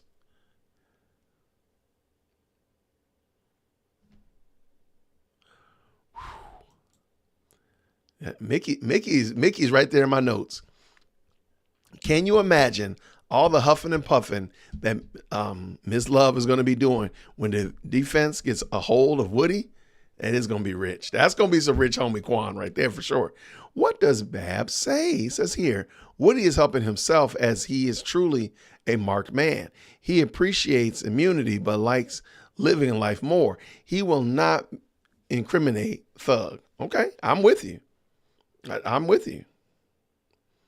Okay, cool. Well, welcome, sir. Glad to have you. Yeah, I don't think he's going to put himself in danger. And I mean, now mind you, he's free in the Atlanta streets right now. Because the other day he was live streaming from Kroger, of all places, right?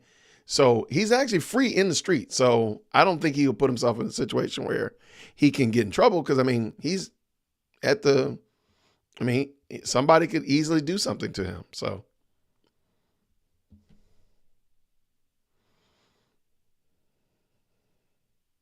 All right, let's see. Free Woody. Hey, free that jury. That poor jury. Yo, can you imagine? They make between $25 and $50 a day. Uh-oh, we got movement. What? What? It's $255. Oh, sorry about that. For you, Your Honor. What? For the 913 to 917, we don't have any problem with it, except on my redactions, number 14 is from 916. We kind of have cross redactions going on. So I have 916.14 through 917.11. As bad character evidence against my client. So that comes up at that point. So I do object 916.14 for that next about a minute. But from the 913 to 916.14, I don't have any problem with. Was the state going to play 913 to 917 at all? Right, that's what we want redacted. So I guess I'm confused. Oh, you wanted that redacted? Yes. Okay. Yeah, what I'm asking is, do you have anything you want? Are you in agreement with the state? Do you want to be heard about any parts of that? I believe that our stance is it goes into more of what we're talking about Mr. Copeland just saying things and getting to the sufficiency of the investigation and him lying about other people, as Mr. Steele has articulated during some other excerpts. But I would, on behalf of Mr. Stillwell, I'd want to cut that off at 916.14 to 917.11 because it talks about my client's character. Okay, I think the state's in a concurrence, they're not going to play that. I don't know if Mr. Steele is in concurrence. Type CEO in the Steele chat. wants to The play CEO was the anything else, closest. if it's in Go and drop CEO in relationship the chat. to what he purports to be investigation or impeachment, then he certainly can play it. Like, so I just want to make sure that the periods that you all definitely don't want played, and so far that you've agreed upon. So far that's the alleged drag queen references from 10:50 to 9:10:50 to 9:11:30, and then from 9:16:14 to 9:17:11. You're not going to play anything about that. But anything else, I've heard arguments on it. And so to the extent that I believe the state says they're going to play some of the things that Mr. Steele wants as it pertains to subpart 16, he can, he and the rest of you are, unless you object to the contrary, they're going to get played. Now, if you want to anything else other than those two sections I specifically excluded, they're fair game for cross. Okay, so where we're at right now is, as far as I understand, we've been just dealing with the state's proposed redactions. Yes. So I have 19 different redactions that I have identified to protect my client's right to a fair trial, in my estimation. Okay. So, and that was one of them.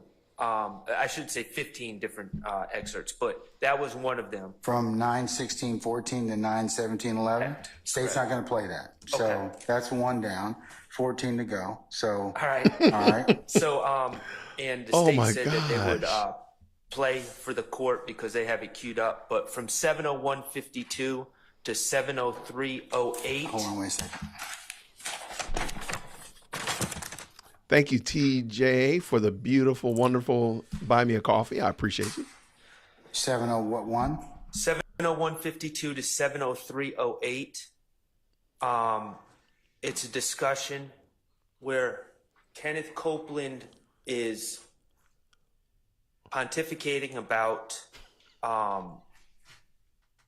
possible reasons for there to be a beef between Bloody J and Mr. Williams, and Mr. Copeland is saying he has two sources of hearsay information, one being Bloody J, one being apparently one of Mr. Williams' sisters, where Mr. Copeland is saying, what I've been told is that Bloody J called Mr. Williams gay, and Mr. Williams holds a grudge because of that, and that Mr. Brian Williams is willing to sign Bloody J, but Mr. Jeffrey Williams has to give the go-ahead for that signing to happen, and essentially that Mr. Jeffrey Williams is preventing Mr. Brian Williams from signing Bloody J. But it's all based on things he's been told by the unidentified sister of Mr. Kissed by ocean air, darkened by pounding waves, caramelized by equatorial heat. Let's roll. Okay, I don't know if the Georgia Supreme Court can step in. Everybody's asking that. Trust me, all of us are asking that. I live here in Georgia, and we're asking that. So I don't know if the Supreme Court can just step in, but I don't know outside of it being in appeals. I don't know. That's something I'm trying to find out. Let's find out. Madam? Yes, Your Honor. So the entire section that Mr. Talking 701:52 to 703:08? Yes, is what defense will like out. The state has no issue with 702:26 to 703:08.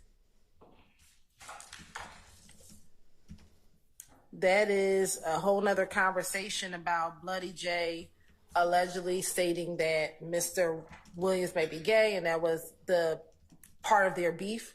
We don't want that in, so we have no issue with that. So do I need to hear from 701.52 to 702.26? Yes. Which is the part No, of we detention? don't. We don't. We Yes. can stop. Can I hear that or see it? Yes. To answer your question, no, they're not. They're going through right now. They're wrangling through redacting stuff that maybe isn't important, Natasha, or maybe deals with something else. It is the worst. I don't even know what to say. I don't even know what to say. Like, this case is bananas. So they're going to play parts of it, but they're trying to argue about what parts they should, what parts they shouldn't. So it's kind of wild. All right. Whew. Oh, they ain't even talking. I'm going to start it a little earlier at 7:01:47.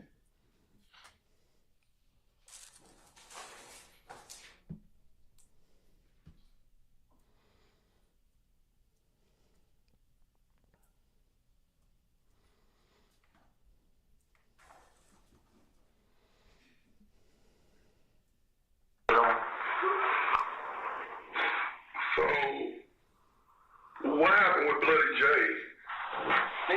Not to be like, when he cool with doing that for us? Who? Bloody J. Yeah. Why? So when you said you were trying to hook them back up, what happened? Like, did they fall out? Was it a beef? I think they did because Bloody J joined their game. Okay. Their game. Mm-hmm. And I guess he went down with YSL. You know what I'm saying? So he joined in. I heard it used to be saying. So, Your Honor, that's the portion that the state wants in. And the reason why we want this portion in, Your Honor, is if you hear what Woody says, he talks about previously, and it was either in this interview earlier or in the January 11th interview, he talks about the fact that he had to bring Bloody J and Thug together, and that he would invite Bloody J to different events. So I think he mentions, like, I would tell Bloody J, if Mr. Williams was performing at Blue Flame, come through the Blue Flame, come to these places so you can get back in good graces with them. And so when they ask him what happened with Bloody J, he's now explaining what the severance was between Bloody J. And Your Honor, if you can recall, we already have video evidence from 2012 in which Bloody J, Mr. Williams, are outside at the park. They were all wearing red. Donovan Thomas is in that video, showing them that they were together. And at some point, there's a break between that. And so Mr. Copeland is talking about what his understanding is of that break.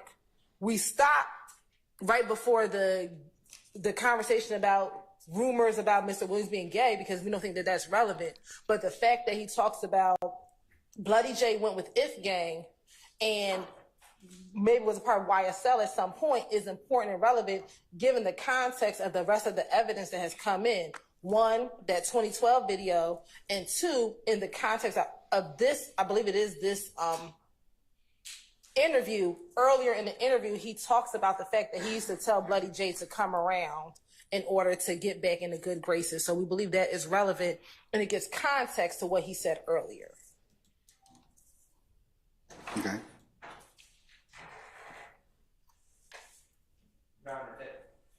Oh, and one other thing, and we talk about this idea like it's based on rumors. Well, everything the court is getting ready to allow the defense to do on cross-examination is based on what he heard. So that, to me, is not a valid argument. They're going to come back here to say, well, this beef is based upon what he heard. Well, everything that the defense has literally just asked for you to let in is based upon what he heard. Like, literally, what we litigated for the last 2 hours is based upon what other people told him and what he heard on the street. All right. Ms. Sure. So, regarding the beginning part that the state still intends. 701.52 to 702.26. Yes, sir. My argument would be, I mean, he's saying, I guess this, I guess that. It sounds like he's speculating to me. So that would be speculation. So we feel that it should all be redacted.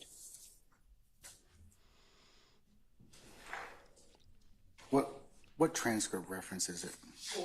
It is page 42.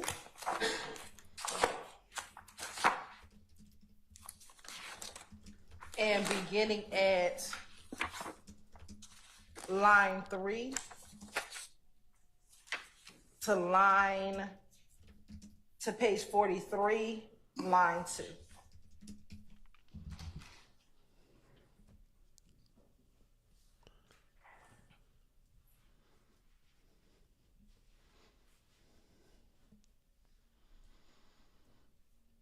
You said 43, line 2? Page 42, line 3 through page 43, line 2. I think she ignores the ums and dead sound. But I do think they if somebody makes a misspeak, if they pronounce a word wrong, I think they do type it exactly as it's said. But I do think they cut out ums and filler words, I think. Really? I'm going to exclude that from 701.42 to 702.26. The rest of it can be played. And I believe you all have excluded. Y'all leave that woman dress alone. Actually, you've excluded 702.26 to 703.08 by agreement. Is there anything else in that segment that I need to rule upon? Can I understand the court's ruling? So I'm going to exclude 701.52 to 702.26. I need to look into that, Stephen. I think that's a good question, but I need to look into it. I don't know for a fact. Speculation. But, Your Honor, we literally just let in speculation for the last, everything that the defense. That's impeachment, though. It's But not it was impeachment based on speculation. It's impeachment.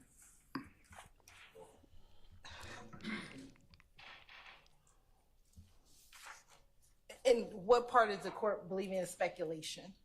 Madam, I'm ruling, okay? I've ruled.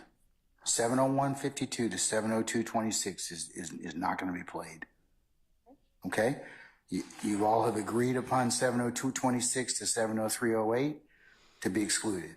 So is there anything else in that particular segment that I need to resolve? That should take care of it, right? For that Yes, ma'am. area, yes, Your Honor. Okay, all right. Next portion. Second time period, I believe that we may be in agreement with the state about this. It's 703.16 to 704.36. It's discussion about Kenneth Copeland's girlfriend named Deshawn at the time, her stepfather. It's discussion about her stepfather. And I don't think it has any relevance in this case. And I think we're in agreement with that. Is that correct, Ms. Hilton? Yes. Okay. So that would be 703.16 to 704.36. Is that going to be excluded, Ms. Hilton? Yes. Okay, all right. Next period. Y'all killing me with this dress, man. Period, Stop it. Was 723.49 to 730.23, I believe. We're going to 730.23. Yes, and we're going to withdraw our request. Withdrawn. Your Honor, I think this is covered from what we discussed earlier. In which section? It may be. This is the entire number 4, I believe. Or at least portions of number 4. Yeah, we covered that number 4. So already. Because number 4 is 722 to 724.54. Yes, Your Honor. The only difference was there's the certain and earlier you ruled we can play it. What's the part where Mr. Copeland does not.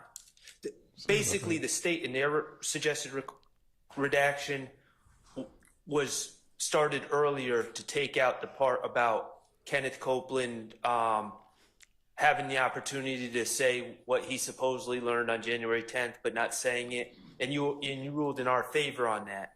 And so you're going to be able to cross on that. Right. Yes. Okay. And I want to be clear because this gosh. entire portion, 723.49 through 730.23, although they're withdrawing it, it covers what was number 4 and number 5 on the state's redaction. So we won't be playing it because our understanding is the defense agrees with 5. There was no dispute as to 5. Yeah, we didn't. Yeah, 5. There was no disagreement on 5. 5. The only disagreements I had were 4, 9, 11, 14, and 16. Correct. So I just want to be clear that although they're withdrawing it, the number 3 is inclusive of what's in 4 and 5 on the state's redaction. Number 3 in terms of what? What are you talking Number about? 3 on the defenses. Number 3 is. I'm sorry. I may have misnumbered it, but 1 is the. Well, how do you have it? Did you get the email that I sent to defense with the defendant's proposed redactions?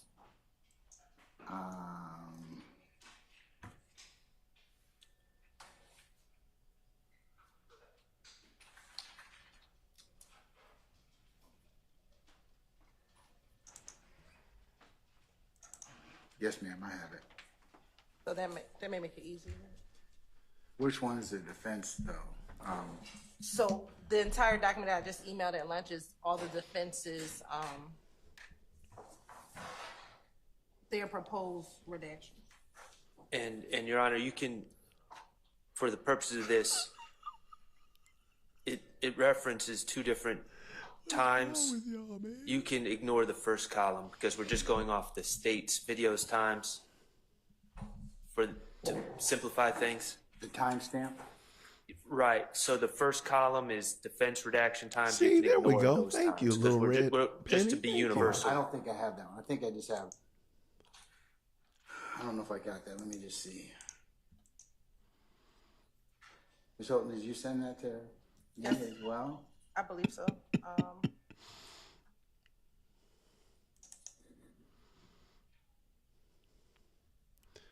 Shout out to Mike from, sorry about that.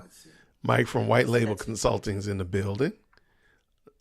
Excellent content creator. If you want to improve your live streaming, improve your video quality, White Label Consulting does a great job. And I'll forward to Ms. Weaver.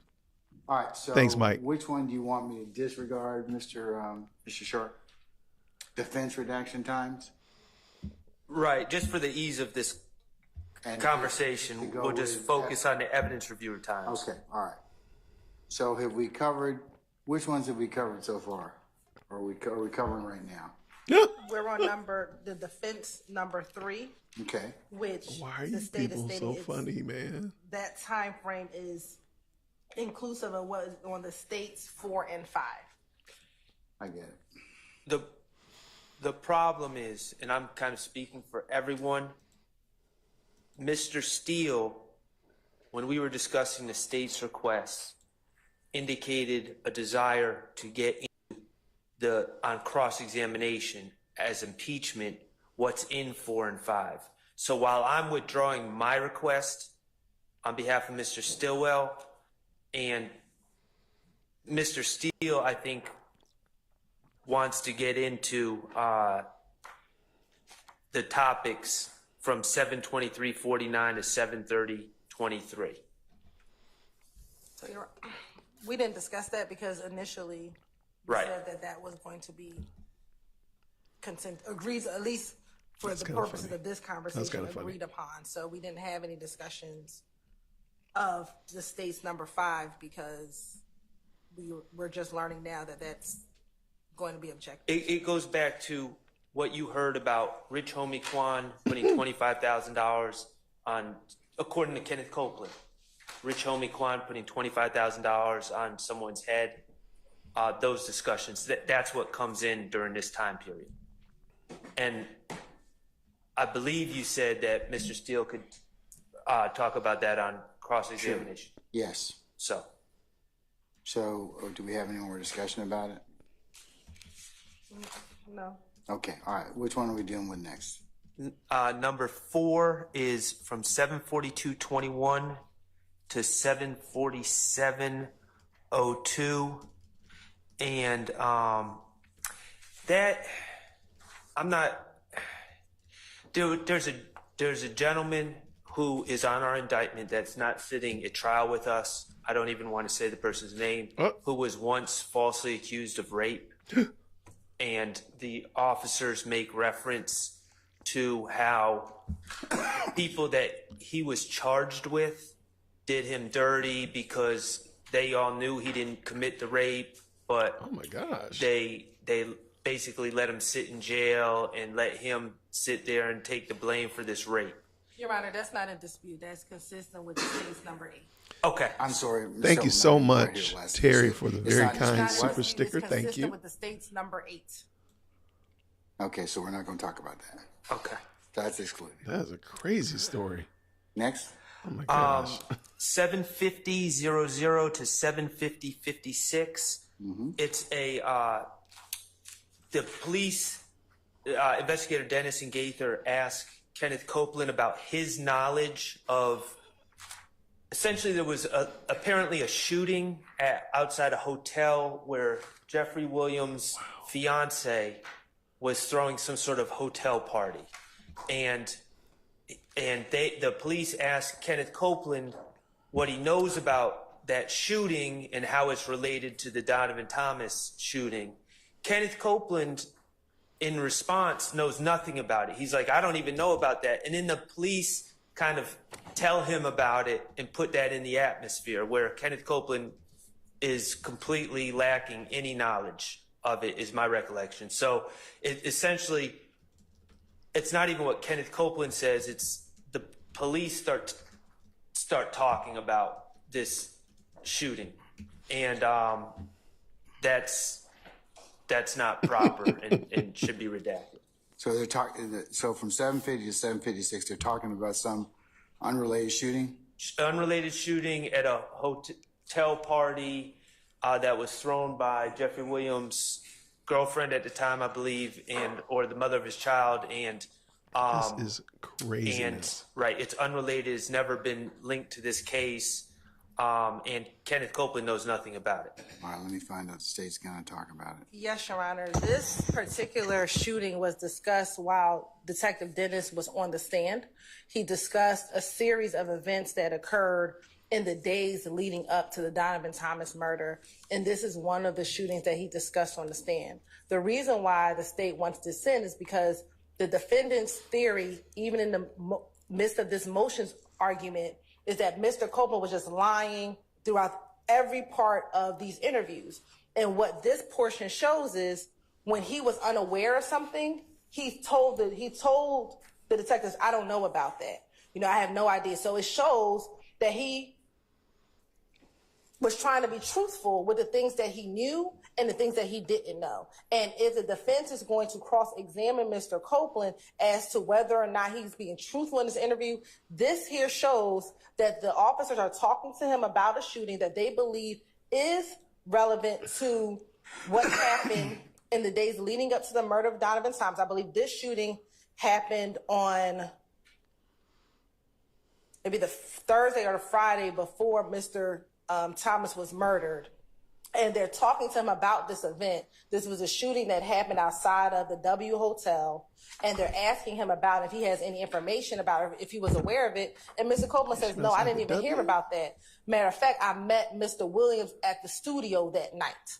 And so again, this rebuts this notion that Mr. Copeland was just trying to lie and make up stories the entire interview. And that's in direct contradiction to what they are going to try to say about Mr. Copeland. So we believe it's relevant. The information about the shooting has already come out in testimony from Detective Dennis when he testified a few weeks ago. And so it is relevant to show that Mr. Copeland was not just trying to make stuff up in the course of this interview. All right, sir. Well, the problem is... really, Queen V, I'm with you. Statements, the alleged purpose is to show Mr. Copeland's inconsistencies. And he offers no statement about You this. can cross him on. I mean, that's the whole point. I mean, is that he may end up at some of the things that he said may be truthful and some may not be. Right. I guess my point is with this Absolutely. particular excerpt, it's not even what Mr. Copeland says. It's what Investigator Dennis and Gaither said that comes out, and it's not even a Kenneth Copeland issue, and these statements are allegedly being played for the purpose, like the origin of why we're playing these is to show Mr. Copeland's inconsistencies, and in this excerpt, Mr. Copeland doesn't really say anything. So, do you need a page number, Your Honor? Is it 138 line 11 to page 140 line 22? Yes. All right, let me read it.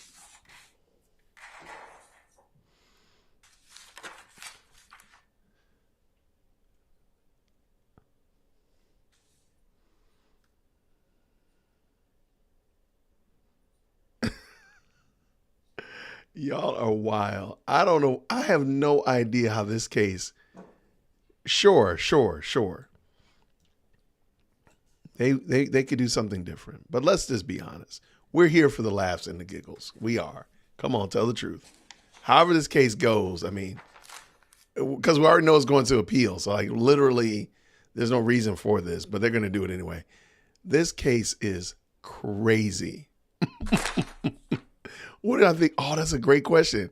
What is Woody doing today? What's Woody doing today, y'all? Put in the chat. What do you think Woody is doing today?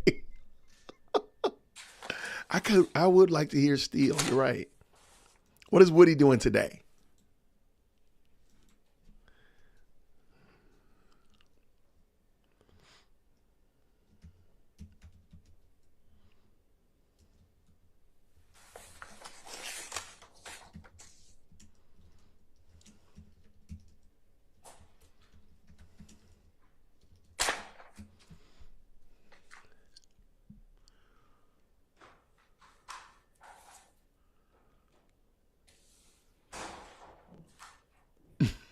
Wow.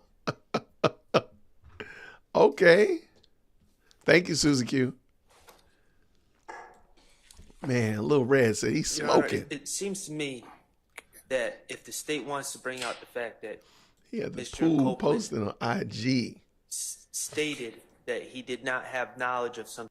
Did you know one multifamily What in the world? $1 million to your net worth? I need to but get if you're not already premium. I need to get Did premium. the police ask you about a shooting that happened and you know, you told them you didn't know anything? And that we wouldn't have to get into because the shooting that's being discussed, I just want to be clear, I don't believe in our discovery we even received police reports about it, because I don't even think there were police reports generated about this shooting. This is kind of something that comes up and is talked about, but I don't even believe that there was police reports made, and Kenneth Copeland doesn't even know anything about it, and somehow it's entered the ether of this case without anyone really having any firsthand knowledge of anything involving that, much less if it's related to the Donovan Thomas shooting.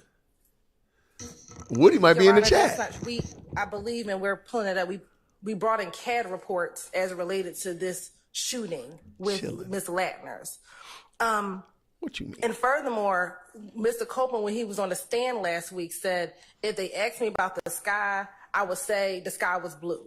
If they asked me about her shoes, I would say that her shoes were white. This goes to show that he just wasn't saying anything. If there were things that he did not know, he said that. So this is one, in contradiction to what he said on the stand. And two, this is the detectives asking him questions and he being able to say, I don't know about that. If he was just trying to make stuff up, which is what he's claiming in court, he would have said, yes, I know about this shooting. Yes, it has something to do with thugs. Yes, he doesn't say any of that. And the jurors get to determine Why does she think they would, though? whether or not they believe, one, his trial testimony or what he said previously. Furthermore, defense counsel literally have just argued for 2 hours that they want to be able to show that Mr. Copeland lies about some things, doesn't lie about other things. And so here's another example of that. So when you look at all that in totality, this is relevant to play for the jury so the jurors can make a decision on what they believe or what they don't believe, given his in-court testimony and given what he said previously during this interview. Sure, anything else before I rule? I understand generally what the state's arguing. However, I just don't understand why you would need to get into specifics, the unfounded specifics that Mr. Copeland has no knowledge of, that it involved Jeffrey's significant other and those things. Why you couldn't just ask Kenneth Copeland on the stand, weren't you asked about a shooting at a hotel a couple days before, that occurred a couple days before, and you told the police that you knew nothing about that, you had no knowledge, and therefore they could get out what they want to get out without I don't think so. bringing in, it was Jeffrey Williams' significant other throwing a hotel party and all the rest, because it's not being linked to this case. Posted a meme? Really? Woody is reckless. He posted a meme of himself on IG a minute ago. Okay, I got to check that. It's relevant, so I will allow it for re-objection. I'll give you continued objection. Yes, sir. Okay. All right, what's next? I have number 6 is erroneous. That's 133 to 133.00 to 133.05? Yes, sir. Okay, so we're not talking about that Correct. at all? Correct. All right. The next one is 133.50 to Okay, that is wild. I'm sorry. It's 808.04. I don't think anybody's struggling to hear that. Woody is putting up memes. Woody done put up a meme on Instagram. That is wild. How y'all feeling today? Woody is putting up memes, y'all, and he's got his own face on it. This guy is, man, I'm sorry. He don't care. Woody does not care. He done put up a whole meme, and it's actually pretty funny. Yo, this guy is wild. I'm going to snatch this meme. I'm going to put it up on my page. This is hilarious. Y'all going to see this in my community post in a minute. This guy is mad reckless. I don't think he's supposed to be doing that. I don't think he is. Oh my gosh. From Mr. Sharp, okay? The issue. Oh my gosh, that's crazy. Thank you so much. Who is that? Roxanne Shantae told me that. Thank you. That is hilarious. To 811.50. I agree with 808.21. I have 808.04 is it beginning. I'm sorry, you had 808. I was coughing. 808.04. They have 808.21, but we can clarify that. But I have it ending at 809.12. So they're seeking redaction of an extra That's what Woody doing? 2.5 minutes. Now, speaking for myself, I did agree with the state. You know, full candor, Ms. Hilton's right. I did agree with the state. My understanding after speaking to Mr. Steele is Mr. Steele, I'm just trying to bring everything. I'm kind of the spokesperson, but I'm trying to make the court aware of everyone's stances. I believe Mr. Steele wants to get in 809.12 to 811.50, where Kenneth Copeland talks about, and Mr. Steele, correct me if I'm wrong, talks about Kel wanting to kill Jeffrey's sister. Someone said Kel was called over after. Then they're talking about the Lucci's mother's house being shot up, and they're talking about Kel coming over there and Lucci paying or asking why Lucci won't pay Kel's bond, and that Lucci's car was the one used to shoot up Kenneth Copeland's mother's house, and how Kel robbed Gervin Henry, who's also known as Fly. So it's a lot of discussion about Kenneth Copeland makes accusations about wrongdoing by Kelvin Watts. I believe Mr. Steele wants to get into that. I'm going to let him argue that. But so I agree with this state from 808.04 to 809.12. But I'll let Mr. Steele or y'all, Woody is out here riding ATVs in the street. Woody does not care. There's no cares given by Woody. I'm looking, yo, he is literally riding an ATV. Hold on, let me show y'all. This dude is literally riding an ATV. I can't change my, let me see, get out of focus. If you follow him on Instagram, he literally is out riding an ATV in the street. This is craziness. Woody don't care. Y'all, Woody does not care. There's care and there's, oh, Brian's talking. I gotta be quiet. Be quiet, Jason. It's a gang member, which I don't believe is truthful, and it just goes to show that this is not the way the state has purported, that this is a gang of one, of the IF gang versus the gang of another, YSL, and it just goes to the preposterous nature of Mr. Copeland, who's a serious witness, big witness for the prosecution, and how the detectives have gone out and eliminated, they just ignore some of the information they're given under the auspices K-Pick, I just dropped that down there for you. And I want to bring out the investigation, what it shows, and they can say, the investigators can say, we didn't believe Mr. Copeland on that, yet they choose to believe Mr. Copeland on another issue, and it goes to the jury. So that's why I wanted to do it. All right, can you play for me 809.12 to 811.50, please? Or tell me the transcript references and the transcript references, please. Woody said he living his best life. Best live chat ever. There you go.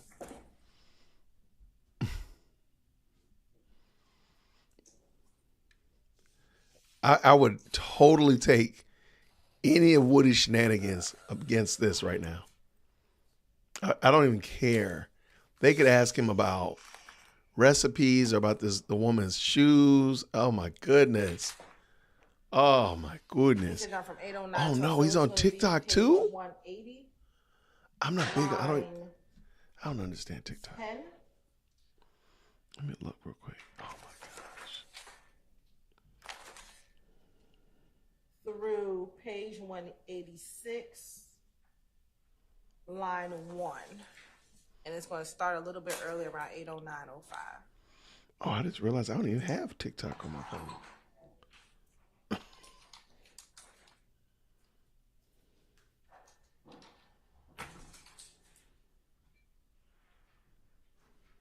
Pay his bond. They said he made a Lucci, because Lucci ain't pay his bond.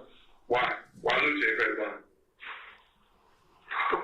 But what don't make sense, let's say, okay, what word did we get, right?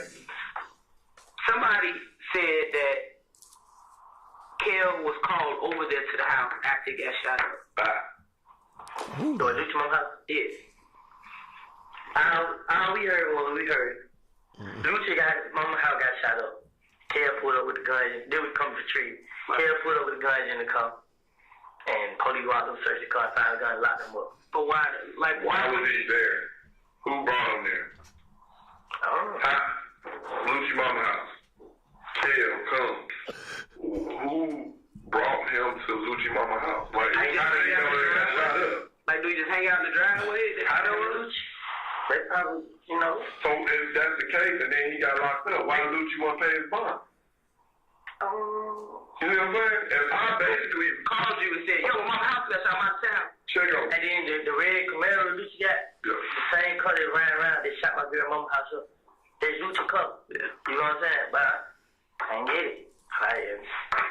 You know what I'm saying? They got my name on so much stuff. Like, people that come and tell us, they tell us a little bit, then they start talking about it's me. You know what I'm saying? Like, my girl, she get a lot of information from her friends. She got a lot of friends, so they be around me. Lucci and them was talking in the studio, and it was a girl in there. They missed one of them, and she my girlfriend. I just dropped in the chat for you, nobody do that, nothing. TJ. You know what I'm saying? They was all like Kill and K robbed somebody. You know what I'm saying? Kill and who? K. Who's K? I sent you a picture of that too then. I think I sent it to the other picture. They had chop on in the picture. Oh, yeah. And the gym was in the car. Yeah, them two robbed somebody. And they supposed to came back. This was they talk about in the studio. You know what I'm saying? They just put my name on it. They covered it up. Make it seem like they ain't got beef in the streets, whatever. Yeah. So, and then it's like, she was like, they know what they do it. You know what I'm saying? But they gonna keep playing on him. And she was like, leave the green dress alone. K first one called everybody like, Woody killed Nut. Woody killed Nut. Tell the mom now Woody did. He the first one started my name. And they like, Chill went along with it. So they had Jerry Ross, like, then they did, like, Nut died, then they started. That same day? I don't know when. They like, they Jerry Ross, man. And niggas supposed to be coming back for them. You know what I'm saying? Like, Kill Rock Fly, Plug, Fly. He robbed one of them. Like, and then, like, you would have somebody broke in that cup and gave me the phone and the jury. But when I realized I took it, you know what I'm saying? What the hell? Ain't none of that shit. Right. I called him. Hey, man, I got your shit right here. Pull up on me. He come pull up on me. But before I gave back to him, I really texted. And he was texting Kill like, come on, bro, I introduced you to these folks, bro. You just took them out. And he was like, he sent a big paragraph. Kill this shit like, man, nigga, what up? You know what I'm saying? Like, nigga, I'm out here, nigga. You ain't doing it for me. Yeah. Yes. That's a long clip, though. This part isn't it. Okay. So we stopped at 8/12/24. I don't know how, somehow or another, I don't know how you all off-task children have started posting what jobs Woody should have. I've seen mayor, I've seen DA, president. I don't know how y'all got here. You all are out of control. But I do want to say this. Queen V mentioned, I think police officers can ask leading questions and self-incriminating questions and so forth like that. It's once they get into the court of law where that stuff doesn't fly, I think. Because I think that's why, because he does ask a lot of leading questions, you're right. But y'all are wild, man. Y'all got Woody for city council of Dalton, Illinois. Y'all are wild. I love it. Stay wild, people. Stay wild. Let's keep going. Y'all, and please understand, this is craziness. And that's where the disputed excerpt ended that Mr. Steele was talking about. Tell him Dear World Christian sent you. 186, line 1. That's 81150? Is that the 81150 would end at page what? Page 186. I agree. Line 1. I agree. Well, I'm sorry. I agree. Page 185, line 24.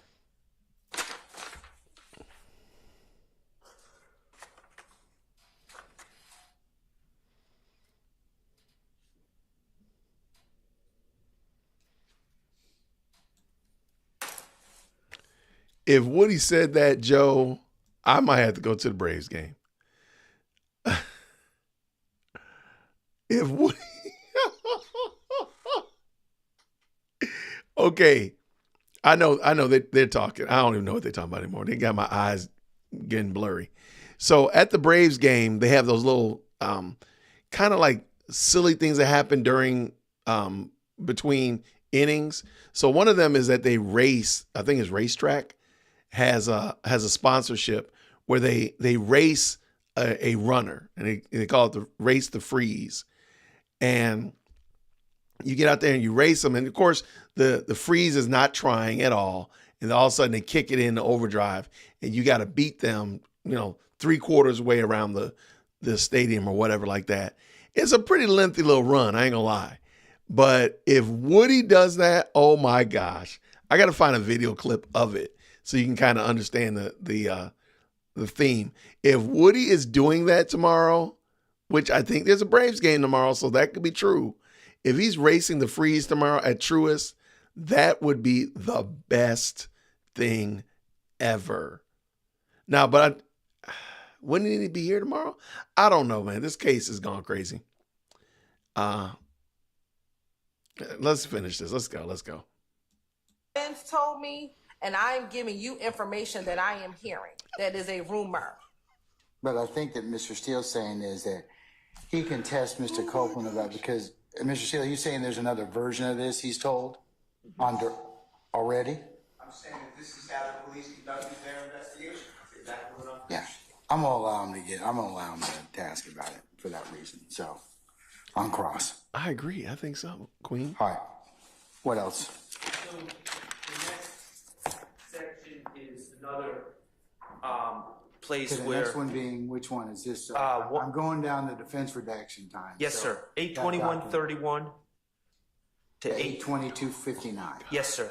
Page 203, line 11 to page 206, line 17.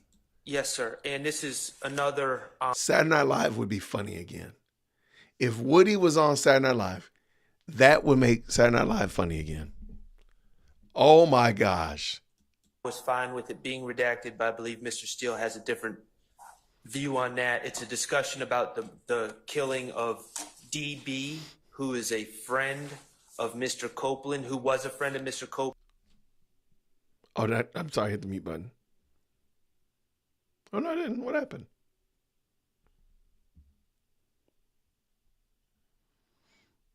What you know about that? What happened?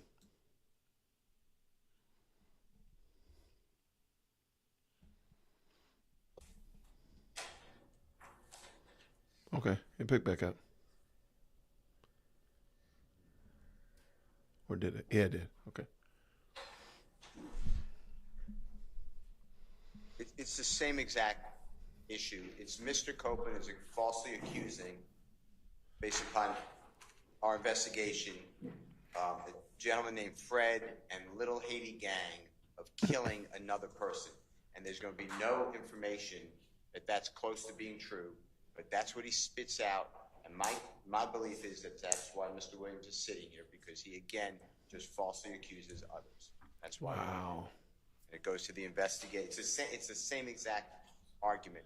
The police are just listening to rumor, speculation, and people who concoct stories.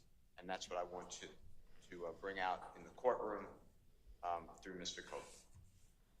Your Honor, again, the murder of DB is a collateral matter. It has nothing to do with what Mr. Copeland said about who killed Donovan Thomas.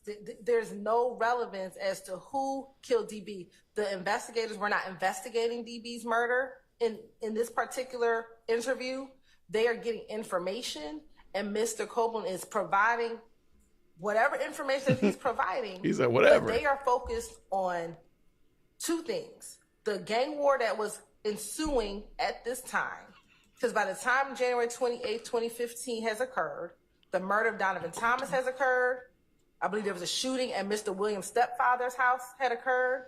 Mr. Copeland's girlfriend's mother's house was shot up by this time. Mr. Copeland had been shot at on the highway by this time.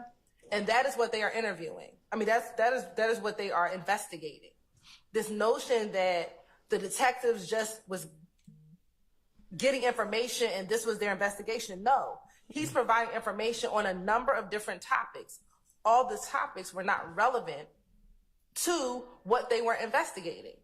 The fact that he is telling them who he thinks murdered DB has no bearing on what these investigators were investigating at the time that they interviewed him.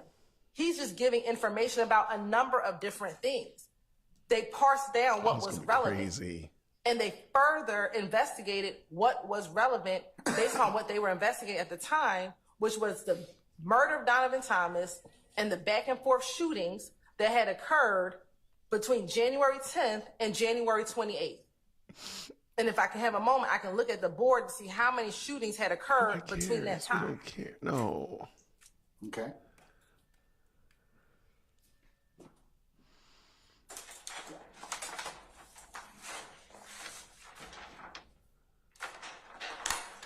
No, see, if Woody can only play Woody, I'm sorry. Any movie, I'm calling it an injunction. Any kind of representation of Woody for the next, year has to be done by Woody. I'm sorry. So if SNL is going to do a skit with Woody, they have to have Woody come in. They have to. If Tubi does a movie about Woody's life, Woody needs to be They there. had a shooting at 988 Confederate Court. Okay, what about her shoes, y'all? What about her shoes? They had the shooting. Are her shoes on okay? Spring They look Street at nice. Which was Oh. near the area where Mr. Williams' girlfriend was having a birthday party or some type of party. They had the murder of Donovan Thomas on January 10th. They had the shooting that night, or early morning hours of January 11th at 88 Venera Street. Another shooting at 193 Hendrick Street. Another shooting on January 12th. I need to get a new shirt. I think we have to do that one. Another shooting on Ruby Harper Place. You know, it cares. I agree.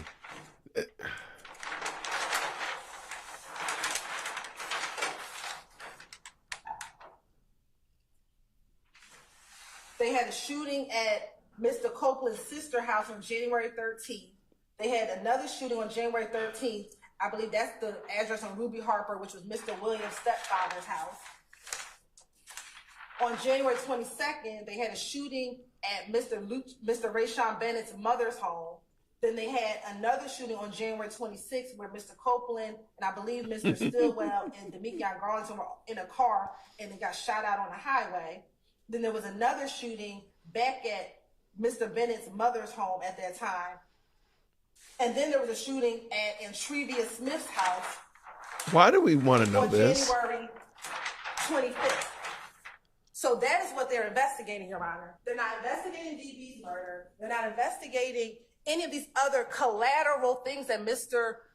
Steele is trying to get into with this notion of, I want to see how they investigate cases, investigating what happened between January and at this point, January 28th. So but they asked Mr. Copeland about them. I couldn't focus fast enough. And then whether or not he lied about them. Now, whether or not it's relevant to the issue of the killing of Donovan Thomas, that's the principal issue. But if he, I believe they're entitled to at least ask him about those things. I mean, now whether or not they can prove up anything else is another thing. It may be a collateral matter. But if he lied some in substance about what he told the police or why he told them that, I think that's fair game for them to examine. But even in this, what he's trying to get in, they asked him, who killed DB?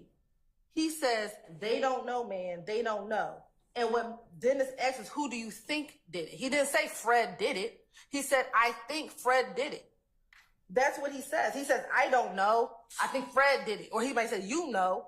But he's not saying. Where's that? I'm sorry. On page 203, line 19.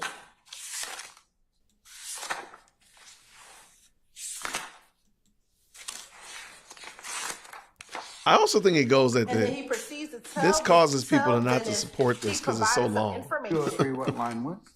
Line 19? At the bottom. It begins at line 19. And it goes into page 204.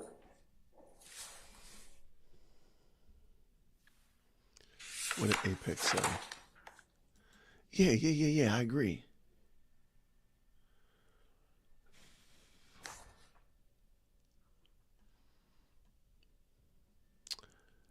Kevin Hart would be funny, but I think Woody should just be Woody. I'm sorry. Okay. And it appears that this time they had not arrested anyone. He's telling him how he may have participated or told the detective some information about it. Kind of funny too, though.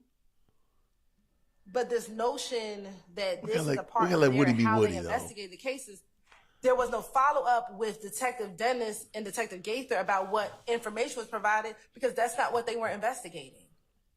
So there was no need to follow up on whatever information about DB's murder because they weren't investigating that. Look, Mr. Seals told you he had a good faith basis to ask the question. Well, the statement it's collateral, but we understand the portion. All right. So, Mr. Seals, I'll let you inquire on across, okay?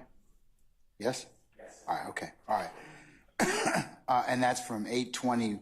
Is that why she keeps standing up? Okay. 8:22:59. All right. So the next Who's that section, guy? Your Honors, Oh, that's him, okay. 838.29 to 838.44. It's within there. It may not take up those 15 seconds, but it's a comment about my client's criminal history. They asked Mr. Copeland how long he's known Mr. Stillwell, or been hanging out with Mr. Stillwell, and and this is all information that Mr. Copeland's already provided from the stand. But Mr. Copeland says essentially, I don't know, as long as I've been hanging out ever since Shannon got out, or something to that matter, which references my client's criminal history. So he would just ask that be redacted. Your Honor, the state has no objection. We believe the appropriate time frame is 8:30, 8:36 to 8:38. I don't know. That's a good question. Okay. Is the appropriate time frame. But can we go back to 8, because I want to be clear. Can we go back to what, madam? I'm sorry. Number 8, so I can understand. Defense counsel wanted 8:21:31 through 8:22:59 out. They want to cross. I'm going to let them cross on that. No. Based upon this, Mr. Shard wanted it out. And that is true. So yeah, he wants it out. I'm withdrawing that. He wants it out. Mr. Steele wants it he really wants it included as part to be played, but I'm going to not require you to play it when on your continued or ever. We don't want to hear it anymore. We want Woody. Cross. Okay. You talk about the discussion about the killing of DB. He can get on that. He can inquire about that on cross. I'm not going to require you to put it in your direct, but he can ask about that on cross. There were other portions that the state wanted in. So if Mr. Shard is asking for that entire, if he's withdrawing his request, I just want to make sure that the portion the state wants in is fine. So what? All right. What portion do you want? What are you trying to from 8:21 to 8:30, 8:21:31 to 8:22:59? What are you trying to get in then, ma'am? We are going to play 8:21:31 through 8:21:37. And what does that cover? No scene to it. Where he talks about who do you hang with from the Ville. They're asking who does he hang with from Mechanicsville, and besides the Michigan and Shannon, and he asks like now, and she says, yeah, I mean everybody's locked up. He says, man, besides Shannon and D, you ain't gonna see me hanging with nobody. And they wanted that excluded, but we want that in. And then I think our seconds may be off a little bit. If that's what's being discussed, I don't have any problem with if Mr. Copeland's asked who he hangs out with, and he says besides Lil D and Shannon, you ain't gonna see me with nobody. I mean, that's his answer. I don't have a problem. Are you gonna get into anything about the reference of being locked up? How about he wasn't talking about them. Free Woody. Free Woody. Like, out of all these other people, who do you hang with? And he says, I only hang with Shannon and D. The locked up reference is not to any defendant. So are you I understand you disagree fundamentally, for all the defendants do, but right. Is there any further discussion about 8:21:31 to 8:21:37? No, and I'm going off of what the state's saying. It says, if it's just who do you hang out with, and he says who he hangs out with, I think that's fair. Yeah, if you're asking to get that in, unless somebody wants to be heard about that issue, I'm going to let the state play that. But as for 8:21:38 through 8:22:59, Mr. Steele can inquire about that on cross. Okay, well, we wanted in 8:22:53 through 8:22:59, so that's fine. Okay. Thank you, Your Honor. All right. So next one I think is 8:43:15 to 8. We skipped one. The 8:38. Is it 36 or is it 29? I believe it. Nothing. I believe the correct timestamp is 8:36 to 8:38:44. Yeah, bring Woody back. But Just it's bring Woody the reference to Shannon to Mr. Stillwell's criminal history. Yes, sir. So that we're going to exclude that, right? Yes. Okay. All right. That's excluded. Okay, the next time period we got to discuss is what? Wait. 8:43:15, 8:44:01. 8:43:15 to 8:44:01. And the state doesn't have any disputes to that. So that can be, so that excluded? Yes, but we want to be clear. The state will stopped playing after. I think the question is, where is Duke?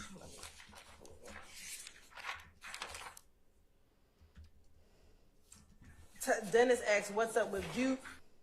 Kenneth says, Duke, he's locked up. And Dennis says, I know. And we'll stop at that point because it is not, the evidence will come out that he is locked up during this time. That's on the front end of this time range? Correct. So Okay. everything after 8314 is when they go into the time that he was offered, and all of that is excluded. Okay. Now, 10, from my notes, 10 ends at 8:44:01, and then 11 begins at 8:44:05. I assume there's nothing that you want to play between 8:44:01 and 8:44:05. I think they're two topics that just flow into each other. I think that's where we go into the Jimmy Winfrey stuff. and Yes. all that stuff. Okay, so they agreed with 10, Your Honor, to go 8:44:01 is when 10 ends. 11, which is the... So hold on, wait a sec. So 8:44. Okay, you're ending that. That talks about Duke being in custody. So where are we picking up from there? So it's literally like 8:43:16. We can cut from 8:43:16 all the way to 8:47:37. No. She just disappeared. I don't know what happened to her. She spontaneously combusted. I don't So know. there's two different discussions. There's a discussion about the theater shooting that goes 8:43:15 to 8:44:01. I believe it flows seamlessly into the discussion about sexual proclivities. And we've agreed to cut out the Jimmy Winfrey portion of that. Okay. So I just want to make sure that I'm clear with what you all are asking. Is the 8:43:15 to 8:44:01 the Duke in custody you all excluded? So no, right before 8:43:15, Duke in custody, and then 8:43:15 begins. right, and what the state is saying is after 8:43:15 to 8:47:37, the state will not play.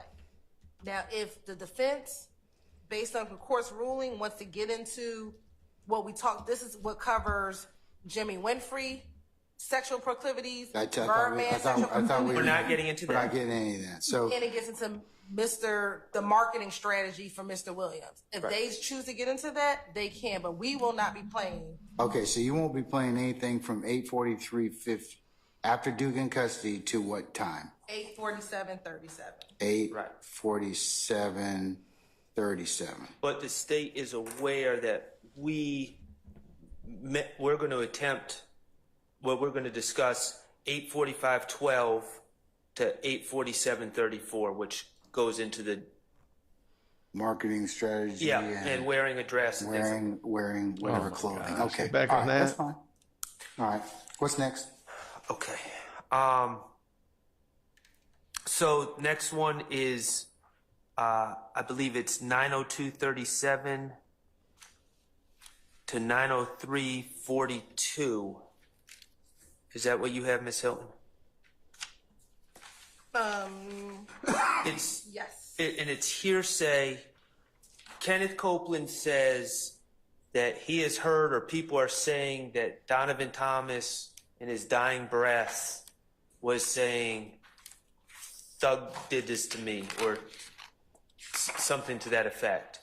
Wow.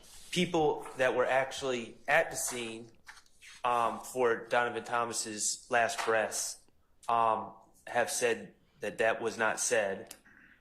Sammy Davis took the stand and talked about what had happened there, and that's just street rumor being put out there by Kenneth Copeland.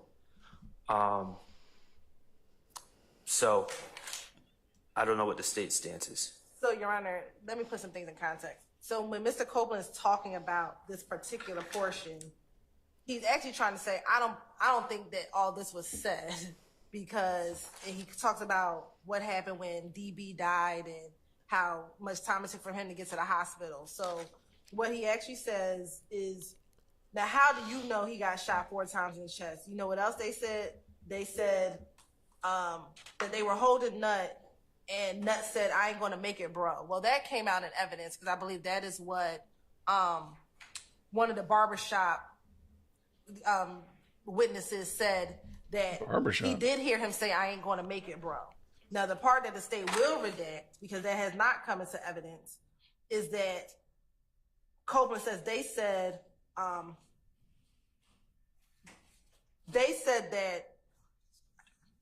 that Nut said Thug ass had something to do with it. We will exclude that portion because we don't believe that has come into evidence, and that is from 903.14 to 903.21.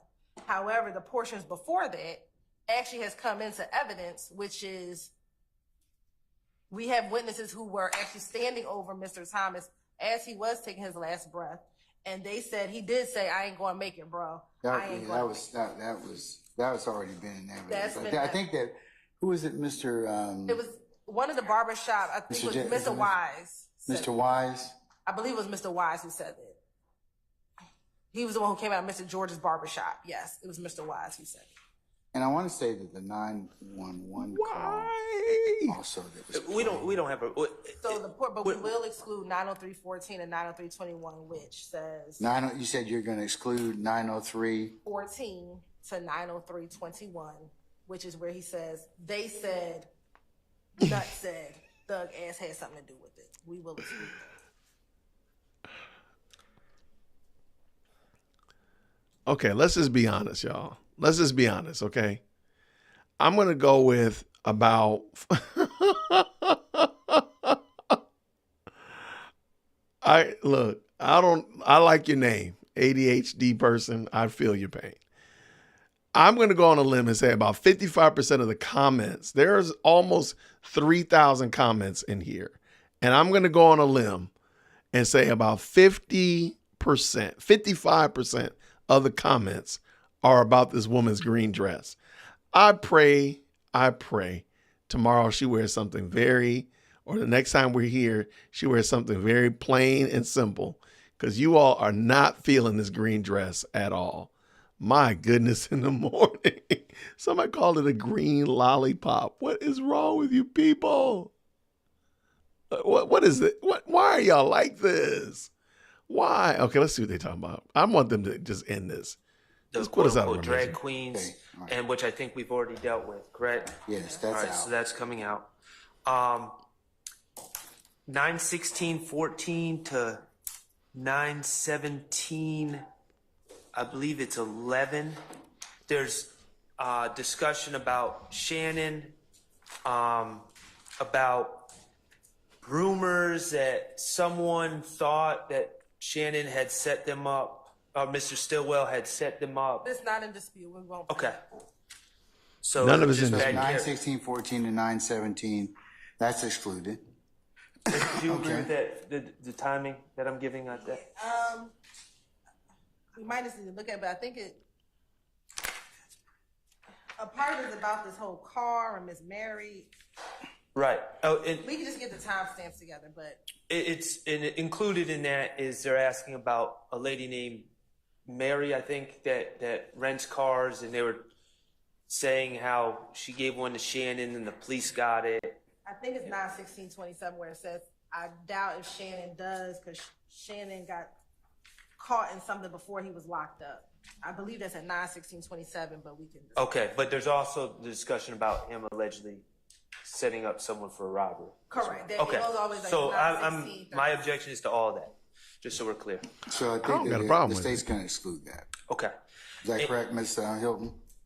Yes, I believe it goes up to 917. Actually, she's an AKA. I mean, she's a Delta. Picked up on is the types of car that Shannon has, or Shannon's girlfriend has a red car and Monty had a pot. She's a Delta. Okay. Y'all are wild, man. And number 19 kind of piggybacks on that. And now this is the same person who heard target on their heads when it was turbans on their heads. So I may have heard this wrong, but to me it sounds like on it's turbans that we right. No, that was a different tape, but I'm just saying sometimes my hearing isn't the best. But in this particular tape, I hear them talking about Shannon's girlfriend. Which section are you talking about now? It's 24340. It's 917.27. through 9/17/27 through 9/17/56. Oh, yeah, right. I'm sorry. I'm going by my things. I'm already feeling it. Still on my second one. It feels like a buzz. It's hard to explain, but my body. 291, line 24 through page 293, line 14.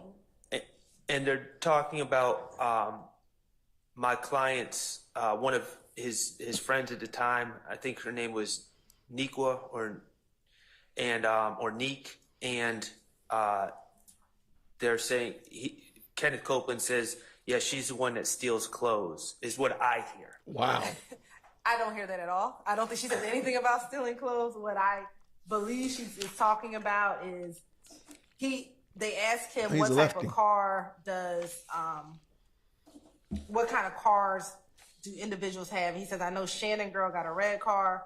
Monte got a Pontiac. They asked him what color is the Pontiac. Kenneth says a gray one. Hear it? Sure. And just to be clear, I don't have any objection to the cars. Yeah, I don't think he says anything about clothes, but we can just play this section. All right.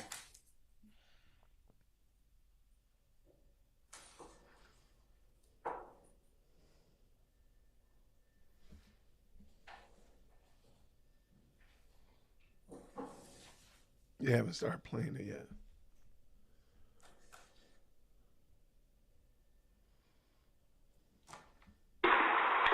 Yeah, I just got caught up in the time for me to shine, caught me bullshit, man.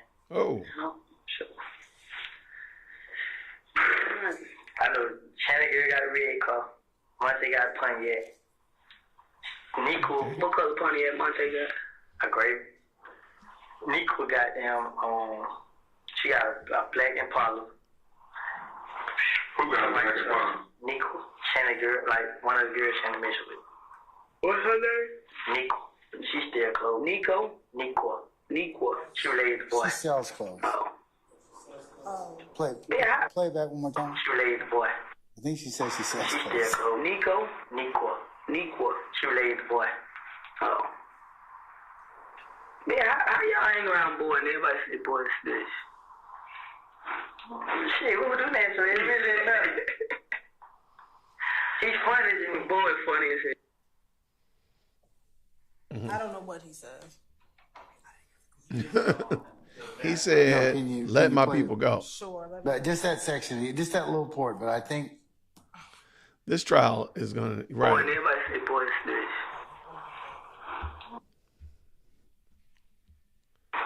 Oh, y'all funny to me. Y'all too old for this shit. Yeah, I just got caught up in the time for me to shine, calling me bullshit, man. Sure. I know Shannon girl got a red car. Monte got a Pontiac. Nico, what color Pontiac Monte got? A gray. Nico got she got a black Impala. Who got a black Impala? Nico. Shannon girl, like one of the girls Shannon mentioned with. What's her name? Nico. She still clothes. Nico. She related to boy. Related to boy. Man, how y'all hang around boy and everybody say boys? So we can cut out that part. Okay. I got to see what the timestamp is, but we can cut out that sentence. All right. Everybody hang around boy. So we'll cut out the she sells or steals or what. Yeah, but I think she says she sells clothes. So I don't want to imply that. No. So I think it sells, but okay. Do you hear, Chris? Okay. I think it sounds like sells, but yeah. All right. But that doesn't matter. That's Come on. All I have. Okay. Praise his name. For this. All right. Anybody else?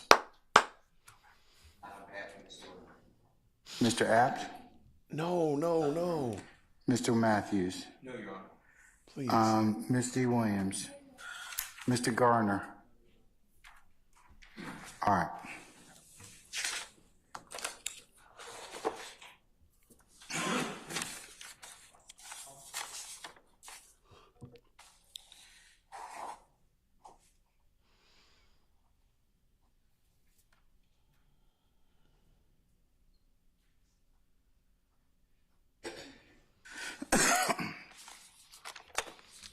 This is so, please be done, please. Here, let me get some church music ready. All right, folks, let's take 5 minutes to take a comfort break and come back and talk about the other interviews, okay? Wait, let's take a we're done break. We're finished, we're shot.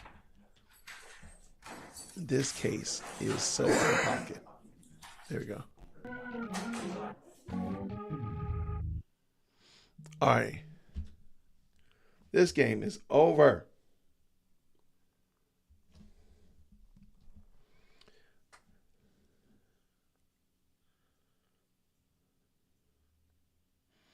Oh, I didn't see this. Okay. This is craziness, man. Y'all, how are we putting up with this?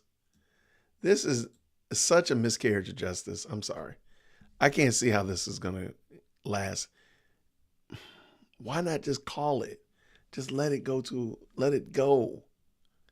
Let it go, man. Let it go.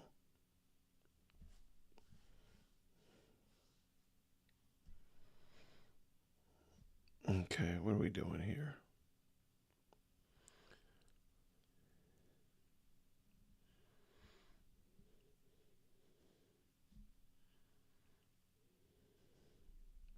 Okay.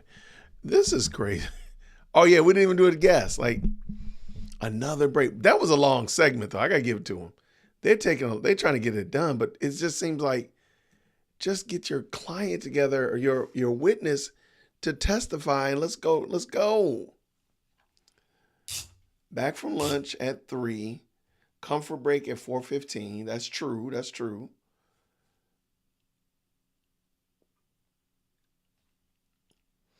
But I think when they come back, he's just going to call it. It's going to be, 20 minutes. He's going to call it, and then they're going to go through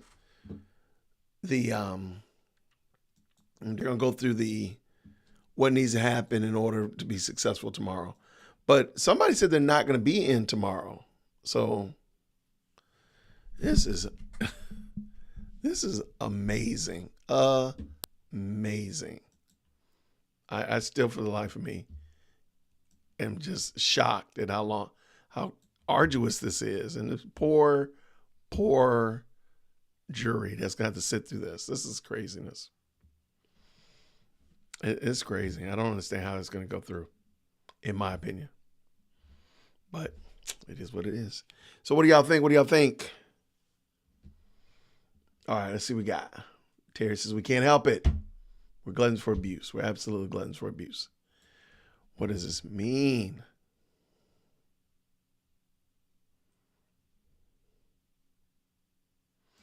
Yeah, prosecution. What the prosecution's rodeo witness? I mean, that's what they get, man. That's the one. They hung too much of their hat on that. I don't know how to have done it differently.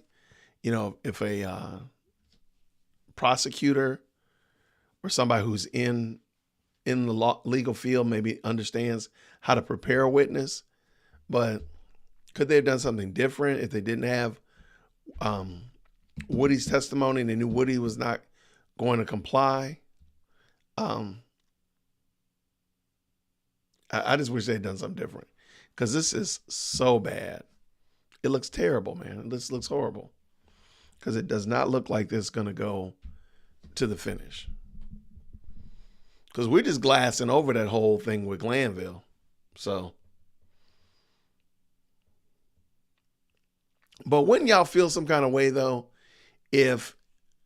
now granted, they didn't ask for any mistrials today, but won't y'all feel some kind of way when Glanville actually says, yes, I'll grant you a mistrial and I'll recuse myself or whatever, and knowing that it's going to have to go all the way back to the beginning anyway?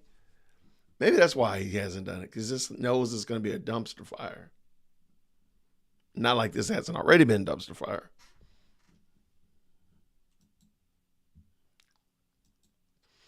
Yeah, this is crazy. So hopefully they'll come back in a meaningful amount of time, give us a real finish up, wrap up. They won't keep going through that because that's just ridiculous, man. Let me double check, make sure I got it ready. Okay. Yeah, because this has just been ridiculous. I think my mom just came and brought my daughter back. Let me see real quick. She did.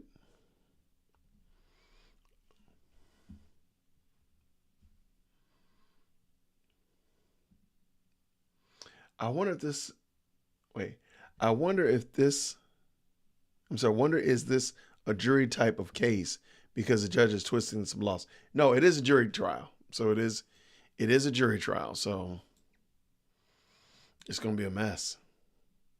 I just don't see how, I hate the fact that you have to ask the offending judge to recuse him or herself. That part I think is why. I wish there was some way for, and I'm sure there might be, some way for me to seek, because it doesn't make sense to ask the judge who did the wrong to recuse himself. That part right there just seems wild. It just seems like there should be a external third party entity that says, hey, Judge Jason was doing wrong. We caught him doing wrong. Here's our evidence of Judge Jason doing the wrong thing. Please respond accordingly. That's a good question, Home Office.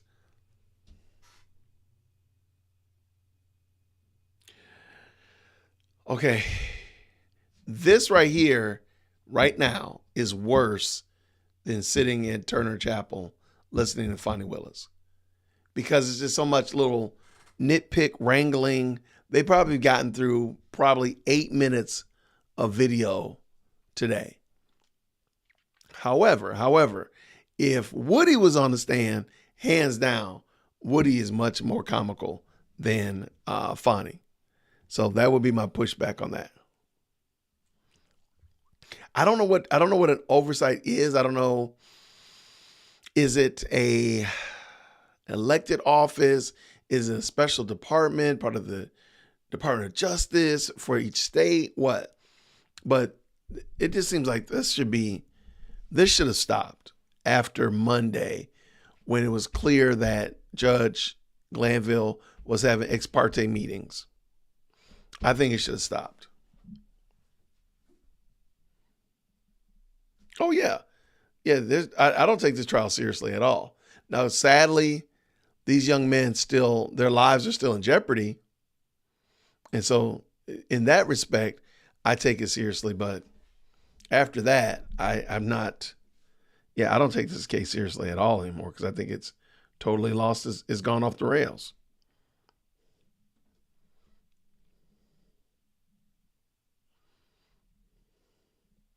Yeah, I've heard this story before. Real Time is mentioning.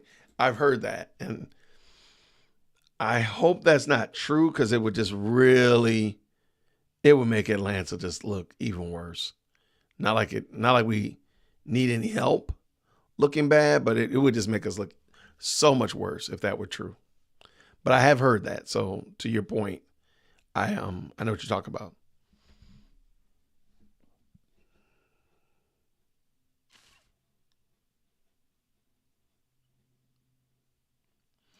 Wow. 20 to 30 days and everything is still moving. Wow, that's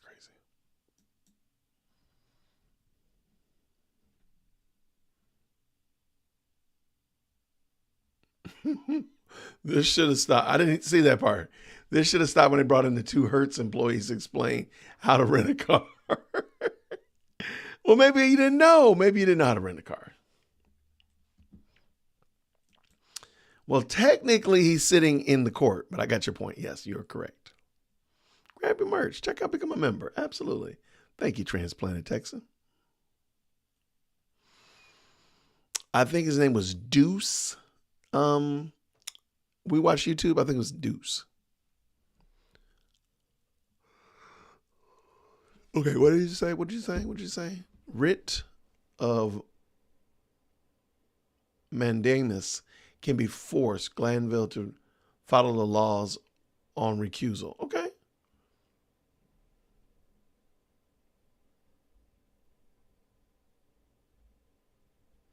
All right, so let's see.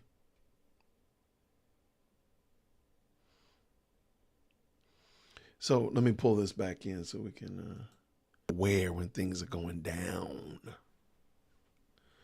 We could be made aware. Come on, Judge Glanville, let's go. Yeah, that was his name, Deuce. D-E-U-C-E, Deuce. Let me see where, just real quick. Oh. My mom took my daughter. Okay, all right. Yeah, I'll go hang out then. That's what's up. My daughter talked her into getting her something to eat. I know it. Stanley Horton says, Deuce. I got you.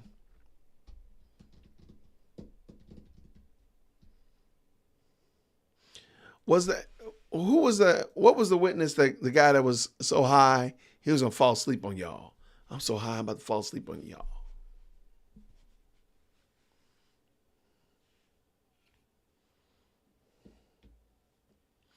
This will be a mistrial, no doubt.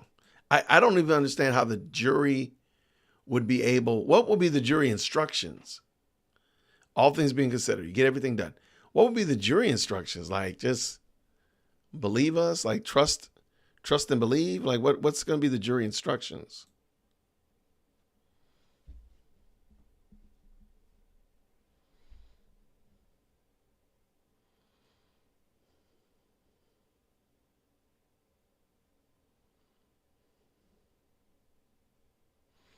All right, let's see.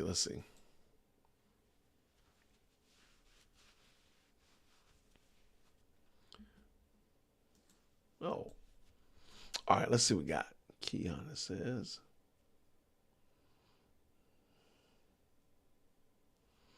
All right, Apex, what do you got here?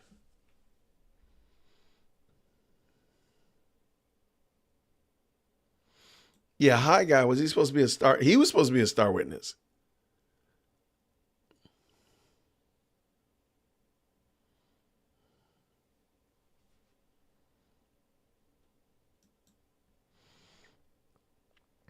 I don't know. That's a good question.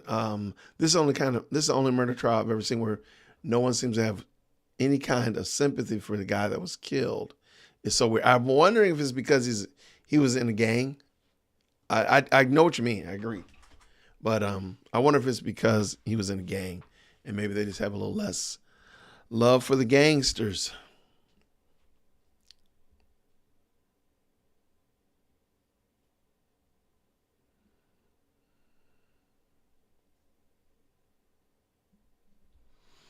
Man, I hope they don't do what they did in the Trump trial for this.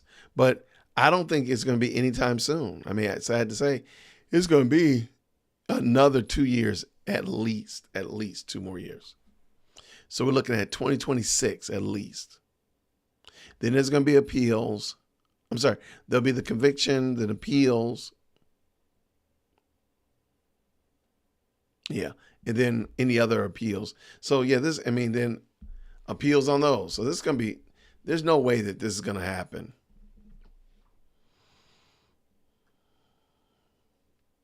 Because we don't know his story. That's probably true. I don't know, what's his name? Big Nut. What was the guy's name? See, there you go. I don't know his name.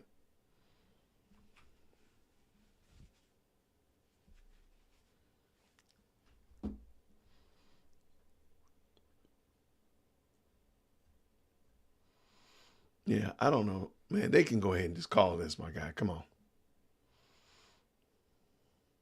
Well, thank you, Terry. Thank you so much. I appreciate you for subscribing. Thank you so much. Everybody, please make sure you tell Terry hello and welcome to the team. Welcome to all the new subscribers. I appreciate you. My name is Jason, and I like to do social and political commentary from a Christian male perspective. And we've been enjoying this case. We've been just in here chopping it up. It's been fun, and we're going to see, hopefully, the news on the street is that there isn't any court work being done tomorrow. So I think that's right. And if so, maybe we'll do a recap. Hopefully I'll have a legal expert that we can actually ask questions of, hopefully. And I think that would be very beneficial because I think we all have some questions about how this case is being played out and what are the ramifications of it. And why do we not understand certain things? Here's a great point. Thank you so much for reminding. His name is Donovan Thomas. Thank you so much. Thank you for hitting that like button, TJ. Thank you so much for reminding everybody to do that. But yeah, I don't know when this case is going to come to a conclusion. I hope that, what time did they go on break? I think they went on break at 4:15. So hopefully 4:30, they'll come back. Because, I mean, they got a true smoke break.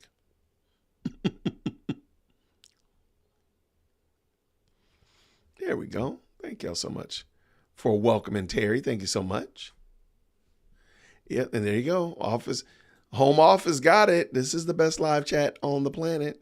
I'm trying to tell you. And your key to admission is just to hit the like button. That's all you got to do. Thank you so much. My wonderful moderators are keeping this ship going in the right direction. If you were wondering why in the world does Jason call his channel Dear Woke Christian, there's the link right there. Pay attention to the road, Q. Don't be off task. All right, let's see what we got here. They are not back yet. All right, so well, first of all, where did Adrian Love go? Let me know in the comment section. Where did Adrian Love go? Oh, I had a poll. I forgot we had a poll up about that. All right, let's see. Where is that poll? Un momento, por favor.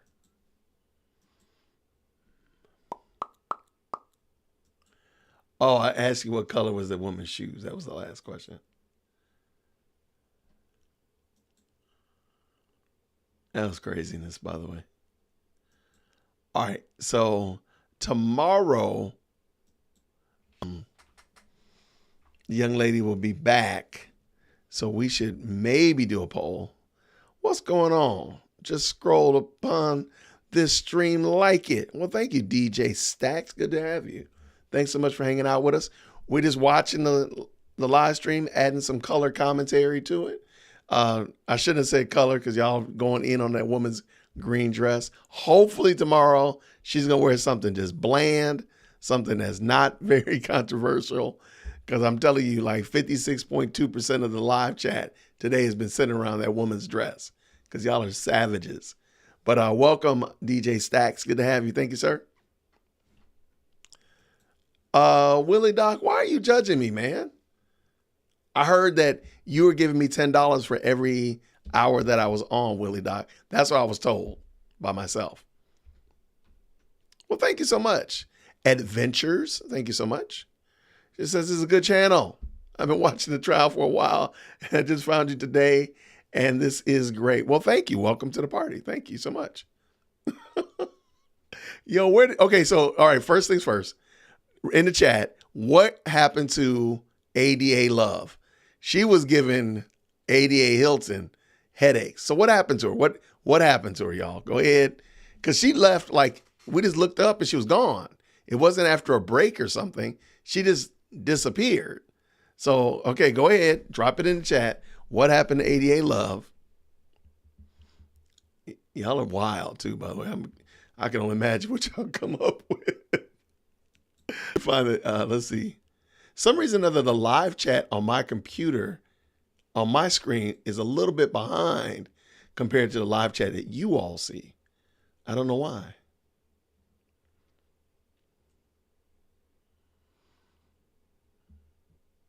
Yeah, Meg. Somebody said that, and I think that's kind of interesting. Yeah, she was so antagonistic, though. I'm like, good gracious. Why are you like this? What happened to you? Okay, let's see what you got. She had an emergency meeting. That's fair. Love getting the lineup. Y'all are wild. She finally had a meeting with Woody. Love saw the comments over here. Absolutely. Now, don't forget, Dear World Christian is about 20 minutes away from Fulton County. And Fulton County does have extradition rights over here in Cobb County. So don't get your boy put in jail. Please don't get me put in jail. She probably wasn't getting her way and she left. Sad to say. That's probably more true than false. I'm trying to tell you. Let's see what we got. Yeah, whatever happened to DA Cross? Thank you. That's right. There was another female on the prosecution early on. Does anybody know what happened to her? And I would love to know that. That's funny. She's under the judge's desk. Y'all are wild. Stop it. She's buying more notebooks, bro. She was writing, scribbling, writing all, distracting. That was craziness. Her ear mic and the judge went out. That's wild. Gave out. Let's see.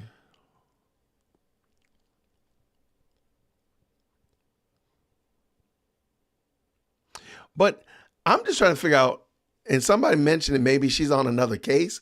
Because I'm like, why is she not talking? Why is she not participating in this? Because it would seem that she should be, because she has so much to say. She is the senior as it relates to ADAs.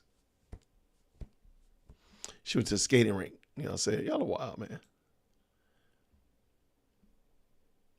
Is there any, no movement. Okay. She was at the skating rink.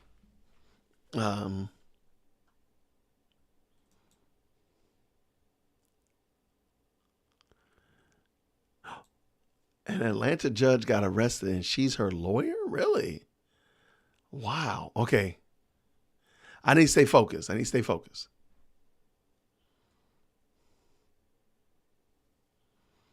You're wild. Love had a fill-in pedicure appointment. Y'all are wild, man. She mean with Wade. Uh-oh. Don't start those rumors here now. Don't do that.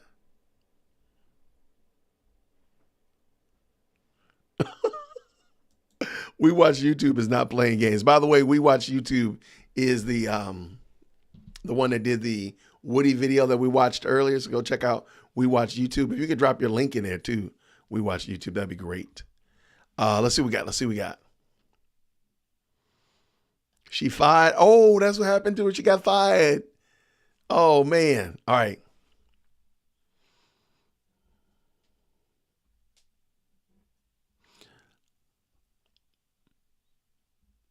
Really? Okay. Y'all are hilarious, man. I love it. What did Willie Doc say? What is Willie Doc saying? Willie Doc said, thank you so much, man, for the $10 super chat. What did Willie Doc say? I am that dude that got that one talent, but I didn't bury it. Instead, contributing to the RICO fund. Matter of fact, let me go and give y'all that. Thank you so much for reminding me. Oh, let's turn the light on.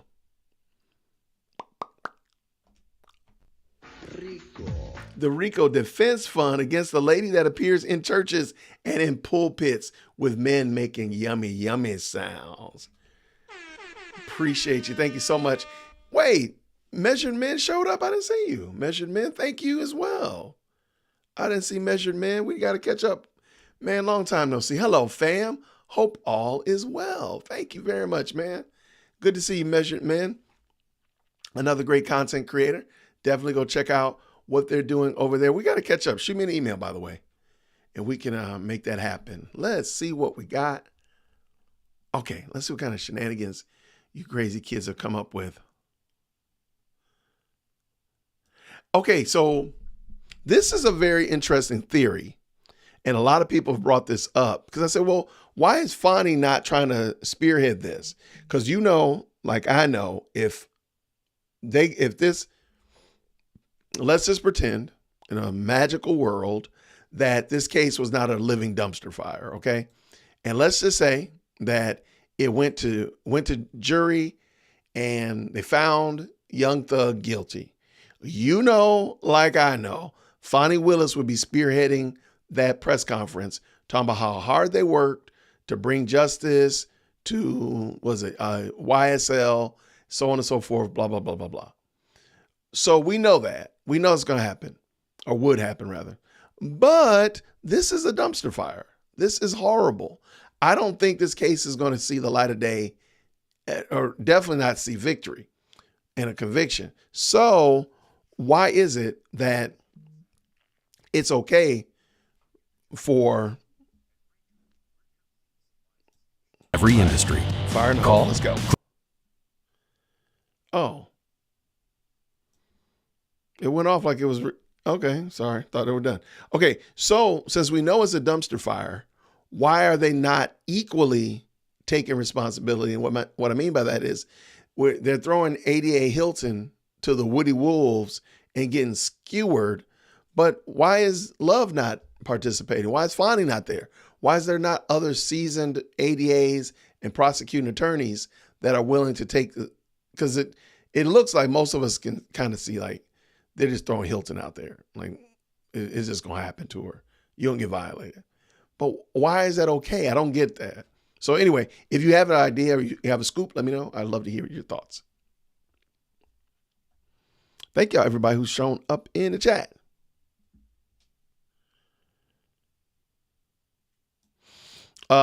Apex asks, dear Will Christian, you've discussed this already, but what do you think about Trump at the church in Detroit? It is inappropriate for politicians to be at churches, period. Whether I like your team, whether I don't like your team, whether it's what I consider an orthodox or faithful church, or whether I think it's a heretical false church, politicians should not do meetings in churches. I did it initially, Apex. I talked about that when Trump did a rally at a church in Phoenix, Arizona, I think it was. And I thought that was wrong. It was wrong for doing it then. I know that a lot of people are using the convenience factor. You can easily get a permit because they already have meetings there, so on and so forth. That's all those things are ancillary. The church should be off limits to politicians, even on a Wednesday, even on a Saturday afternoon or Thursday night, off limits. No politicians in churches. So to answer your question, it's wrong for Trump to be in a church, period. Even if it's favorable, because, and since they're not coming, I'll just talk about it real quick. Your church should be should be countercultural. And church should not be seen as like, oh, this church is a right-wing church. This is a left-wing church. This is a conservative church. This is a progressive church. That should not be the name and moniker of the church. The church is Christ's church. Those people that have been called out of the world to gather, to assemble, to worship God on a Sunday evening, Wednesday night Bible study, so on and so forth. Church should be, for lack of a better term, should be a neutral ground. All politicians, all political stripes and whatnot like that are called to surrender to Christ. So it's not a matter of me gathering people here to push a political agenda. So there, real quick summary, it was out of pocket. It was wrong. Whether it was a black church, white church is irrelevant. All right, let's see. Thank you, man. Great question, by the way.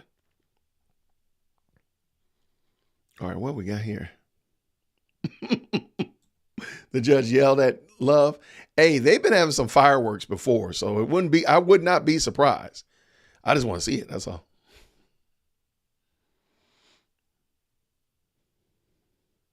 I think, there we go. I think his servant summed it up pretty well.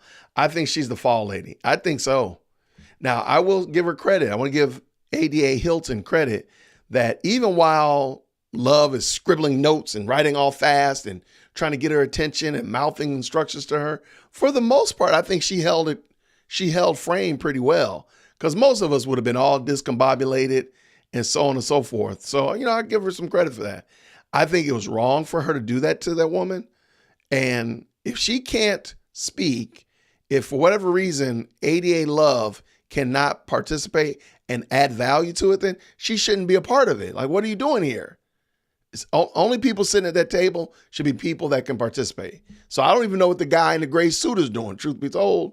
But if Hilton is the only one that can speak, then Hilton needs to be at the table all by herself. And if Hilton is there with somebody, everybody there, and I think the gray guy is kind of like researching, so I'll let him stay. But for real, there's movement. There's movement. All right, let's see what happens.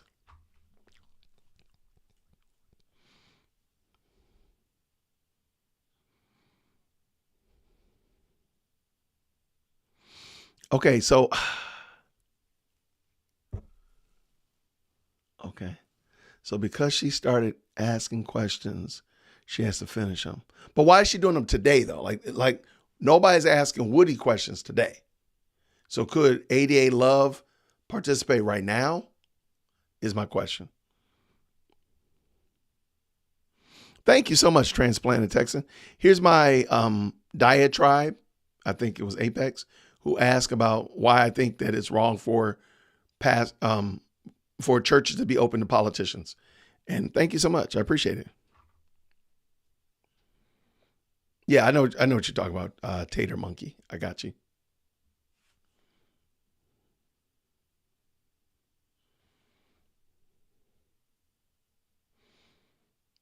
I don't think it's appropriate to answer your question in a quick fashion. Apex, no. I don't think First of all, there's a perceived understanding that Democrats every year go after voter registration drives. Why don't Republicans do voter registration drives? Because most of them are already registered to vote. So that's not the key. I don't think that, again, I think if a church wants to support and add to politician Johnny doing something at the convention center, that's your choice. But I don't think the church should open up its doors to allow politician Johnny to do an event inside of the church, the building, because I think it creates more problems, way more problems than it solves. And it does turn people off. I think that's the end of the day. What you don't want that to be the case where your church is seen like, oh, I'm a libertarian and that's that Republican church, or, oh man, I can't go over there and get help over there. I don't want to hear what they're talking about because that's that left-leaning church or whatever like that. That's not the goal of church at all. And Kenneth Wood said, you never know what a jury's going to do. That's why they have jury trials like this, because it's so much easier to sway, to get, it's much more difficult, please forgive me, to get 12 people to agree on something that's so convoluted. Okay, here we go.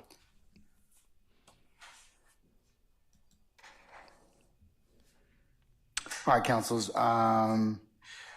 We still have the February 21st of 2015 and the June 10th of 2015 interviews, correct? Yes, yeah. Okay, all right. So, how long is you said the February 21st is 3 hours? Approximately. Have you all identified those particular areas like you did today that need to be discussed? We received from Mr. Shard the areas that he would like redacted, and we're prepared to move forward on that. Have you sent this defense your redactions yet, madam? We did. We sent them both February 21st and June 10th. We have not heard back from the defense regarding our redaction. Other than Mr. Shard regarding his portion of what he believes to be should be redacted, but we have not received any feedback on the areas that we've identified. I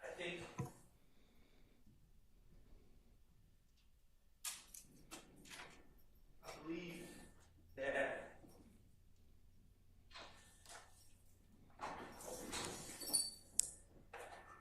regarding the defense's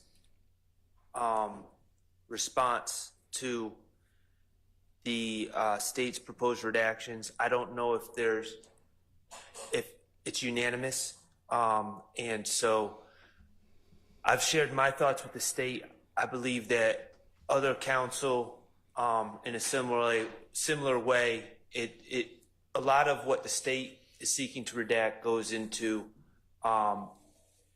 investigations and the way investigations were conducted.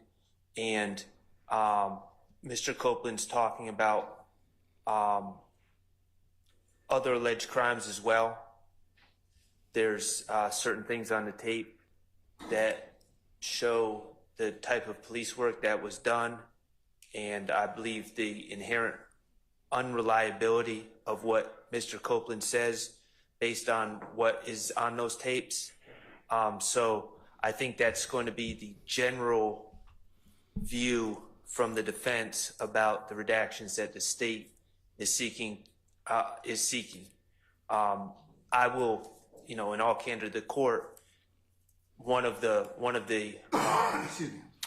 some of the excerpts involve a detective, I believe her name is Lewis, is that correct? Yeah. Detective Lewis, regarding a murder involving, or alleged murder involving an alleged suspect that goes by CJ. I don't know how that case was resolved, but Mr. Copeland is asked about that. He's also asked repeatedly about the February 20th shooting by investigator Gaither, and he's shown photo lineups, and I think the defense wants to get into some of the police tactics that were used in that, in the questioning of Mr. Copeland about that.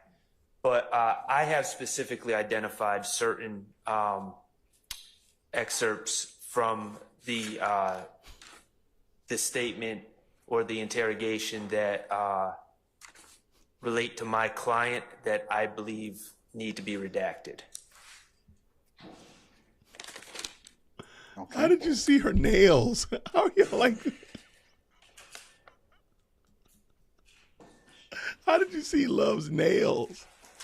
Mr. Steele, are you similarly, or Mr. Adams, I love it. I love y'all so much. I'm going to ask each counsel that. How did you see her nails? Elaborated and sharp, sent all of our information to the state. Okay. Man, I expect to see people like knapsacks back there, curled up on a pallet. What are you doing? Brian Steele is not even blinking. I guess so. I would never have seen that. We watch YouTube. There's no way I would have seen that. Y'all are a hoot. I believe after conferring with Mr. Steele that the list of redactions is inclusive, unless someone else speaks up, of the proposed redactions for all the defense members. Mr. Abt, do you have any other redactions? Please say no. The right answer is no. Ms. D. Williams, Mr. Garner. All right.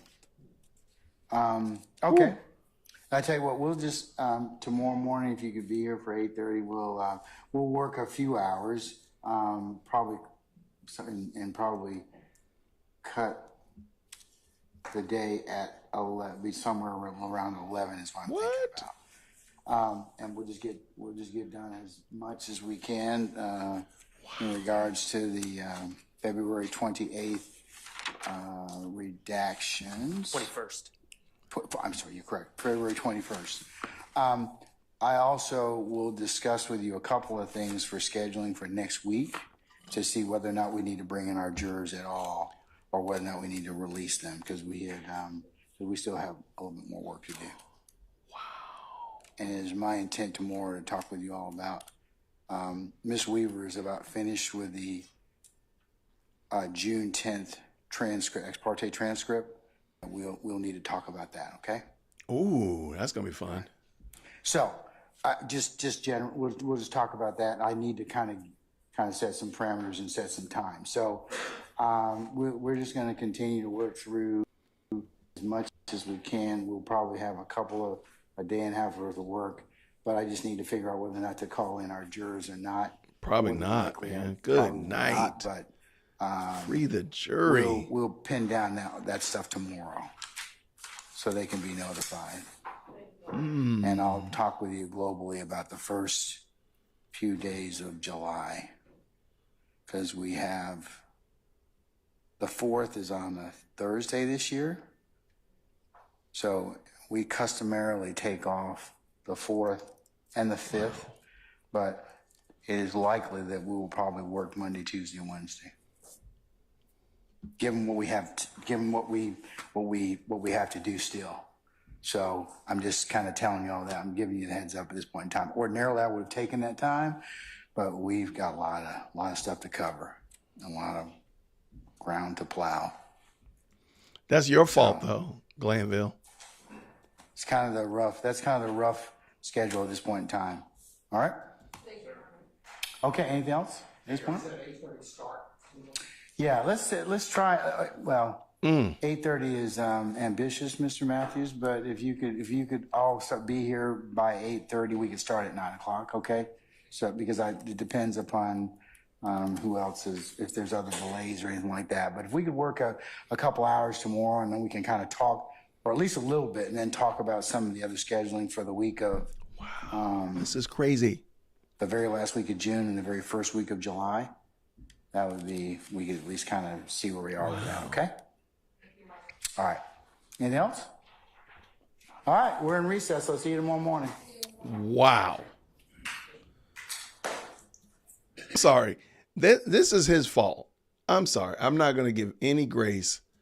The reason this case has gone so far off the rails is because, one, Glanville allowed them to use the interrogation documentation, the interrogation videos, when they should have gotten their witness to behave or found a different witness. That's just it. Because I can't believe that. You said the judge must be on an hourly rate. He on that Nathan Wade kind of hourly rate. To me, it makes no sense at all. It totally makes no sense at all. At this point in the game, I would probably confess that I did it so that we could just move the game along. I did it. I threw gerbils at him, and the gerbils, bit his ears and stuff, and that's it. I mean, just end this. Like, this is painful. But I did see someone mention that they ask. It's been a where's the filing? Q just said it, I thought. Did you say it, Q? Right here. So maybe we'll look into that. Mr. Weinstein has filed a writ asking the Supreme Court to remove Glanville. That's what happened in Memphis with the Young Dolph case. So maybe there's a possibility. Maybe they could say, hey, this is, they know it. So it's not like they don't know what's going on. So yeah, I think that would be great. Personally, I think the private meeting, Woody was already a problem before they had the private meeting. They had the private meeting after the infamous I plead the fifth. So he was already going to be a problem, and they knew that before he pled the fifth. So the private meeting was to kind of shine him up a little bit, rough him up to get him to comply. So personally, they already knew he was a bad witness to start with. They should not have put him on the stand. They should have said, hey, we're going to go to witness number 18 instead of witness number 17 and keep it moving. Maybe work with him a little bit more, see if he really truly wants to participate, whatever. Let me see what we got here. Hold on one second. All right, let's see.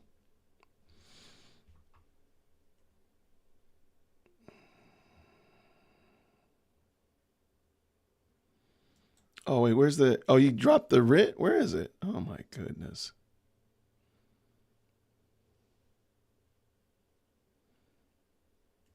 Where did Transplanted Texan, you dropped the writ? I see where you told me it. I dropped the Weinstein emergency writ in the chat.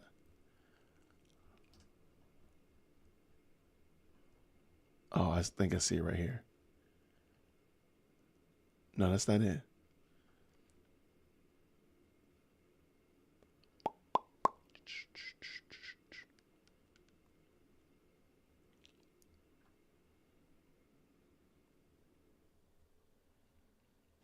Okay, I don't see it, but don't hold it against me.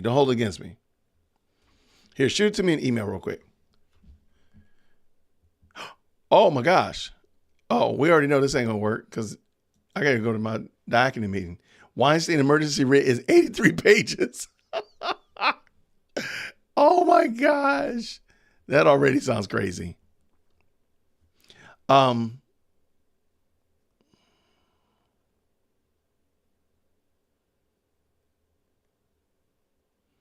Okay.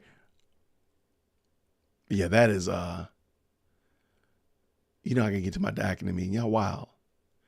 But so back to my point, and I appreciate it. I did not see the message, but that just means I just don't see it, which is more than reasonable.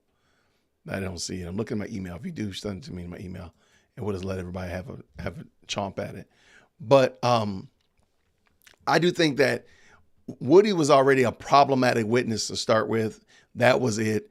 I think because he was problematic, it precipitated the ex parte meeting, which was also problematic. So I don't think there's anybody that's without fault here, but that's ultimately what I think happened, or how I translated what happened. So thank you so much, Estrada. Thank you so much for the love of the game. Thank you so much. Let me see what we got here. Yo, 83 pages is wild. All the wild. So wild. That's making me sleep. That's making me itch. But y'all can read it and we can come back and talk about it later on. Okay. Trying to see, did you send me the document? And then I'll post it in here and everybody can at least have a little bit of checkout with it, at least that.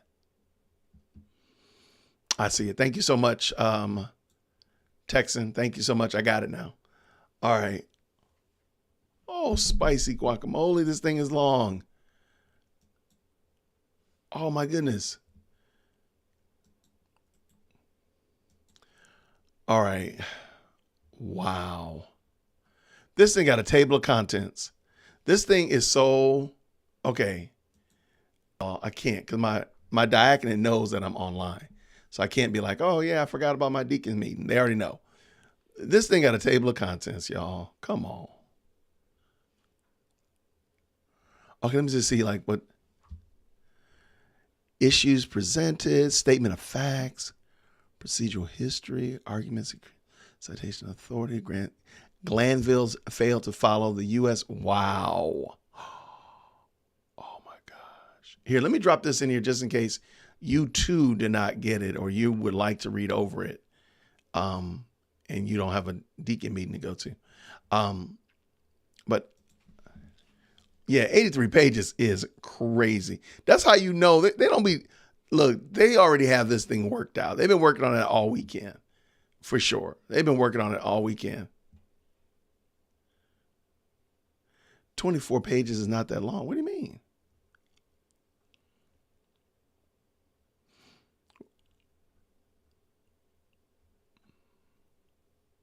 It does say, okay, why does it say 23? Why does it say 83 pages up here? But it does say 23, right? 24 right there. Okay, let's just scroll down. Let's just look. Okay, maybe it's not that bad.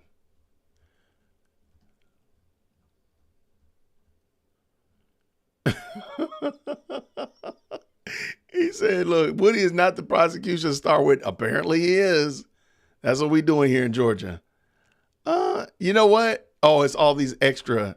That's what it is. They've added all of this stuff to the end of it, the examples. So we've all seen the State versus DeMonte.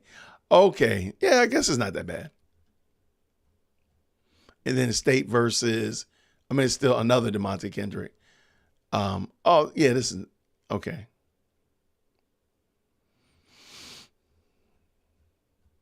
All I know is I just want to see State versus Rich homie Quan. That's what I'm looking for.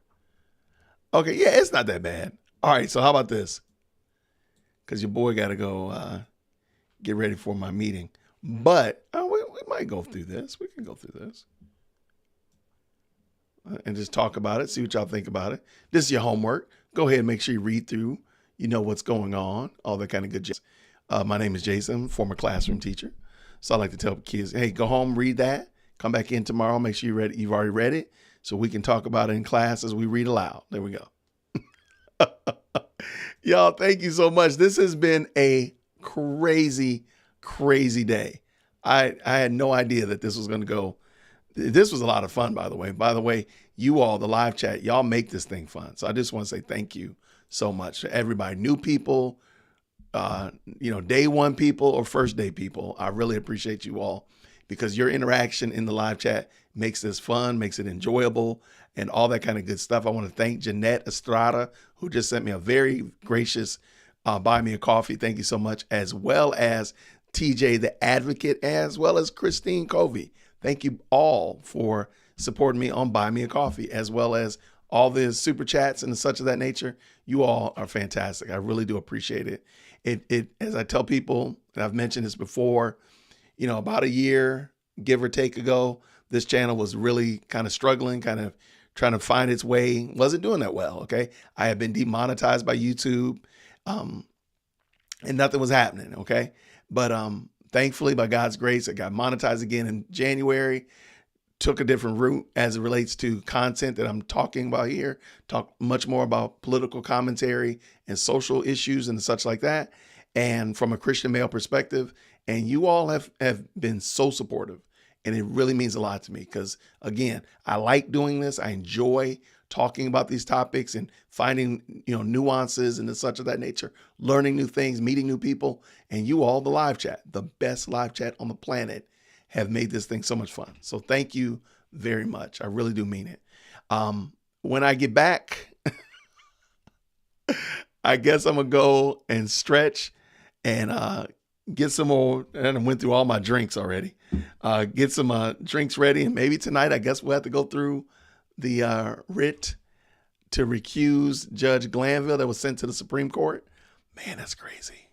There should just be a better way to do that. You shouldn't have to go through all of that in order to remove a judge that's made a bad decision.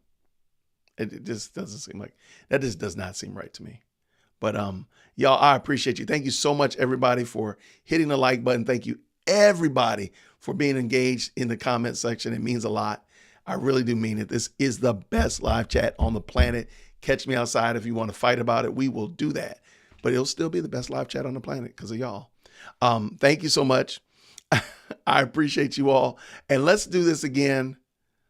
I guess if y'all want to, hopefully this meeting will be short. We have some quick business to talk about, but hopefully it'll be short. And then I guess we'll come back and we'll do it again. But definitely we'll do it tomorrow for sure, for sure. We'll be back tomorrow to look at how they go through the rest of this case. And I still got the top 10 craziest things that happened in the Young Thug trial. We did Woody, so I still got that one still. So we can do that one tomorrow as well. But everybody, I appreciate you all so much. It means a lot that you all hung out with me today. Grace and peace to everybody who hung out. Oh my goodness, how have we been here this long? But I appreciate it so much. So let's do this again real soon. Look for the thumbnail. Look for the announcement if we go back and talk about this tonight. But we definitely will be back tomorrow at 8:30 in the morning. That thumbnail will be going up as soon as I get an opportunity. Everybody, thanks so much. I appreciate y'all. God bless. Grace and peace.